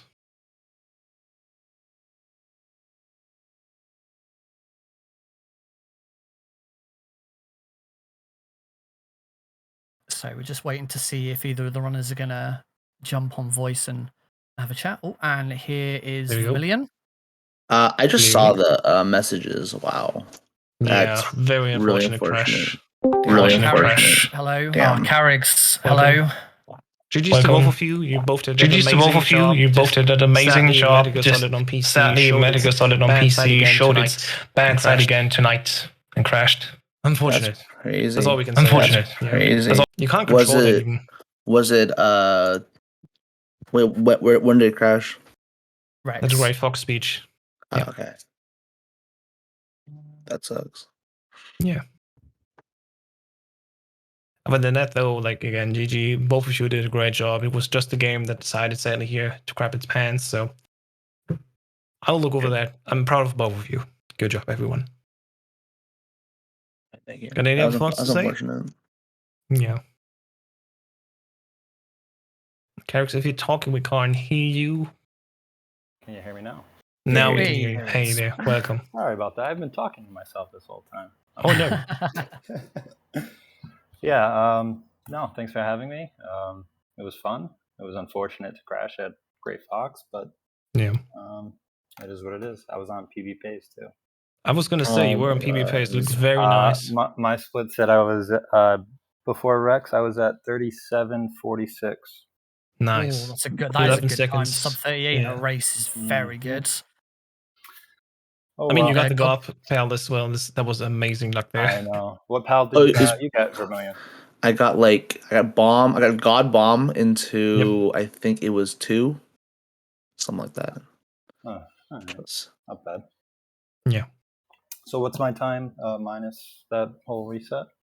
Sadly, we need to count in back end. Oh, It was quite a Yeah, I few think minutes. it'll probably be worked out during the break. No Yep. worries. And with that, I think we go over to the break. Don't turn off the stream yet. There's one more race to come. Again, Metal Gear Solid 2, Sons of Liberty. We're going to go through the tanker levels, grab all the dog tags, and play that even in the extreme difficulty. There will be a race commentated by 3 of our favorite runners here and run by Tyler 2022 at Macro 360. So stick around. We're going to figure out the timing here and then come back with the last race. And then we're off for today. Thank you so much for watching. Thanks for the runners. Thanks for Nick commentating with me here. And I wish you all a great time. It's been a blast. Don't go anywhere.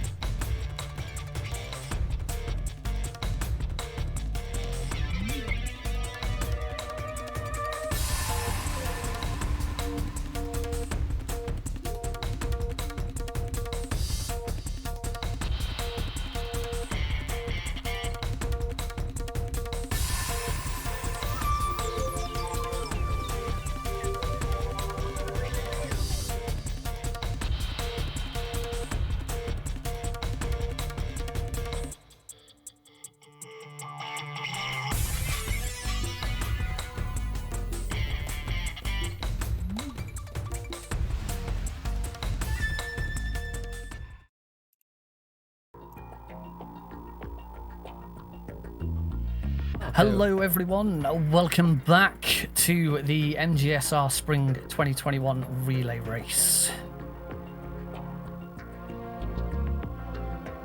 We've got Metal Gear Solid 2, Sons of Liberty, the PAL version, Tanker, all dog tags, Extreme on PS2. Yes, Yeah, that should be good. Very long category name. Just while we're waiting for these guys to get started, just to reiterate what was said in the chat, the decision has been made that because Carigs was ahead and not factoring in his crash time, Carigs did win the Metal Gear Solid 1 any percent race. So that is a point to the Shotmakers. It is now 3 to the Fire Troopers, 2 to the Shotmakers. So this race is a biggie. Yeah, I mean, like these tiebreaker races are always more stressful than just any of the other ones. Honestly, if there's like a massive lead or whatever. No, I'm not even sure what to call this myself. Like I know Tyler's really good at MGS2. I mean, I've known Tyler for like 4 years. Makarov, I'm not sure. Like, I know he's good at it, but I don't know how good he is. Yeah, I know that Makarov's had a lot of trouble today with Deck D, so we're going to see maybe a safety strat coming up, or maybe he's going to just go for the full burner. And the thing is, like, dog tags is just a whole different game entirely from just running tanker, like, especially Yeah. all the time. Yeah, like one mistake and it's pretty much flipped. So what we'll see right away is when they come in, they'll choose to buffer in some fashion or another. Tyler decided to use some punches. Makarov just stood still for a second. And the reason for that is you don't want to go out and have this guy see you because you need to hold him up and take his dog tag. You know, this is why it's all dog tags. Makarov's having a little bit of trouble with this guy. This guy's just a pain in the neck. So Tyler's steaming ahead. We're just going to skip this room entirely. We'll come back and get the dog tags later. That's one of the things I don't really like about dog tags is you have to just remember so much. Tyler's just going to grab some extra ammo. How many dog tags are there? In tank range, there's like 35 on extreme. Yeah, 35, 33. That was just a guess, man. Yeah, man, it depends on version as well. So, like, I don't know if there's any differences in the PAL version. And I'm pretty sure both the runners haven't actually completed a run on the PAL version. So this should be interesting. Yeah, because I think I've heard before that the Japanese version of Sons of Liberty is the only one with all the dog tags. Now this strat that Tyler's doing is, I hate it. I think it's really hard. Yeah. You can see what he... Oh no, Tyler, no. That's not ideal. So what he was hoping to do was he'll punch that guy to kind of cause another guy to come around this fella here in front of him. And while he's doing that, he's going to go into the room just briefly to trigger a guard to come upstairs. What you want to do is shoot that guy on your way back over, quickly hold him up, or make him shake down, I guess. Get the guy by the stairs, then while all that's happening, this third guy is making his way around, and it should be nice and seamless. Luckily enough, that third guy coming just kicked your man awake, so it wasn't too bad. Yeah, we should probably mention as well, if there's any missed dog tags, there's going to be like a minute penalty. Oof. So you can't really use cheesy strats to like skip tags. So I think we've just seen like Makarov do a safety strat. Yeah. And he'll be getting tags on the way down. So there's nothing too exciting about a left Olga on PAL because she always goes left on PAL. The thing is, the loop is actually harder to pull off on PAL, and Makarov didn't get it, unfortunately. Tyler did. So Tyler's bumping ahead about 8-9 seconds already. Olga's not too bad on extreme because she's not that scary as she is on European extreme, because she won't kill you in one hit, but she'll get you into it. And I think Makarov's health is low enough actually that one might kill him at this point, so he does have to be quite careful. But he's handling it. He's handling it. That was really nice for Tyler. Yep, and he's out. So they're not too far behind each other. I mean, it's a couple of seconds, but in tanker a couple of seconds is big. it's a pretty short level. Oop. So what Tyler needs to do now is he needs to grab some USP ammo, and he has to come back out here to get a dog tag, because the guy who holds it is what is commonly referred to as a tough guy. So as opposed to just giving it up, he's just gonna be like, "Are you gonna shoot me? Are you really? I don't think you will."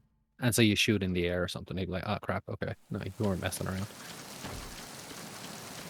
Yeah, there's a few of them like kind of littered about.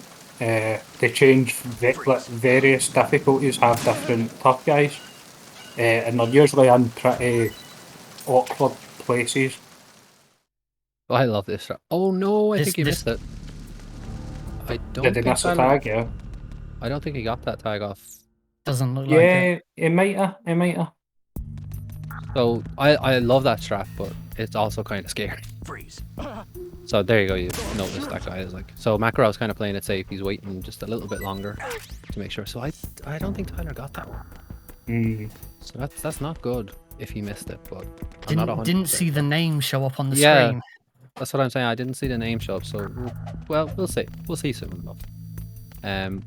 So again, Tyler's doing a little buffer here because he needs to slip underneath this camera. Usually you just shoot the ceiling or something to cause that guy to get all scared and whatever else, but you can't do that on dog tags because you need him cooperative. So Makarov is getting shot to death. So I think he's just resetting the room, or he's skipping the tags entirely. Freeze. Did he not get them on the way up to Olga? Oh, did he get all three? Yeah. I don't remember. I'm bad at this. I'm bad at this too. It's actually quite hard to keep track of the both screens. Very, very complicated.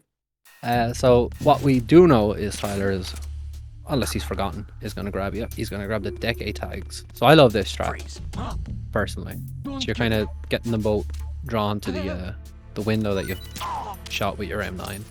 Yeah. And you do a little double hold up. And a wee 2-for-1. And now we're going to head back outside because you might have remember earlier we didn't grab any tags outside. The reason being is there's a couple of the aforementioned tough guys out there. So you need to wait till you have your USP from Olga. And the guards will just do their little dance. It's all the same, they're not too far behind each other. Makarov's having a little trouble with this guy. So the angle can be kind of weird. Sometimes they'll you could be like right beside them and you point a gun at their head and they'll start to dance, and sometimes you need to be like right in front of them. It's pretty weird. Makarov's going a bit differently about this. He's going to him as opposed to waking him up and getting him to come to you. I think this is also like the only difficulty of dog tags that you go to the aft deck later. So I think Makarov is also he's going for the ration, because I wasn't going to say anything right now, but at the guard rush you actually need to finish that with full health, because if you don't have full health you can't get one of the dog tags, because you need to hang on a rail and shimmy all the way over there, but you'll only make it just barely with full health because the grip gauge depletes faster when your health is lower, which is just annoying. But that's just part of MGS too. Now you can get a ration at the guard rush, but I guess Makarov is just playing it extra safe just in case, because it looks like he's taking some damage already. So they're both kind of flying through outside here. Tyler's on his way back in. Makarov is just about to grab his last tag, I believe. I think they did a little bit different route on the way around here as well. I think Makarov did things a little differently. So another tough guy. And so Tyler's making his way to engine room, and oh never mind, Makarov is doing the same route. I just wasn't paying enough attention. Yeah, dog tags is hard to track. Seriously, so Tyler making his way to the engine room. One of arguably the hardest room in Tanker, dog tags or otherwise. Yeah, engine room and deck B seem to be the ones that cause the most issues. And then you've got the holds to look forward to, and that pretty much just ends runs. So you can't end these runs because it's a race. So I guess. Yeah. The thing is, you can take There are methods to take continues in the holds, but I don't think we'll be seeing it today. It looks like Tyler's getting on pretty well with this engine room though. Yeah, I mean Tyler's kind of fine. I mean he's no stranger to this game. He's just flat out like, I mean, dude's been playing the game for like 4 years. So he knows his way around MGS2 at this point. Yeah. And you can kind of see that in how he's playing, like his movement and his menu and stuff. Like, it's just, I love this strat too. You just like shoot the guy's exclamation mark to make them all dizzy. Yeah, it's nice that they actually found a use for that. It's like it's a mechanic that you might not have known about, but it's good that we can use it.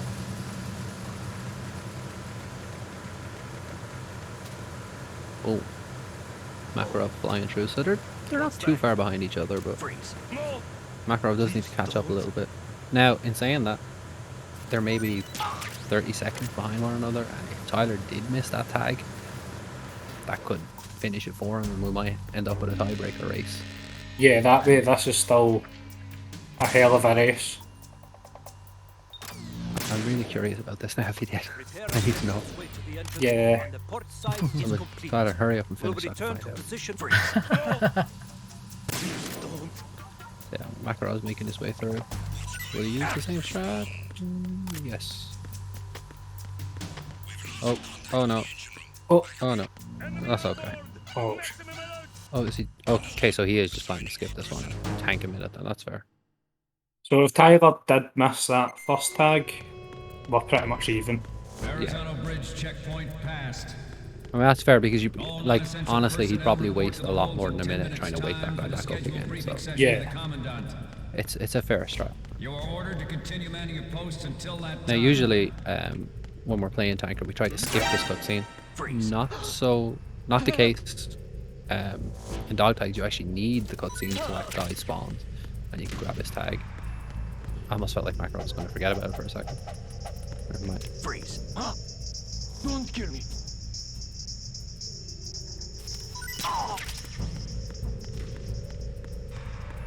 Nice. Freeze. Tyler's on the way to making his way towards guard rush. Again, yeah, so we're starting to see a lot more of a lead off of Tyler now. Definitely. And I mean, guard rush again. It's a hard fight in general, but it's even harder on dog tags because you have to keep that health high. You can take some damage because there's a ration right behind you, but you'll only get the one, so you do have to be careful about how much damage you take. And if you take too much damage, it doesn't matter how many rations, like that one ration just won't bring you back to full health. So let's see how Tyler manages.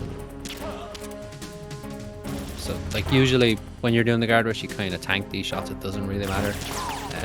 Even on European Extreme, if you have full health, you can take 2 hits, no problem. But with dog tags, you just have to really manage your health and be quite careful. But Tyler's just nailing them down. Easy. Yeah, this is good stuff. Nothing to it. Oh. So yeah. There's one thing about PAL especially is you might, like, he obviously thought that the fight was finished, but it's actually just because of the frame rate, they're just so bloody slow to come out that you might think they're done, but actually, oh wait, there's one more. So now you can counter. So this is when we're going to see like proper frame rate issues in the holds. Get you welcome 15 frames per second. Yeah, it's like he's walking through a custard. Makarov's chosen to get his ration, and you can hold 2. Excuse me, I was thinking of MGS1 where you can only hold 1 ration. So.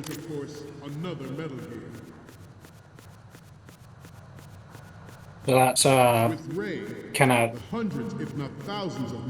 modified ladder glitch, and it's just to save you shimmying across, because it just wastes a lot of time. Brilliant. Us speedrunners, we'll think of anything. And it all fixes itself when you get to the next room. Now, this is what I'm saying, you need this full health, because 1 tick below full health is enough to make it so Snake can't make it across here. Much like, I guess, in real life, if you're injured or hurt, your strength will decrease. So Makarov's chosen to. So Makarov's going to run into trouble. He's going to have to grab that second ration, I think. Yeah. Oh no, he has a second. Excuse me. So this is what I was saying about the health. Like he needed those extra rations. Will that ration do it for him? Yeah. I'm not sure on extreme. I think Maybe. he might need to go back. I don't know if the safety ration is on here in extreme, but there is a safety ration just in case. I think it is. I feel like even on extreme they put it there just because.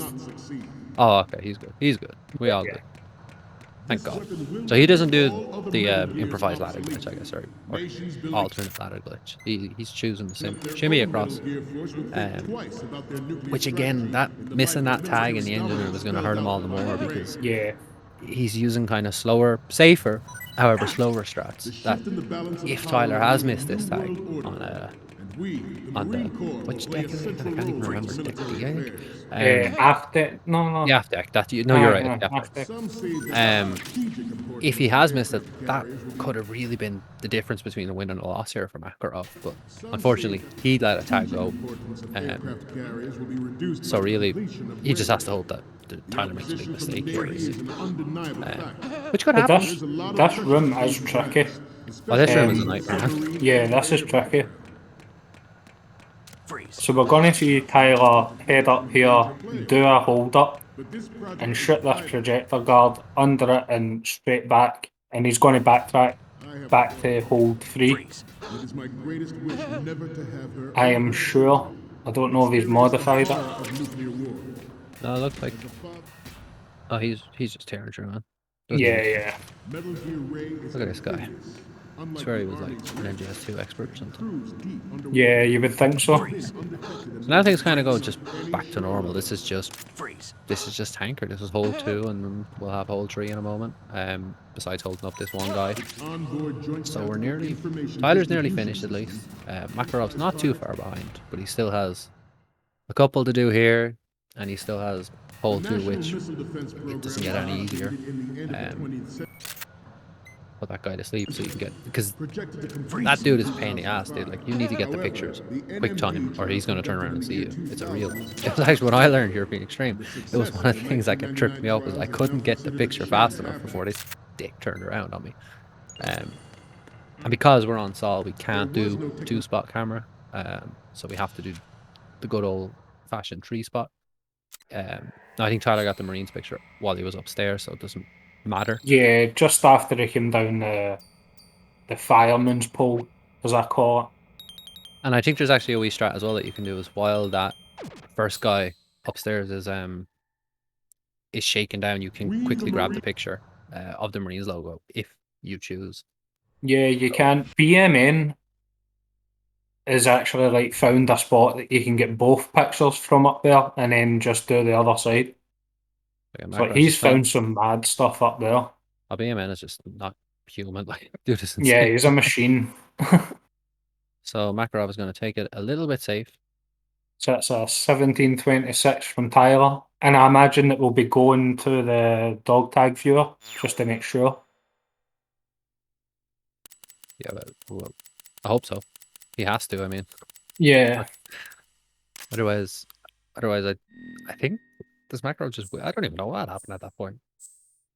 I feel like he won't forget though somehow. Yeah, no, he's going to save and he's going to quickly. So we'll see if he did miss that tag indeed, or if he actually got it. I don't even know. Like, I'm just so curious now. I need to know. I'd actually be like more annoyed if Tyler didn't save and check Dog Tag Viewer because I wouldn't know if he got that one. But it's funny that there's 3 of us in here and we were all paying attention to Mac at the time. The Mac is kind of having a bit of trouble with this guy. Some guys were looking where they shouldn't be. Nosy feckers. So I'm not sure what he's doing right now. Okay. So we're on to our last few bits and pieces for Mac. Oh no, he got them all. Oh, nice. I guess it was just he was too bloody quick. So that'll be a PB for Tyler as well then. Oh, he'll be happy. Happy man. Happy dog tag. Happy fire troopers. The fire troopers are probably very happy right now. Smackrow did say he'd probably take about 500 pictures, just to make sure he got them all. Because the last thing you want to do is get to that terminal, find out you didn't get the pictures correct, and have to go back and do it. It's just so annoying. Yeah. Because you It's skip one it of the so more frustrating things about Tanker. Oh, definitely. Because you skip it so bloody fast as well that you're not always 100% sure which one you missed exactly. So it's like, oh, do I just take them all again? Should I just guess which one I might have missed? Oh, it's so annoying. Like 2-spot is pretty nice in my opinion, but you can't do that on Solve. So Yeah, that's a widescreen exclusive thing, isn't it? yes.